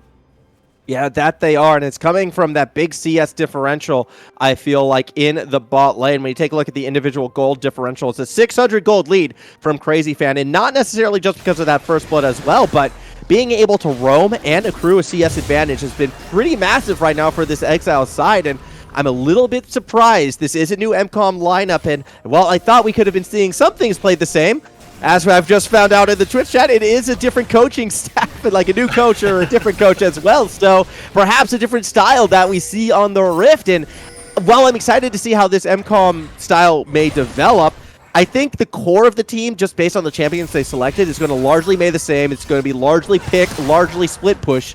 It might be difficult, though, to split push this, though, if the bot lane advantages continue to fall in Exile's favor. Well, I'm sure that there's still one coach that's similar, and that's Kappa. We know he's a coach. We know he has the ability to coach a team, so I wouldn't be surprised if he did take a little bit of a gank mid lane. But Kappa isn't the coach anymore, Tico. We've established this. No, but I know that, but he might have had at least a couple says in how his Summoners Society organization is playing. Don't you know how it works, okay? If you lose and you're the coach of the losing team, you are sacrificed as part of a feast for the winning team, and then you are never allowed to speak of League of Legends in any capacity ever again within the region that you've been debunked in. I mean, I'm sure Kappa can have a future career, you know, for other great leagues. I wouldn't be surprised if Kappa becomes, you know, the next, the next big coach over in the LEC. All right, just follow along that path, and Kappa might have a bright future, but at this stage right now, unfortunately, Sick is just a bit too prestigious for him. As we see Dash Wong try to poke down Dreamos Amigos, but not able to find it just yet. No, we saw quite a few roams coming out to get to the mid lane. There was 4 members that were sitting around the mid lane again to take down Dayang, but unfortunately weren't able to do so. Fak is still roaming around. He's still hovering. He's like a helicopter parent. He's still there. He's always there, unfortunately. Yes, we're seeing Hunga Core Mahi actually, getting some poke under the tower. It's always fun when you have 2 top laners who can dive tower and get poke and harass it and be perfectly fine later. It's a great experience when towers are going to be used exactly as they are intended in this match. Should be worth noting right now, with that little bit of bot pressure and the teleport being used by HKM, that might give a small advantage to Wawu, who is actually going to be looking for the trade straight away. They do not want this Yone at all involved in any sort of Rift Herald play, which is about to happen as Wawu's going under the tower. We're dropping Undying Rage, and they might just pick up this kill, although I don't think Wawu's going to get out, because here comes Dreamos Amigos, who picks up that kill down with that yellow card, finds the stun, but it comes at the cost of the top laner's life. Dredgeline from Fak does hit Abyssal Mask as Wawu's trying to escape. Sorry, Wu Wall going to get hit with the Gold Guard Destiny and will go down, and now Abyssal Mask, who roams all the way from bot, being caught out of position, gets the taunt and escapes. Yeah, but we did see Tofu use his ultimate. He's gonna still try and get this, or just clear the minions. Abyssal is in between a rock and a hard place. Yeah, well, I mean, Tofu isn't that hard, but apparently it's sharp and spiky, and it helps Dreamos Amigos get the kill right there. There'll be some tower plates as well going over to the Exile side, who are starting to snowball this lead. Well, I mean, Tofu can be deadly. Have you ever heard of Stinky Tofu? I've heard of it, but I've never had the displeasure of dealing with it. Yeah, it destroys your nostrils. For those who are aware of this, you will totally understand why Tofu is so dangerous in this Summoners Society game. Fair enough. I mean, I'll take your word for that one. There's just some imagery I don't want to deal with as we're watching. Okay, a little bit of a lane swap, actually. Hunga Core Mahi has been moved to the mid lane just briefly, I think, just to collect a wave or two and allow that top wave to actually crash into the tower as well before roaming up there and collecting that. HKM perhaps being set up to be an answer to this sort of, well, a little bit of a deficit. I wouldn't even say it's an answer. I think it's just trying to keep up right now with the rest of the team, who seems to be snowballing forward. Tofu arriving to provide a bit of help. A flash to get involved onto Wawu, who's going to try to run for their life. Does not have the Undying Rage, but will not eat it. Is just able to escape. Yeah, and it does come up now, but if they do decide to dive and he hasn't recalled yet, he can still play around this one, and I think he might try. I don't think they're aware that his ultimate is back up. Next dragon, though, is coming up very shortly. This one being the Cloud Dragon, HKM, though. That was a near assassination, as we might be seeing that pick, but it's not the pick that MCOM was looking for. Again, coming up a little bit short. They're still going to aggro the Cloud Drake. Not too sure of the reasoning behind that, except for maybe to try and find members of Exile in the jungle, as Daehyung doing what Zoe does best, continuing to poke, continuing to harass. Now Wawu has the Undying Rage, is going to need to use it a little bit prematurely as a fight breaks out down below. The depth charge goes straight into Abyssal Mask and only holds the Galio for a little bit. Destiny from Dreamos Amigos causes the rest of MCOM to run away. Back up top, HKM underneath tower, gets rid of the aggro, does get the flash and the kill out of Wawu. A great little play right there from HKM. Meanwhile, back in the Dragon Skirmish, a little bit of a Dragon Dance, as it were. Yellow card is not selected by Dreamos Amigos as he continues to shuffle through them. Doesn't wind up selecting anything. Curious if we're going to see Exile actually continue this dance. Neither team really willing to commit, and that's all well and good for Exile. It means they get a top tower. Yeah, I don't think he's going to be able to take it with this wave, but we also see the bot side being shoved in by the Kalista as well. Mad Karzi fan is making sure that they are getting something with the Zoe shoving in mid-wave. As you said, no one really wants to be taking this dragon. No one wants to be taking that fight. It can still go either way. Well, it did go away. It went MCOM's way, as they did decide to stick with it, and they pick up that dragon. And this is going to be a little bit massive for a couple reasons, as we see a nice little poke out there from Daehyung. The one thing I want to bring attention to is actually, remember at the start of the game, the gold differential we were seeing from Crazy Fan over Silver Cross. That is starting to be cut down upon. And that has a lot to do with the pressure that Exile's been putting up top, which is all well and good, except Silver Cross still might be this carry, and realistically in a team fight, that's going to be the DPS that MCOM is going to need. You've got to be careful. You can't give up too much earnest and prowess to the top side, because if you allow Silver Cross back in this game, it could be a bad sign for Exile in the future. Yeah, and we were talking about how MCOM do use a lot of their bot lane priority to be able to get their mid lane power spike with their team fights, with their abilities to be able to shove in waves, because that's one of the powerhouses that AD carries have, being able to clear out the waves. But with that, they need to make sure that they get some gold into their AD carry. He's sitting on less CS than his opposing AD carry. He's sitting on one less kill than his opposing AD carry as well. And now he's sitting on, well, I was going to say one less tier of boots, but he's picked up his boots in Lucidity. So he now is sitting relatively even with a Kalista, but he still needs to be able to make sure he can fight that. Yeah, well, at the moment, he's sitting at a 400 gold differential. Like, that's exactly where it is, as both of them were able to sort of reset at a similar mark. And this is going to be interesting, because I don't think that's going to carry over too much for damage. And again, Silver Cross is still trying to get those stacks on that steer. We still haven't seen that Mana Moon built yet. So there is still a bit more time for MCOM before they really do look for serious fights that aren't just picks to get Silver Cross involved. Unfortunately, speaking of picks, it could be going the other way yet again, as Tofu trying to find that position. Did walk over the control ward. Will be spotted out, and that does cause the Pistol Mask to run back. Meanwhile, up top, why not take advantage of this play? Woo, wah, wah, woo, woo, whoa, whoa, whoa. HKM gets found out, does go down. I don't know. They're silly names, Tico. I can't help it. Yeah, we can just call the duo the Police Sirens, or just the Police. Yeah, that'll be great. Oh boy, that is a very aggressive Destiny, and it's paying off right now. Battlestar does not do nearly enough damage, as we see more members from Exile jump over the wall. But that said, here comes Abyssal Mask trying to jam it up. Daz Young barely gets out alive, and they do have the damage to take down Focus. Ramos Amigos flashes forward with the gold card, gets the stun. Heroic entrance, though.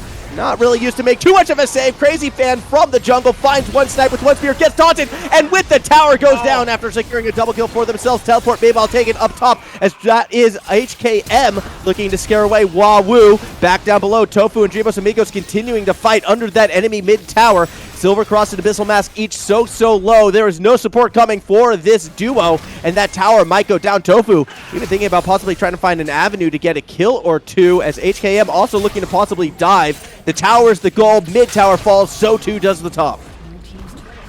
Yeah, very well played coming out from Exile. They're using their global pressure to be able to alleviate some pressure from the mid lane and the top side, giving them a little bit more priority around this Rift Herald and around the jungle top side. They're able to walk in towards this jungle as well. Hua doesn't have the capacity to be able to walk in. There's vision now that's starting to creep in from Exile. MCOM's going to start struggling to get around this Baron Pit because they've lost these structures, these objectives, these tier 1 powerhouses that have kept their barriers up for so long.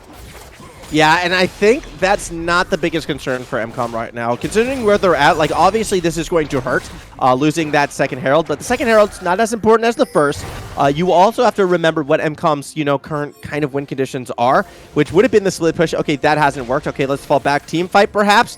Not going as well as we'd like after that siege in mid. Now we're looking at a near 2k gold lead for Crazy Fan. Okay, well, what's next on the checklist? Dragon Soul, I guess. All right, well, top half of the map, no longer as important. Let's try and focus on that third dragon instead. And this is where we might see MCOM make their last stand, because if they give up the dragon pressure and priority as well, essentially the game becomes at Exile's leisure when to accelerate and when to end at their whim. And Dragon is definitely one of the major objectives they need to focus on, but the vision control is heavily favored towards Exile. And yeah, there's still half a minute for it to spawn, but I feel like as soon as it spawns, Exile are going to be on top of this. We see Hua is surrounding this area, is trying to get some vision around it, trying to get some form of sense of control around this, but he is going to struggle walking in, especially seeing how aggressive Exile is walking up into the jungle with not a care in the world.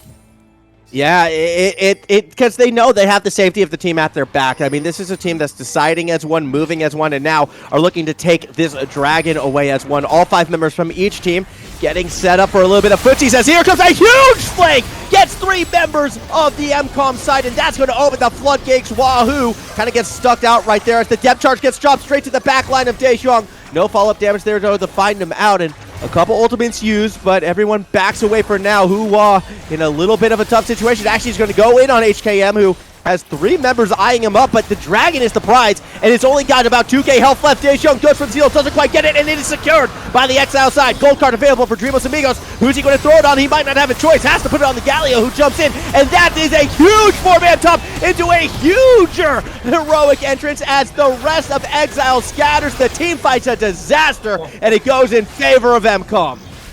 An absolute cataclysmic disaster for Exile. That took a while for that one to come out, but that's for emphasis. Exile, they were doing so well. They secured the dragon. All they had to do was back off, but there was no time given to them.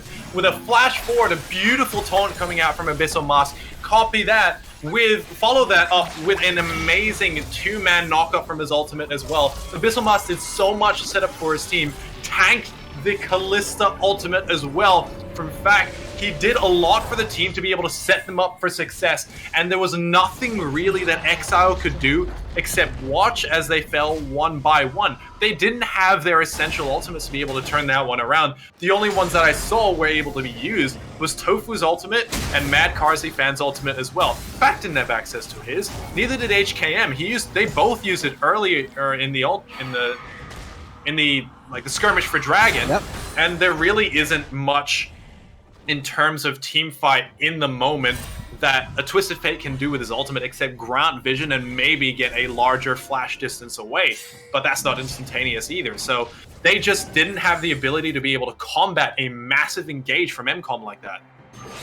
And it's interesting too, because it's been a team that up until this point has been making quite sound decisions playing through this game. I like the draft. I liked how they were approaching that early and mid game, and well, I guess the early and early mid, kind of put that in quotes. We're kind of more mid game now, but Exile, and even until they decided to take that team fight, things were going their way. They just picked a team fight without the resources available. As you said, it wound up paying the price, and now MCOM, they're very much back in this game. It's a little frustrating to sort of take a hit on that timer, and now they've got to continue with this momentum, and getting caught out would definitely not help that, but they're in a lot better shape than they were before that dragon fight, despite not even securing the dragon. Yeah. Well, I still think that... Yeah, very close, but not enough damage just yet for the Zoe to be able to one-shot one of the carries. They're just poking at each other from range, so it's going to be relatively safe for now. Meanwhile, bot side. Oh, yeah, Hua looking for something right there. I think the target was Dreamos Amigos, but back just kind of sidestepped in the way. Does get hit with the Sleepy Trouble Bubble, and the follow-up damage might be there. Abyssal Mask not even needed to drop that crowd control, so the damage coming out of Silver Cross helps the support get the kill. Down below, Wahoo says, Wahoo, I'll spin right at you. Here comes the Destiny straight into a Sleepy Trouble Bubble, and Abyssal Mask, who's going to find the taunt. No! Flash by Dreamos Amigos, gets him to escape, but that leaves Crazy Fan vulnerable. Doesn't matter, because Dreamos Amigos still is going to be the target of Hua, who will get that kill back towards the mid lane itself. Daeshun in a lot of strife, but has that Zhonya's available if needed, and with the taunt, with the damage, down goes the mid laner. Crazy Fan got found out as well, but look at all the spirits. Yeah, that Ren's going to be lethal, but that's about all Crazy Fan's going to be able to do. Another fight goes MCOM's way. Yeah, there's not really much you can do as a Callista left alone. They took the fight that they should not have taken. Exile needed to back off as soon as they lost to Nautilus. Nautilus he's called the King of CC for a reason. And if you don't have the King of CC in your team for that sort of scrappy fight, you're 9 out of 10 times it's going to be not in your favor if you're lacking about half the amount of CC that your team requires to be able to take a team fight. That's the entire reason why you take a Nautilus as a support, to be able to get a little bit more priority around that CC, around that team fight potential. But they lost him. They decided they were going to go for a fight. They did get a trade, granted, but they don't need to be going for trades. They're currently ahead. Can change, especially the way things are going with MCOM and their momentum, but they still need to be able to go for the victories and not trades. Yeah, I have to kind of agree, and it's just not been working out. It's weird because this game is going exactly how I didn't think it would. The team that, looks to be more set for team fighting is getting picks. The team that's more set for picks is coming out on top of these team fights. Granted, if you sort of break the team fight down, I do feel it's very scattered, which benefits the MCOM side as, oh my gosh, what a corrupting change at the follow-up. Is there a two-man taunt as Crazy Fan got caught in it as well? This time the damage isn't there to follow it through as, Wahoo in a bit of strife has to drop the Undying Rage, does sidestep. HKM's ultimate is now on the run up the rift as backup trying to arrive. That is going to be Daejeong getting to that bot lane first. Ping's going down for Baron, though, as it looks like Exile might be playing a little bit of fishing right now. There is wards, so they will be spotted on the pit, but it doesn't matter. A teleport means that we're going to see HK actually arrive to Baron as well. And I don't know, is MCOM going to get there in time? I think they have the time to do so. They are already securing this dragon. That's a third dragon, and they have to walk away from this one. Oh, Exile. Oh, no. Oh, Exile. Now they're a little indecisive.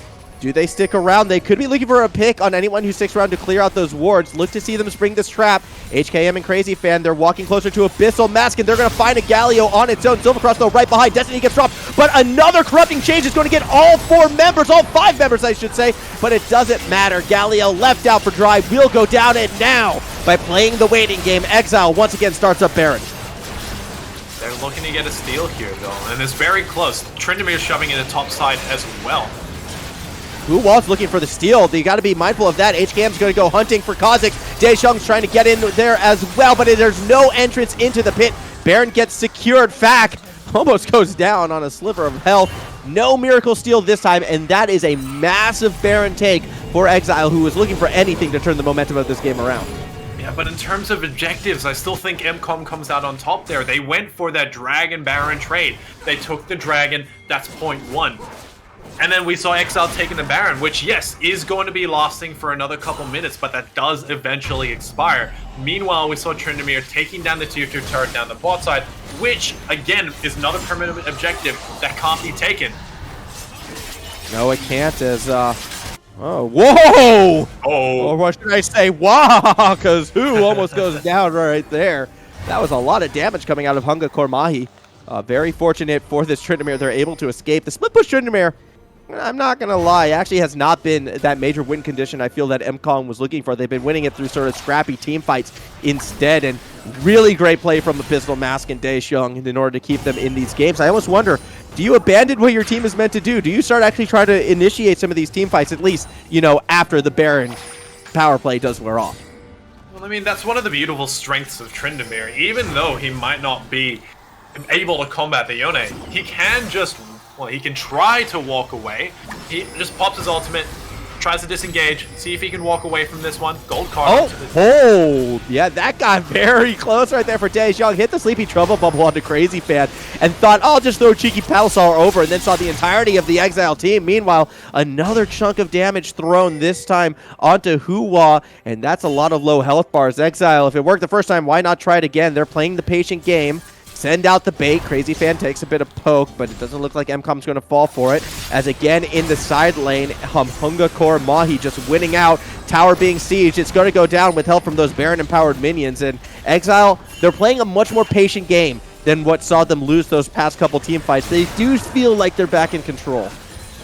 They are looking for something onto HKM, but unfortunately they're not going to be able to do so. He backs away with that one. They are not going to capitalize on the rest of these Baron and Power minions, rather going for the resets, seeing what they can get with this Baron power play, with the goal that they've gotten from those objectives that they've taken down around the base. But now, the next objective is that final Mountain Drake. Well, final for MCOM is the goal for them to be able to take in the next minute and a half. Yeah, that's going to be a interesting fight, I am sure. And you can sort of see already a lot of members of each team just sort of resetting for this fight. The only players who haven't really had a chance to reset yet, and this could be quite important, one of them just did, but we're still waiting to see Doremos Amigos actually recall and get themselves sort of itemized up for this upcoming fight. Currently sitting on about 1.5k sitting gold, and that's going to be a significant, bit of power too. What has kind of become almost a hybrid Twisted Fate build. I have to admit, I wasn't expecting to see this come out today. No, definitely not. But it does give him a little bit more range to be able to get those gold cards off onto the priority targets, and that's definitely something that you want to go for, especially to start off a team fight, especially to catch out, whether it be the Varus, whether it be the Zoe, or just keeping the Kazakhs at bay for that little bit longer. As we do see another Sleepy Trouble bubble connect. Fortunately, the dredge line will take Fact to safety.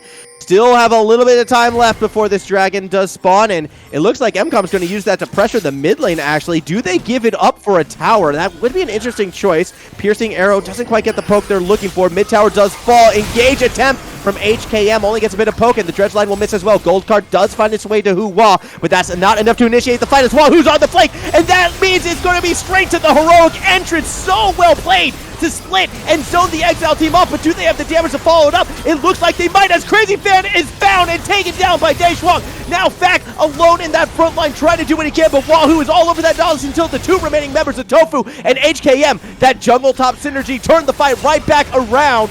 A chaotic one, a snipe from the Piercing Arrow actually reveals the position, and it turns to the quadra kill, it turns to the ace, and Exile take a massive team fight. And here's the problem. You know why everyone hates Viego? Because of that. Because of his resets. Because of his ability to gain HP back when he doesn't necessarily deserve it. He's done so much for that team. Even though it looked like Exile were faltering. Even though it looks like Exile were slowly losing that team fight. They didn't have the pick. They didn't have the start jump on MCOM. They still managed to have that Viego turn that fight around with the rest of his team. Kalista died, they managed to be able to turn that one around with such a powerhouse of a jungler, and they secured that second dragon of a mountain drake to be able to give them a little bit more fighting potential, a little bit more resistance to be able to turn their fights around once again in the future. I still just can't get over how good the setup, though, was from MCOM, and that's what has me concerned, because you want to talk about finding your best shot.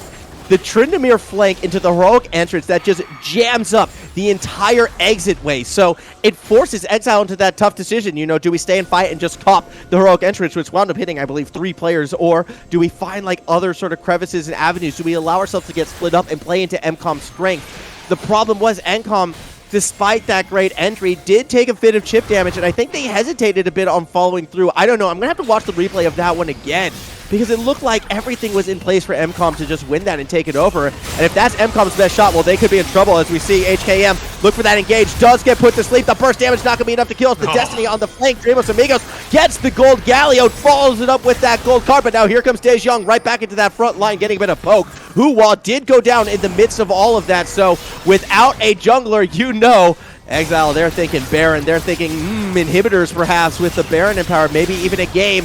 I wouldn't be surprised though if we see a steal attempt or some pressure placed elsewhere on the map. You can see Wahoo taking it down the mid lane, trying to get something going, but it's not going to be much. Another major objective goes Exile's way. Yeah, there's only so much a Tryndamere can do to be able to shove in a mid lane wave when there's Baron empowered recalls coming on the side of Exile. And we also have HKM, the massive engage, getting a 2-man ultimate, flashing, getting a massive 2-man knock up with his Q as well, just to be able to lock down these members and be able to delete that priority target, the jungler, to be able to then get their priorities around these minions, shove in the waves, open up the bases potentially. But we'll have to see if they're going to be able to pull off this siege. They have done so before. All they need to do is keep their distance and let the Yone do his thing. Yeah, will they be able to keep that distance, though? I mean, we did say, you know, one of MCOM's strengths in theory should have been the pick, and I know I keep going back to that. And we haven't seen that really come into play just yet, actually. It's been a bit rough for them in that regards, but perhaps they can pull it off in this instance. They might not have a choice. It's either kind of find that kill or go down, as Wuha wants to go one-on-one against HKM. I'm not sure this is the right choice, my friend. Yeah, that's going to be a solo kill as the Destiny gets used to dive on to Silver Cross. And those are 2 picks that MCOM could not afford to give away. Wahoo chops the Undying Rage, trying to stay alive as long as possible, but that shield's going to be too big, and we're going to lose a top laner as well, I feel. This is a disaster for MCOM, and it could be the way how this game ends. Abyssal Mask will do what they can to try and stay alive, but the siege is too strong. Wahoo did escape, but won't be able to do too much in this one. Exile, it wasn't clean, it wasn't pretty, it got down and it got gritty, but they were able to bring it back. The final siege on the Nexus will take it down, and Exile wins their season opener. real unfortunate for MCOM. They did a lot of work to try and bring that one back. They were on the brink. They actually almost managed to do so. And we have to give them so much credit for being able to get a couple picks onto some priority targets. The Nautilus, the Callista, taking them out of the fights to be able to, they can get the advantage with the follow-up fight. The problem was Exile just played their game a little bit more patiently. Once they decided that they needed to wait a little bit before they went on the offense, then that's when they started to be able to turn it around. They picked up objectives. They took the final dragon away from MCOM, denied that soul, and then was able to take the game away from there. Yeah, it felt that was the case, and it was a heroic effort from the MCOM side. I still loved the setup for the team fight that wound up, well, kind of losing them the game. Still, it has high hopes for me because this team is one of those ones that's been difficult to place. Are they a semifinalist potential team? Are they a playoff team? They're one of the unknowns coming into the split, and I liked a lot of what I saw. Unfortunately for them, they just couldn't execute at the end when it did happen to matter the most. Now, we're going to throw it back over to the desks, though. Baz and the boys, Baz and the crew. I don't know. Whatever you want to call them. I'll let Baz come up with his own name for once. I'm sick of trying to come up with the names for him. I'm just going to let him take it away. So that one there, Formal and Tico. I don't think we could actually come up with a fancy name, but it is a monkey, a vampire, and a gremlin. There you go. That's what we'll go with. That's what we're going with for now. Baz, Hedgie, nice to you once again here for the wrap up of game number 4. Cheers for that there. Formal and Tico for the action there of MCOM versus Exile. Hedgie, Exile with a W. Let's go. Let's go. Good stuff. I mean, how you? Yeah, It's fine. Yeah, we're gonna win, guys. It's fine. It's whatever. I'm really calm. Expected W. No, I'm very happy. Why didn't we pick Olaf straight away was the big question on everyone's mind. You know, obviously you guys ask me all these questions. Why didn't we pick Olaf straight away? He's obviously the best champion in the game, but no, overall I was really happy with the boys' performance. That quadra kill from Tofu was sickeningly good. It was not the perfect game. Had some throws at points, had some pretty badly played team fights, but in the end we took it out, and I was really happy. Well, I want to chuck the breakdown to you first here, Nightstar, before we give Hedgie a chance, because obviously being the coach, okay, so we'll give him a moment. But how are you thinking about the draft? I know alongside a lot of our cast we're discussing the game. We had some interesting thoughts about how the draft went, not just on Exile, but on MCOM side as well. Yeah, this draft was a little bit strange, kind of on both ends. I know Weapon brought up the fact that Yone is certainly an odd pick here, especially to send in a top lane when there are something like an Irelia that is just much more powerful as an individual champion and does basically similar things as it's being drafted in here for. But when you get Viego, you've already won the draft to a certain degree. And then over on the flip side, while I liked the Varus Zoe synergy, Zoe also able to get early priority, especially into Twisted Fate. The issue was you're kind of pairing it with a Kha'Zix who isn't really able to capitalize off of it, wants to kind of get through the first couple of clears on his own, scale up, get that first item. And it was really an underwhelming performance, even though this Kha'Zix did find impact, wasn't able to snowball around it because of other situations. Yeah, and I mean, it's just a lot about teams finding their win conditions. I think we kind of in the early game got some really good kills, got a lead, but we kind of then threw by like taking 5v5 full on where they had Trinity mid there and everything, and when we had a bit more of a pick comp and we're trying to actually just catch out people and go slow and let Yone split in the side lane and force pressure. So obviously just some minor mistakes from both teams, and draft wise I thought I was really happy in terms of like I was really happy in terms of what we got. Was a bit more of an aggressive draft than I was actually thinking we would go for, but we just saw the Callista option. Varus kind of get speed and bow here, in my opinion, just in what we can do with the Nautilus as well, and we just had a bunch of pick potential, some really strong side picks, and kind of the thing I'm happy about is like anyone on the team can carry. So like, you have 4 champions that do a lot of damage, and Yo and Viego, TF, and Callisto. So if any one of them gets ahead, they're a danger and they're a threat. So then we had the CC to back it up. So I was pretty happy with the draft. I thought it was pretty decent. But MCOM did have some scary picks, and they did get their Kazakhs on their best player. So that was a bit scary for us, and you could see it really being potent in some of those fights and just doing a really good job to get some advantages. So yeah, I was pretty happy to take it out in the end. But yeah, I thought they had some decent ideas, some decent picks. But yeah, probably just not putting it all together, I guess, in terms of champion synergy across the page. Been the story of today so far. Just putting all the champs together into a functional puzzle. It's been a lot of mismatch. Yeah, exactly right. And not just that, but comfort, I feel, as well, might be another thing. We're seeing the guys who are comfortable on these picks, they're popping off in one way or another at the end of the day, right, lads? And, ignoring Wahoo's 80% speed run on Tryndamere, bringing that Ghost, of course, trying to see how fast he can either kill enemies or die, either or. I do have to bring up, I want to say, the mid-game stage as well here. And again, I'll direct this more towards you, Nightstar, for this one. Heiji, obviously, you'll debrief you with your team about this one. So I'll leave you to that. Obviously, won't do that on stream here. But, Nightstar, what are your thoughts about the mid-game? Because it was kind of messy on both sides, right? There's a lot of times that MCOM was able to catch out Exile time after time. But there's also a lot of moments MCOM could have capitalized on major objectives or pushing the lead, and they just didn't. And that gave Exile a chance to come back. Yeah, for the side of MCOM, they were trying to play around their pick power in just the Kazakhs, and obviously they wanted to have that Tryndamere in the side lane as long as possible.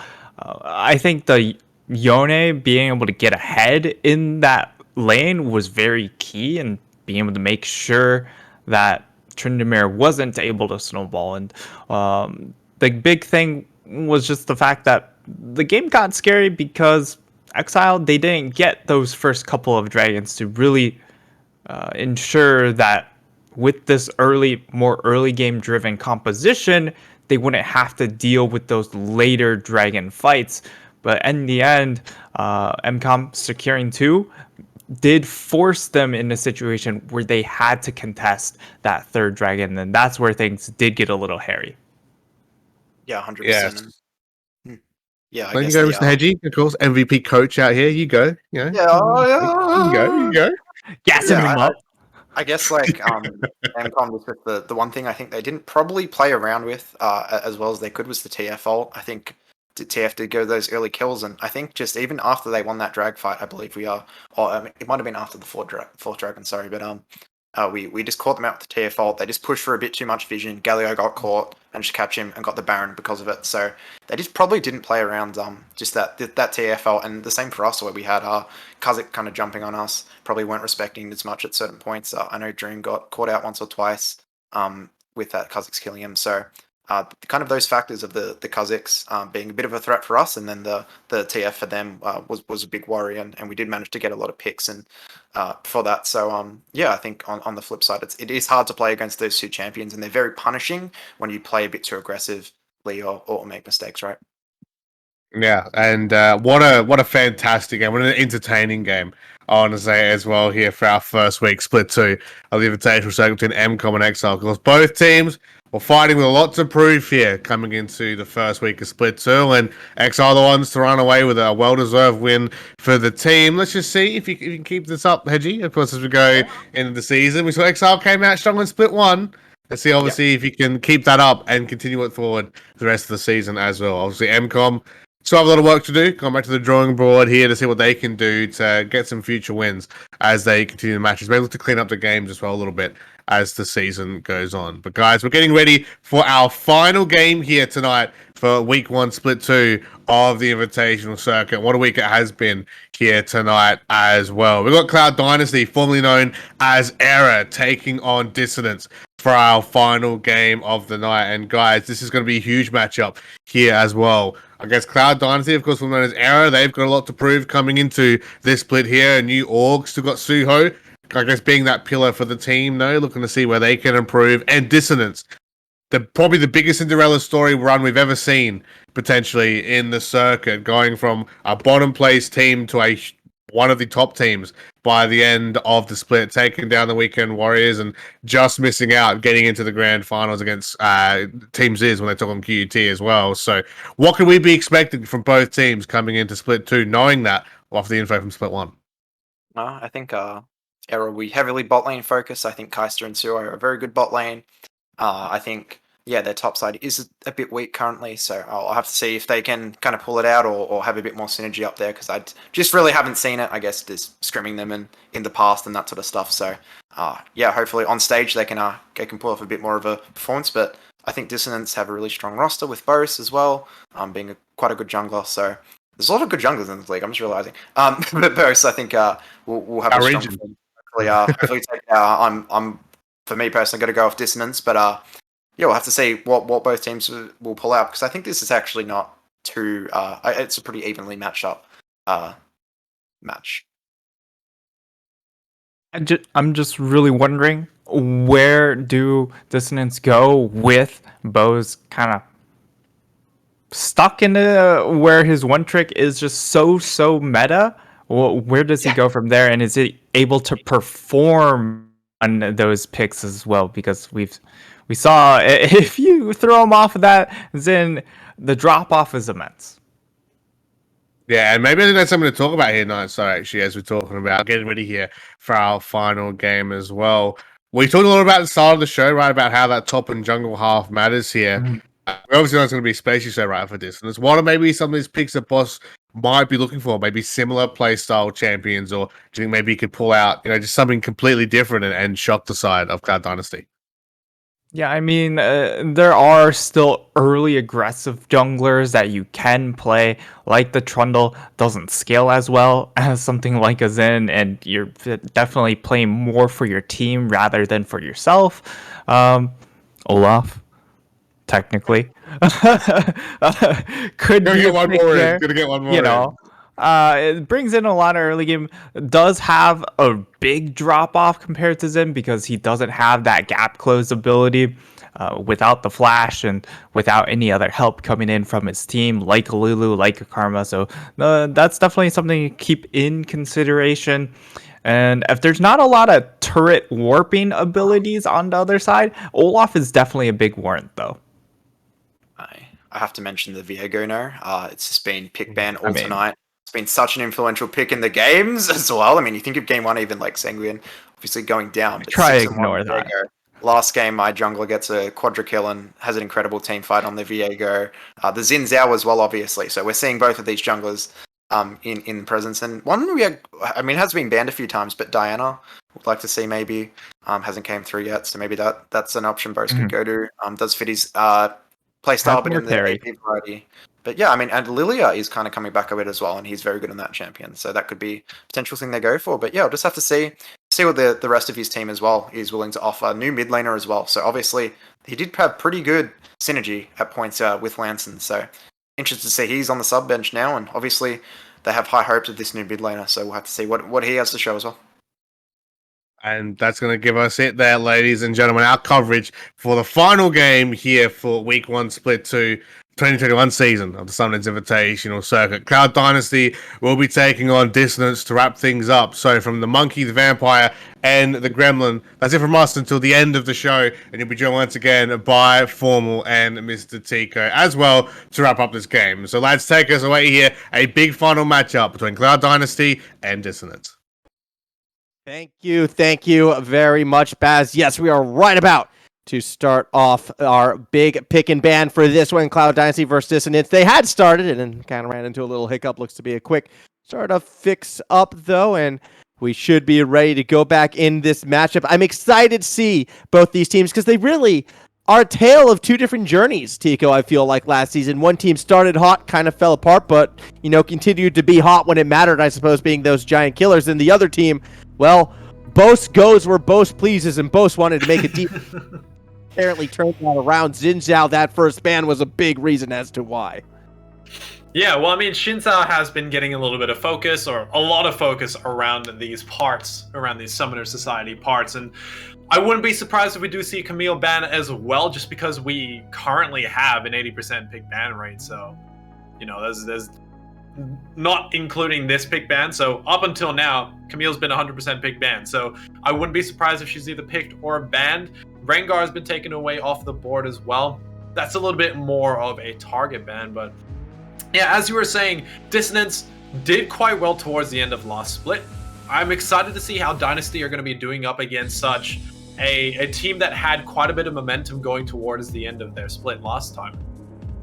Yeah, it'll be exciting to see what they can do and if they can, keep that momentum continuing on, as we're seeing a lot of jungle bans actually being thrown towards Shark's way, which is a little bit interesting. Now, Bose is not just, the jungler of this team, also a bit of the captain, also a bit of the shot caller, is the heart and soul of this Dissonance side, which is why it's not too surprising to see bans go that way. But once again, the Viego is let through, and now I'm starting to get annoyed, Tico. We're getting to that stage because this champion keeps getting through, keeps being the deciding factor in match after match after match, and at what stage is enough? Okay, look, there's a reason why nobody likes Viego or everyone likes Viego, because there's only those two flip sides of the boat. There's no medium, because you either hate or you like Viego, right? It's because he does such a significant amount of damage, and he has the sustain to back it up. And you're like, oh, just build an execution is calling, an Orb of Oblivion, you'll be fine. No, no, he's got resets, and he's invulnerable for that time as well. Sorry, he's untargetable for that specific amount of time as well. So it's going to be a little bit hard to be able to combat him now that Dissonance have that option. And they also have some engaged tools to help the Viego get through just with one pick alone. Ashe on that enchanted crystal arrow being piloted by Kaista could be a threat, but one thing that does worry me already is going to be that damage output of the bot lane. We did see Q-Rate get the Draven, and is known for his Draven play as well. Like, this team isn't a team of one tricks. I don't want people to believe that, but there definitely are comfort picks on the Dissonance side, and they got one of their big ones. So we'll be very curious to see if we do see that bot lane damage be put into effect. Again, Dissonance as well, they like to play fast tempo, they like to play high tempo, they like to fight a lot, and we're seeing a lot of damage being set up. The Rakan is what's going to be locked in, and this is a little cheeky, actually. The Quickening can possibly be one of those anti-Viego tools. Yeah, it definitely can. Just being able to CC Viego, not necessarily point and click, but you need to be able to lock him down for an extended period of time to be able to then shut him down effectively. But on the flip side, you also need to have the rest of your team near you to be able to capitalize on your CC on the Viego to be able to get the damage out before he's able to start moving again. Because once Viego starts moving, there's no stopping that train. The brakes don't do anything. No, they do not. When they start a rolling, they keep on a rolling, and then, well, we've already seen one quadra kill today. Why not possibility of a penta still? When we look at our, this matchup thus far, I kind of can make that same argument about Q-Rate right now with the Draven, and I do feel like this team is possibly going to be focused a bit more around that Draven as we hit our next bans. Malzahar and Camille continuing on the 100% ban rate, Tico. You kind of called it ahead of time. Wasn't locked in that first rotation, but definitely won't be locked in the second. Yeah, well, 80% ban rate, 100% pick ban. Camille is definitely one of the priority targets here. We did see it on the beautiful, the gorgeous, Blue, because who else would be playing Camille? But otherwise, yeah, Camille's been doing so much right now. Viego as well, 100% pick ban. They picked up the Rumble, which is an interesting one. That is blind. I'm excited to see whether that's mid or top, but most likely going to be shoved in the mid lane. You can also see it kind of sneak back in the jungle. You can put Trundle top depending on the matchups right now, and I don't think Trundle would be the worst into the Ornn. That could be a lot of lane pressure and another avenue perhaps for this Dissonance side to get a bit more of that early game tempo that they might be looking for. Meanwhile, I'm seeing more protection tools and kind of more engaged tools being locked in on this blue side right now of the Cloud Dynasty. They kind of need that last piece to put it together, and it's going to be even more engaged. Look, if you ban the man's Thresh, he's just going to get the next best hook in this situation as well. Nautilus also got banned, so you get the next best hook, and that's going to be that Blitz Crank as Zoe gets locked in as our last pick, and that might be our proper mid laner, Tico. I have a hope. I have a prayer. Rumble in the jungle. Please, Dissonance, make it happen.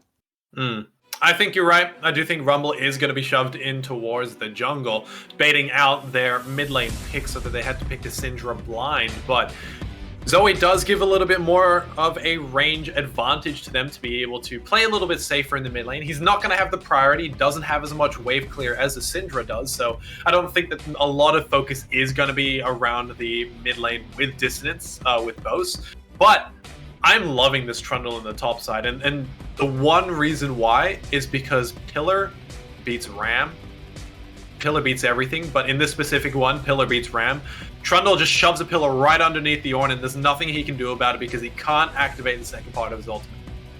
Yeah, absolutely, and it is interesting to me because I do feel when we look at the lane priorities, I'm kind of favoring, well, at least until pre-level 6, I'm favoring the side of Dissonance quite heavily. The bot lane is the only one post 6 that might turn around, but even then, it's going to be somewhat telegraphed when we see those plays. I feel so much of Cloud Dynasty is going to be reliant on Shark and this Viego to make things happen, because when you look elsewhere, you've got all the engage tools and you've got some team fight tools, you've got some good spacing, but is Viego really that much of the power pick to be the glue that holds it all together?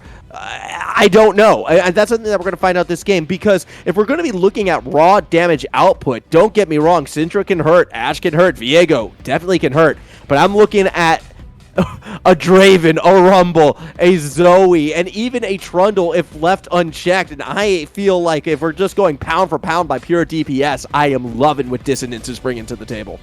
Yeah, Dissonance have definitely brought in a composition that is going to be doing so well if played right, because they don't have the traditional front-to-back teamfight composition that we are seeing from Dynasty, from Cloud Dynasty. But in saying that, they have the opportunity to be able to get that early game advantage, as you mentioned. Rakan Draven, that's a lot of damage, that's a lot of engage, and quite a bit of CC.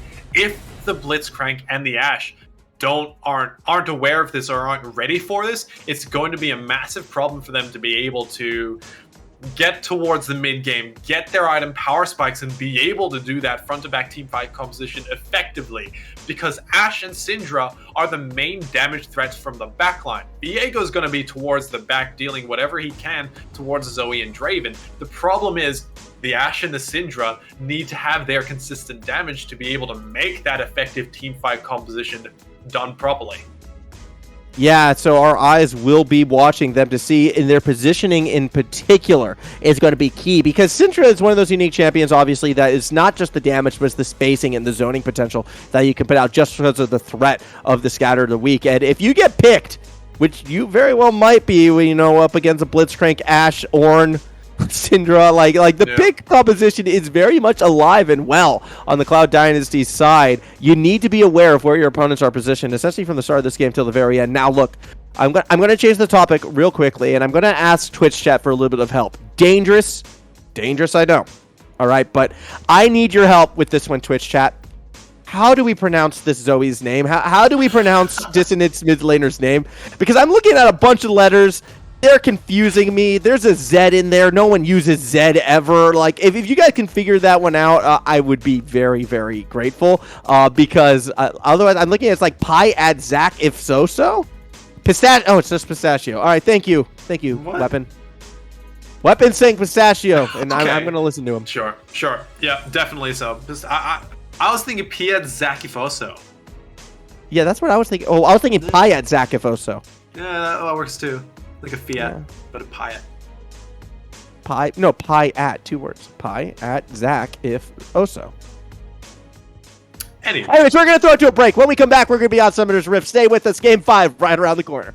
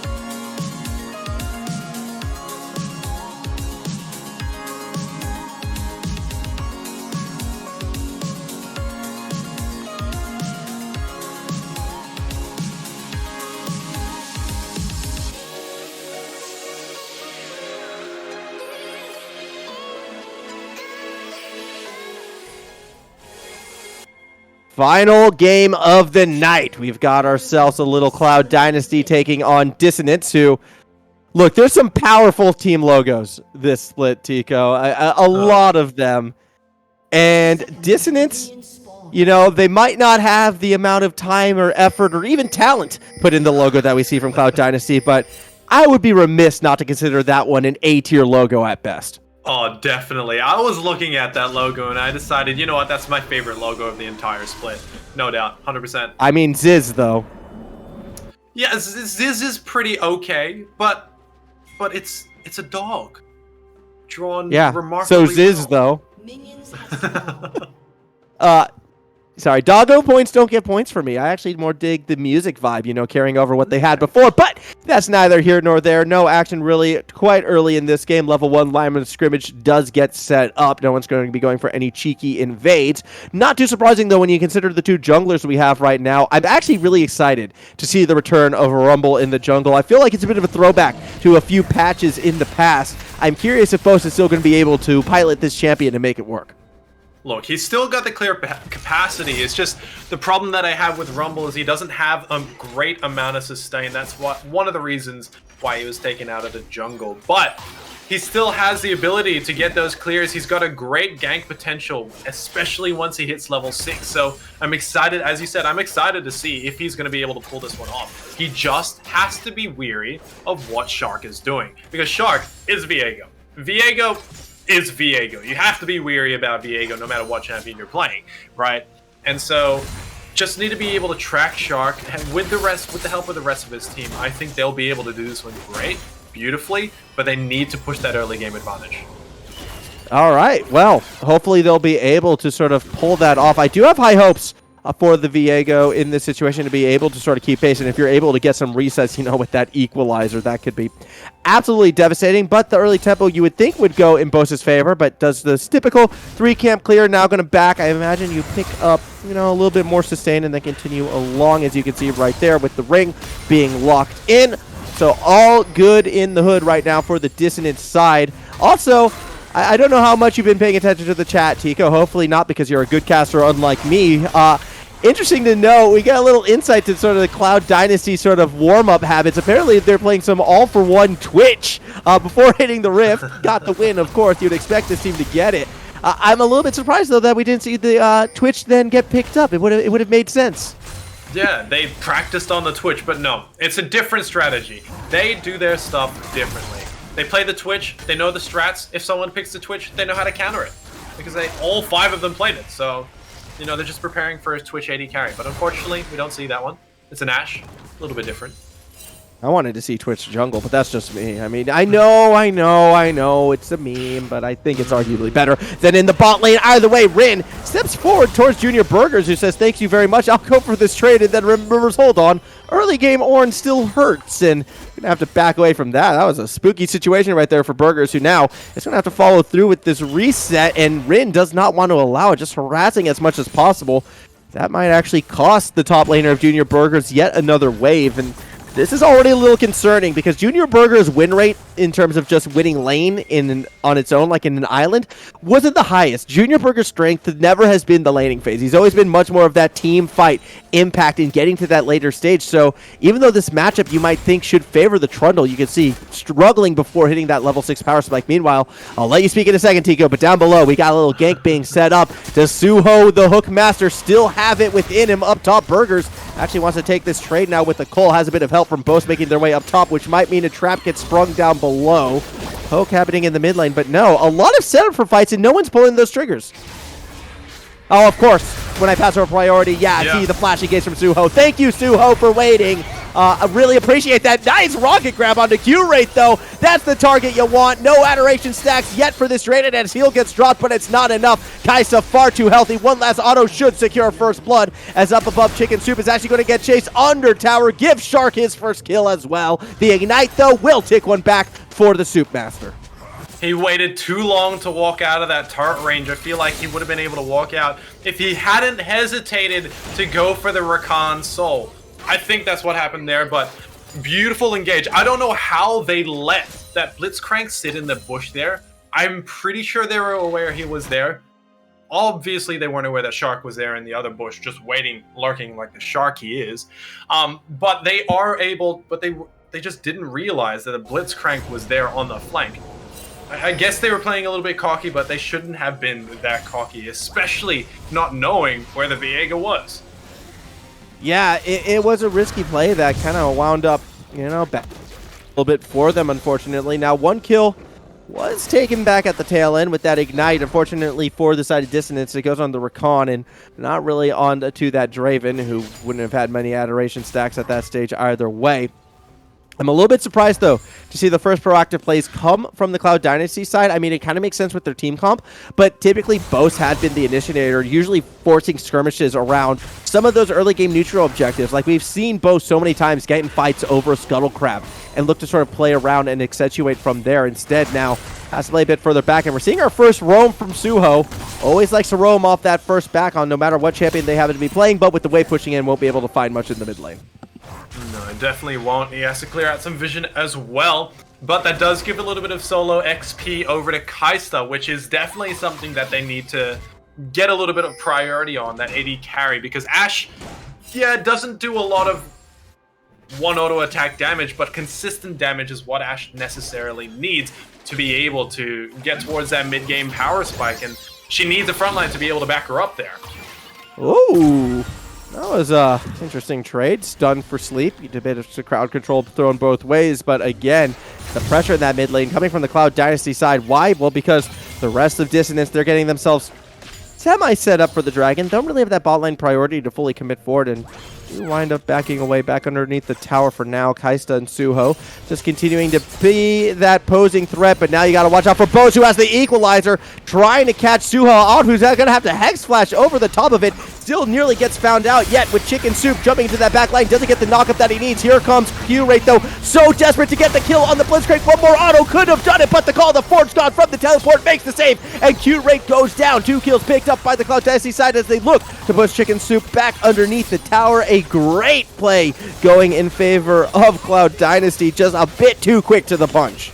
I've got to give a lot of credit over to Rin as well to be able to get that teleport off and stop that Draven from getting that final auto attack onto Suho Chonsa, which really just saved his life there, and did so well to be able to turn that team fight in their favor. Off the back of that, they do pick up the first dragon as well, this one going in favor of that Cloud Dynasty team, being the Mountain Drake, giving a little bit more of an oomph to their front line and their back line to give them a little bit more sustain, a little bit more of a defensive structure when they start to go for those fights.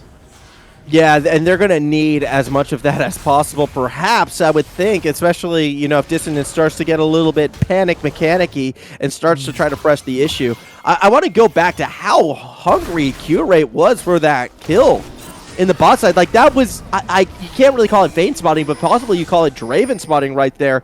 It was sort of the sunken cost fallacy of, well, I'm in this deep, I might as well try to get the kill. But that was never going to work out in their favor.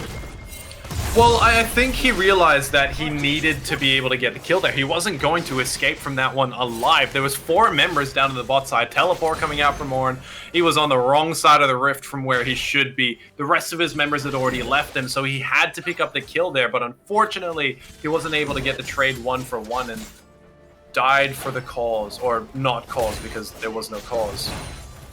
No, exactly. Just kind of died. But fret not, Dissonance fans, because still very much in this game, and it's coming from a post-level 6 topside. We were kind of waiting for the power spike to favor the Trundle, and once you get those first couple of items, now Junior Burgess has been able to control this lane, and you can see already kind of accrued a 1k gold lead over the likes of Rin, who may have had that great teleport play, may have helped out the team, but is losing out on the gold race right now, and that's going to be a little bit painful for the blue side of Cloud Dynasty, but where they have that gold lead, it is in the bot lane. And if Kaista continues to kind of start to gold gap Q-Rate, then you start to see the damage gap come through, and that's when Dissonance will be in trouble, because they need this Draven to be that primary damage source moving forwards. Yeah, but, I mean, the Ornn is not the priority in terms of getting gold on top of him. Bot top side. Yeah, we see the equalizer get dropped, and it's not going to do too much right away. Rin actually stood in it for a bit longer than what we would have expected. The Call of the Forge God was used, and A lot of ultimates, not a lot of kills. Here comes the hook, and the rocket grab connects. Unleash the power, secure the kill. Suho does it again. Meanwhile, down in the jungle, that's just going to be Boast poking away, not able to find too much.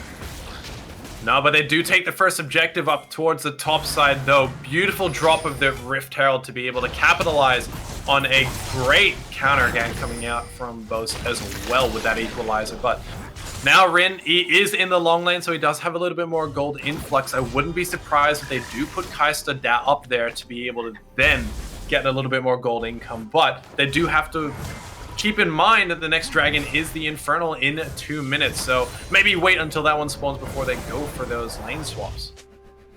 Yep, they'll try to buy a bit of time for it, I imagine. As you can see, most laners kind of returning to the status quo, although we are seeing Burgers go on the bot side, and even with teleport available, this could be a little bit cheeky. He has gotten, as you mentioned, that first tower, so they could be looking for perhaps to swap things around, but why not go for the gank play first? Why not try to force something?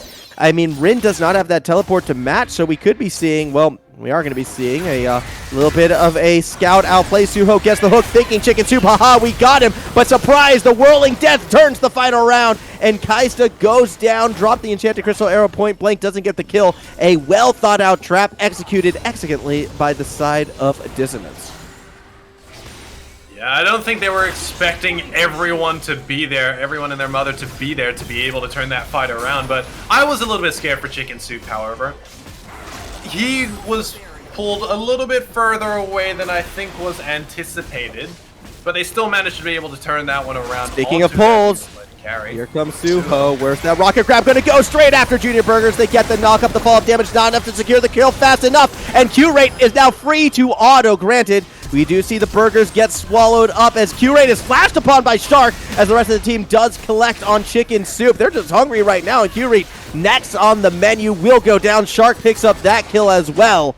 And this is turning into a bit of a one-sided affair for the Cloud Dynasty, once again initiated by Suho.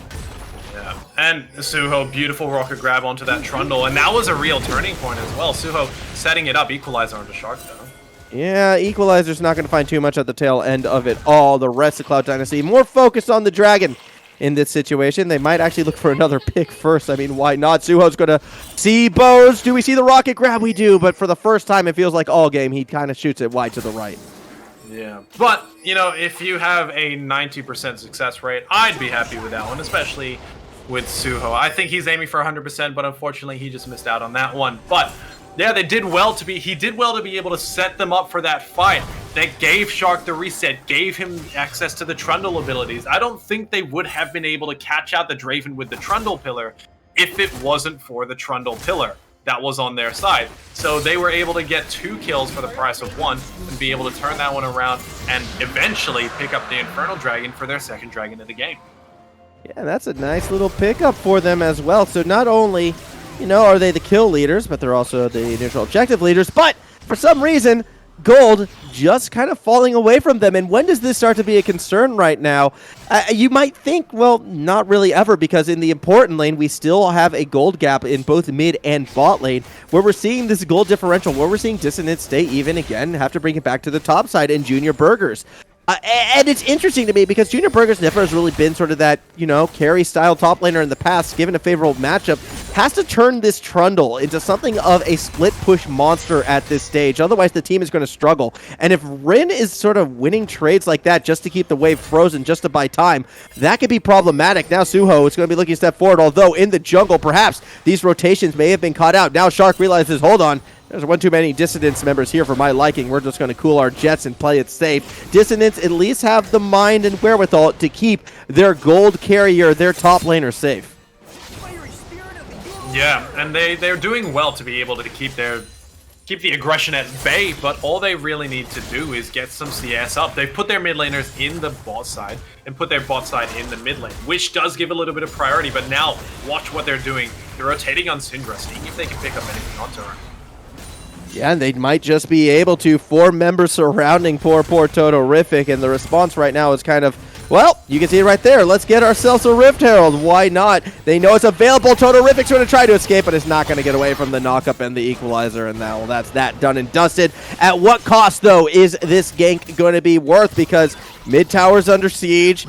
Rift Herald's being secured, so that could be more tower damage. I mean, they do get themselves that bot tower, and that's more gold in, you know, this Zoe's pocket, whose name I'm too scared to pronounce. Still, Junior Burger's going to be harassed by Rin. Does find themselves back under the tower. How was it pronounced again? It was like Piazza Cifoso. Piazza. That's right. Piazza Chioso. Piazza Chioso. You have to say it with an Italian accent, though.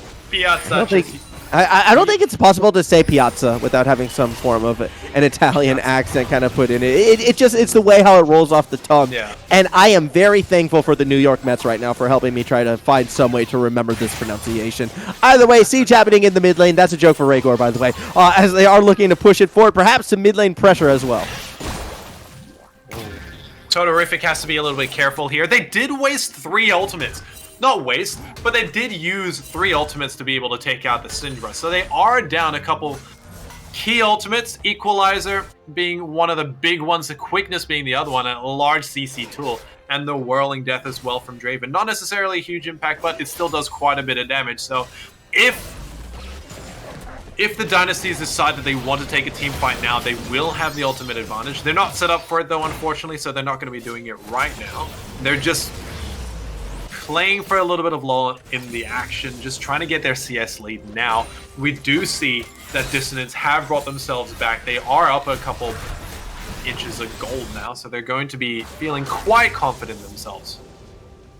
Yeah, and hopefully, you know, we get to see them try and make a few more plays, because it has been a tempo dictated by the side of Cloud Dynasty for the most part. The most proactive play that we've seen from Dissonance that's gone their way has been that fight we just saw down bot below. I feel like, though, there's still so much sitting gold available for Cloud Dynasty with that mid tower that's about to go down, with the bot tower that's probably not going to be too much left long for this world, that eventually we will see the gold start to even out at this stage. But as it stands right now, it's such a close game despite the high kill count going against the team with the Draven, strangely enough. But feel the sense that it can go either way still lingering, especially if Junior Burgers again can continue to apply that side lane pressure, can continue to be arguably the most dangerous champion on the Rift. Yeah, but this goes to show how well Dissonance are playing, though, and bear with me for a couple seconds while we see the Ornn. Yeah, well, but look, this is going to take a while, Tico. Go ahead. Is it? It is. Yeah. Oh, this might not, though. Chicken Soup over the wall does get harassed and poked and scared away. We're still going to see... Oh, wait, no. No Battlestar. Haha, Piazza, which is sort of faking us out right there as Bose tries to cut off the escape, but now with no more Flame Spitter has to turncoat and run away. Enchanted Crystal Arrow doesn't connect, but that Battlestar does, and that forces Suho back as a teleport comes through. It's a half-health Rin, who does have the Call of the Force God available if Cloud Dynasty want to continue this fight. That option is there, but Q-Rate says, ooh, that looks like an Ornn on his own. Have a little taste of this axe. It doesn't do too much now, but you don't want to get too many of those thrown at your face. That will cause everyone to back off. Trundle, however, getting free turret play and getting free turret up in the top side. And no one is yet to contest. He's teleporting for this dragon, though. Yeah, he is. Equalizer comes down, but it's still going to be secured by Shark, who's not going to be able to escape as Chicken Soup does catch out Kai'Sa with the quickening. Down below, though, it's the rest of the Cloud Dynasty side just cleaning up everyone who they can. Flame Spitter goes down onto Q-Rate, absolutely melting this Draven away as Piazza gets caught with another rocket grab, and it's another pick for Totarific as well. Fight being turned back around as the final 2 remaining members of Dissonance have to make a run for the hills. A follow-up from Shark, though, is going to catch him down as Burgers does get to the safety of the blasting cone, does dodge the Scout of the Week, yet it's the Viego that is still on the hunt, tries to grab Chicken Soup, but it's just a little too far back. Yeah, it's a lot of chase down coming out from the Viego and the rest of the team, but they were able to hang on Dissonance with Chicken Soup and Boast to be able to escape that one. But that is a 3rd dragon going in favor of Dynasty, and it's looking worse and worse for Dissonance as time goes by. But you have to notice that Dissonance are still up in gold, which is a massive feat, and it's something that I wanted to talk about earlier, is the fact that they're still up in gold, down objectives, down kills, but the fact that they're still managing to maintain this gold does give them a little semblance of life when it comes toward this mid to late game. Yeah, as we do hopefully see perhaps one or two more fights go Cloud Dynasty's way, because at the rate that this game is going, that's all that they need to possibly take this one out in its entirety. Yeah, they definitely do need to be able to pick that one up. But Dynasty, they need to play more of an objective game like they already are. They've picked up 3 dragons, but they only have 2 turrets. And I feel like that's a lot of where the gold has gone for the side of Dissonance, is the fact that they've managed to put Trundle up in the top side, giving him free reign to do whatever he wants. He's taking 2 turrets. Meanwhile, top side. And meanwhile, top side, Piazza maybe bidding off a bit more than they can chew right there. An interesting arrow comes screaming by. I mean, that would have gone very, very poorly for Piazza, who needs to be a bit cautious. Everyone always underestimates Ornn's damage, I feel like. Like, this champion hurts quite a bit, and sometimes all you need is that first bit of engage tool, and then the follow-up would be enough to secure the kill. Meanwhile, in the mid lane, we can see Shark kind of leading that charge, trying to establish a bit of vision as wards do get dropped. Not much going to be followed up after that. Junior Burgers as well, continuing that siege, and this is what we want to see Junior Burgers doing. This is the win condition right now for the Dissonant side. It's all on Burgers. Uh-oh, Piazza actually is able to flash out of the range of the rocket jump. You can see Suho was trying to go for the silence to prevent that from happening. A bit unsuccessful, and they're going to back away from taking this tower as well. No minion wave. Definitely not. But I like that they've put the Syndra down on the bot side. They need someone to wave clear against the Trundle, keep him away from the turret. The problem is, you don't want to be fighting there. Rakan's rotated towards the bot side, gets spotted out on the control ward there. Todorific just needs to keep his distance away from Junior Burgers and keep him away from the turret. Doesn't do it effectively, though. No, he definitely wasn't able to make the save, and it wasn't even a case too of like the distance being the issue, because it felt like Todorific got right up next to Burgers there. Wasn't even trying to keep the distance. It was just desperation to save the tower almost. Yeah, and that's the sort of thing that you need to take into account, is especially when you are down in gold, and a collective team gold is so heavily in favored right now of Dissonance purely because they have those turret objectives. And I feel like this is going to be a huge turning point. I mentioned before, I'm going to say it again. Dissonance, they are taking these turrets like there's no tomorrow, opening up the map, giving them more opportunities to get deep vision, giving them, in turn, more opportunities to get some vision control around these major objectives. Next one being that next Cloud Dragon. 1 minute left to spawn on that one. They need to get some vision control to be able to stop that Cloud Soul. Exactly, because that's going to be my next point, though. It's like they're trying to give themselves these opportunities, but they haven't been able to take down that mid tower, and as a result, they haven't really been able to follow through those opportunities. You can just see in the vision right here. They don't really have much deep vision at all, except for a ward by the bot side Krugs, which might catch someone roaming up to the dragon, might give you some idea how far away they are, but that's not going to be the most helpful ward by any stretch of the imagination. So while it's all well and good, they're getting more gold in the bank. All of it's going on to Junior Burgers, who needs to have, you know, that large impact for situations like this. But instead of providing that split pushing pressure, Junior Burgers is at the pit itself, just kind of whittling away at an Ornn who could kind of care less at this stage, and who is now going to turn it around. The decision making not quite on point, but the call of force shot missed. Chicken Soup was able to disrupt it, but Junior Burgers runs back in. They don't use it to escape. They use it to get further caught out, and now with the main damage dealer gone, it looks like Dragon Soul is probably going to go in the way of Cloud Dynasty. Q-Rate nearly gets caught out by Shark as well. Rocket grabs a little short, but the main goal, the main win condition, that Cloud Soul is going to go in favor of the Cloud Dynasty side. I still have a massive question mark as to what Dissonance are doing right now. I guess they're not putting a lot of priority over Cloud Dragon. Not many people do, but that's just giving them more objective control. Bouncy castle! Alright, Equalizer comes through, too little too late. That's going to be another kill secured by the Cloud Dynasty side, who just keep putting on pick after pick, kill after kill. By the way, Suho, flash rocket grab. We saw that, mate. I mean, he's a god with the hooks. What do we expect from the man? He's just going to be doing God's work with these little grabby rocket things. I mean, he's just such a pro in these champions. If he doesn't get access to Thresh, he's going to go for Blitzcrank. For some reason, he's not going to go for Blitzcrank. He goes for Pike. Like, he just does a lot for his team as a support. And just being able to set them up to be able to go for success is a lot of the reason why Suho's team is doing so well coming into this game.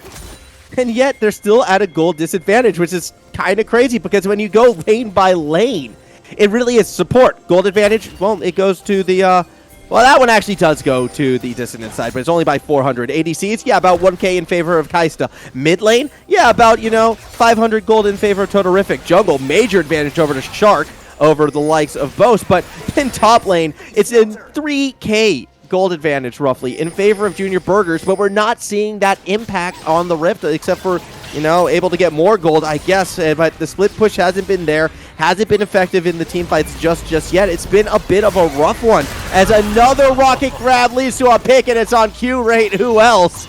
That's probably going to be a Baron. And now what can Burgers do in the split push if he's against Baron empowered minions? There is not too much they can do. He's just going to have to split push towards the bot side, see what he can get out of this one. Boast doesn't have access to Smite just yet, and I don't think he's going to be able to get close enough to this Baron pit to be able to do anything about it. Suho waiting in the brush. Yeah. All right. Goodbye, Boast. Thanks for playing. Thanks for showing up. You're going to go down. That's Baron secured, and they're going to come back in time to at least make it safe on the inhibitor. Heck, I'm not even sure minions are going to damage the tower. Okay, he'll get a little chip damage, but that's it. Just not much taken in response. The mid tower did go down, so I suppose there's that, but that mid tower was allowed for way too long, given the health it was at, and now Shark just making sure to clear out all of Dissonance from the jungle before clearing out the Vision themselves. And with this Baron empowered push, and with Suho getting the hooks that he's been getting all throughout this game, I feel like we're just one more rocket grab away from saying good night, everybody. Yeah, and we're not really seeing too much from Curate anyway, but he still has to be able to get that DPS down out in the team fights, right? And the problem is he hasn't been able to do so. Rocket grab here, he's been picked by Syndra there. It's just been a massive problem for this Draven so far, and I want to be able to see him be able to impact the game, but in his current state, with the items that he has, he's just not able to keep his distance for long enough to be able to avoid the massive amount of damage that is coming out from the rest of the Dynasty team. Yeah, it's so hard, though, for Q-Rate to find openings to get that damage through, though, right? Just because, again, we talked about the zoning potential at the start. Rocket Grab, Enchanted Crystal Arrow, plus the Volley, Scatter the Weak, even the Call of the Forge God. These are all things that Draven cannot afford to step into, so the setup has to come from their own team, but it just hasn't been there because the initiation has been coming from Suho. It's been coming from these rocket grabs, and every time we get into these fights, the Dissonance side has been on the back foot. Well, now Burgers is saying, you know what? Let's race because I need to have an impact, and this could be the time to do it. They actually trade inhib for inhib, and it doesn't look like Cal Dynasty is kind of willing to back off just yet. Yeah, he's still going. The Whirling Death actually stops the back from Rin as Boast needs a perfect equalizer. Throw it, man, throw it, but he has it on cooldown, still stopping the back. We DC Syndra get through, but Burgers is onto the Nexus. No way, Call of Forge God goes through, but the damage is there. Burgers is going to end the game. One more auto, and he does it. What just happened? Burgers steals it away.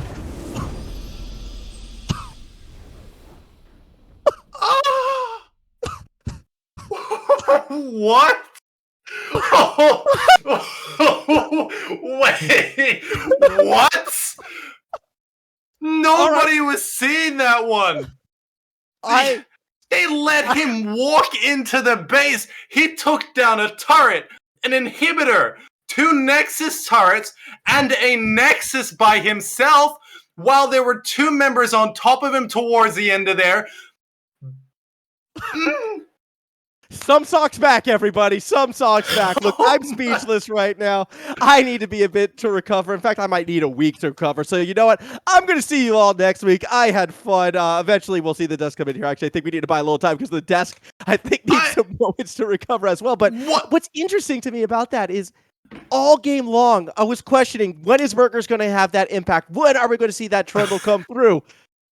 Waited to the last possible moment because Cloud Dynasty was fixing themselves to end this game, and the split push didn't even need teleport to do it. It wasn't like some cheeky teleport backdoor play. No, he just walked it down the bot lane. He had minions with him to support him. He's like, yes, my little squires, let's walk in towards their base. You take those turrets, and I will take the rest of their Nexus. He absolutely just walked in there. The rest of his team, although I have to give him so much credit for stopping a few of the recalls. They stopped the Ornn the first time. They stopped the Viego the first and second time. They also denied the Ashe the recall to be able to get the DPS down on Trundle to be able to kill him before that Nexus. And the unfortunate timing of the Ornn not being able to hit the second part of his ultimate, it just all the stars aligned for Junior Burgers to be able to take that Nexus and the first game when honestly, I don't think they deserved it. You know what? I'm done. I'm done for tonight, Tico. I think you're done as well. Congrats on your own 5 predictions, by the way. The coming from you as well. But on that note, we are going to throw it to the desk right now. Hopefully, they can make more sense of that ending than I can. I'm just done for tonight. I'll see you all next week. Have a great day, everybody. Unfortunately, for one formal cast and one Tico, we don't know either. No one does. We're kind of done here as well. So we're kind of in the same boat at the moment. Baz, Hedgie, and Nightstar trap things up here for the final, or for the first week, I should say. Final week already. I'm jumping the gun a bit. Their first week of the second split of the Summoners Invitational Circuit. I mean, we might as well wrap things up, boys, because we got our XPK again. And I don't know if I'm 100% correct on this, but I believe that is our 4th, potentially 5th XPK in a row in the first week of a split of a SumSoc circuit. So we are entering our 3rd year now of XPKs. So there's a bit of trivia for you, I guess. There's something to take away.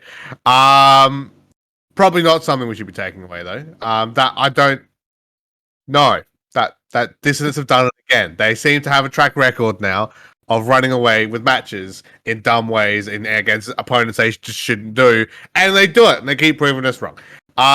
First off, guys, before we talk about any of that, I think we need to talk about the draft first. Let's start from the beginning and break it down here. So, Mr. Hedgie, I know you have an absolute blast of a time here, but what are we looking at with these two teams? So I kind of actually don't mind Cloud Dynasty's draft here. Obviously, kind of talked about it a lot. Repeatedly, but obviously their bot lane is their strong point. So picking Ashe Blitzcrank, I think, is a good go-to. Very strong early game champions. They do get that lead that they want with them, and their top side actually didn't perform too badly this game. Syndra finishes 5-on-1 or 6-on-1. Am I silly? No, 5-on-1. No, 5-on-1. But the thing about those champions is they're all relatively supportive. Viego gets through again. I don't know what's happening there, but he gets through again for some reason. But they get 3 champions that are good supportive, bring lots of CC, bring lots of disengage. And then on the other side, it's a bit all over the place. You got a bit of poke, you got, your Rumble in the jungle, which has been a bit yikes. You got your Draven and your Rakan, which is a pretty solid 2v2 lane. But then you got your Trundle. And now this man finishes 2-2. But he just ends the game. I mean, it doesn't matter. He just ends the game. This man's just come out of nowhere, and he just starts attacking towers. I mean, I think he took inspiration though from Darkmane's AP Trundle video, and he just thought, "Wow, this champion seems so gross. This champion seems so insane." But yeah, it's pretty. I don't know how to break this one down. I'm lost. All right, if I'm Cloud Dynasty's coach right now, what do you say? What do you do? Yeah, it's pretty sad. I know Nightstar's trying to say something, but his voice has been taken away by the power of Trundle, I think. There you go. It's this was a draft from Dynasty that you look at and say, all right, well, we kind of just hit all our marks. This comp is just, for the most part, a lot better than the side of Dissonance. I agree. And we literally won 99% of the game. Yep. Just the last 1% was the most important part, which was hit the Nexus. And we failed to do so. So, as a coach, I'm not that disappointed. It's definitely a fumble at the end. But just to kind of deep dive into the comp, why it was so good, the main reason why I really liked the Cloud composition was, well, you have this big pick in the Draven. However, he can't ever approach Ashe, Syndra, Ornn, and it's just so difficult for him to play these fights. And for them to early pick it, yes, they have a lot of confidence in their Draven player, but this composition is just so damn impossible. And we saw like early on, he got focused down, couldn't get it going, and there was never a team fight where he could actually be an AD carry. But Yeah. ironically enough, if Draven wasn't picked, then we wouldn't have seen Junior Burgers complete the backdoor, and Dissonance wouldn't have won. So because the one Draven Not ult, even 100% win rate. that's right, stopped Rin from teleporting. Stopped his teleport with the Draven ult. So there you go. So or was it a recall? It was one or the other. I can't remember now. But the point is, without the Draven ult, we wouldn't have had the fantastic finish with Junior Burgers. I know we had a lot of their games to talk about, but we do have to look at wrapping things up here, gentlemen. So we'll just fast forward to the end because honestly, it shouldn't have happened. Obviously, Tico was already going on about that. He thinks it wasn't deserved that these guys won. I think it's absolutely well deserved. These guys are a bunch of madmen for getting away with this one. Definitely just going, hey, well, what's up, guys? What's up, enemy team? You're a bunch of nerds. Have an X-Peke. And they kind of ran away with it, right? But yeah, the fact that like Junior Bird's kind of left alone down bot side for that long, do you really think that, you know, these other guys in Cloud Dynasty were really thinking about, oh yeah, you know, Junior Burger's down there, he's going to be a threat to the end of the game when they've gone 5-man, they're controlling the mid and the top lane as well, and they're essentially setting up a win. You know, I say this to my top laner in particular a lot, but they're just not pressing their F keys. You know, they're not looking where their opponents are, where their teammates are. It's just a bit of, I guess, lack of awareness, and these things can happen when you do that. You know, you can get away with these sorts of things. But yeah, I mean, Trundle's just one of those champions you just can't leave alone. I think Fiora would be the other one, in particular, that I would like to talk about. That's just like, dude, if you leave this champion for 15, 20 seconds, they've destroyed your Nexus. Tryndamere is another one, but I think Fiora and Trundle are arguably the best at split pushing. Yeah, if you let them split push, they will just destroy turrets. So obviously they're just getting away with it. Effect, right? It's quite literally the blue effect. It's kind of funny because I think the only two champions that couldn't stop the Trundle there were Syndra and Ornn, because they both burst. Like they don't have any. Yeah. Like if Ashe is back, then they're fine, right? Or Viego even can do like kind of damage over time a bit, with the red smite. But they're both just really, they're like hitting the Trundle. He's just not taking any damage, you know. So, but I guess one thing I want to talk about just a little bit as well is kind of Boris. I thought he had a bit of a disappointing performance here. Just want to talk about. I guess he's like the focal point of the team, in my eyes. So I thought he came in, didn't really have a great performance. 1-4 in the Rumble, but a bit lackluster for me, and probably been taking inspiration from my solo queue games, falling from Plat 2 to Plat 4. So, not a very good performance there. Yeah, definitely fell short when it came to expectations. But Yeah. you know, I will say to sum up the day, I whiffed on both of the 50-50 prediction matchups, but I hit all the other ones. I don't know how it happens, especially the Desire Weekend Warriors one. So, you know. That's actually a good question. I need to double check our graphic here. How many did we all hear, at least here on the desk? So you did that. Hedgie, you got... Oh no, you didn't get the second game. I think I got 3. You didn't get the third game. I got 3. You got 3. I got... Damn, By the way, I chose Dissonance. I didn't choose Cloud Dynasty, by the way. Haha. Definitely didn't choose the team that lost that last game. It's bad. But it's okay, because we move on to the following week, right, where we can get some better results. But all jokes aside, big congrats there for Dissonance for running away with a game that a lot of people, well, a big controversial game, we'll say, ran away with that one there. But, I mean, hey, you have that Trundle down there, his devices, siege all the towers. You've got teammates who are quite literally flashing forward to stop recalls from happening. I mean, and they get away with it. I don't know. I mean, maybe they deserve the win. I don't know. There are a bunch of chance there coming out from Dissonance. But that's going to be here, guys, for week 1, split 2 of the Invitational Circuit here. Of course, we've got plenty of action, season action happening here in split 2. Another 6 weeks of action. 2 of those, of course, being super weeks in week 3 and week 6. And that's not, of course, even talking about the final stage as well. So, hope you guys enjoyed the action here tonight. Of course, $2,000, $2,000 currently the prize pool available for these teams they're fighting for. And if you want to help support that, you can do so by going over to the Summoners Society shop. Recently revamped, relaunched shop that we brought out just as of last night, Sunday the 15th, if you're watching back on a VOD. But you can come support a lot of the teams. You've got special SIG merch. If you purchase any of that, all the proceeds will go towards the prize pool. So there's some really cool stuff to pick up there. And not to mention there's tons of other community members throughout the Oceanic scene you can help out and support as well by checking out some of their merch there as well. So the Summoners Society shop, go check it out. Summoners-Society-OCE, full stop, myshopify.com there for all of the shop action there. And of course, the schedule coming in for week number 2. We're going to kick things off with Dissonance coming back here now. Dissonance will be taking on Desire in a huge matchup to kick off game number 1 here in week 2. That'll be followed up by our boy here, Hedgie, with Exile taking on the Sanguine. Sanguine in the second match. I had to get it once.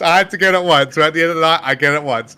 Game number 3 will be RMIT Redbacks taking on MCOM. Both teams looking for their first victory here in split number 2. Game 4 will absolutely be our match of the week here.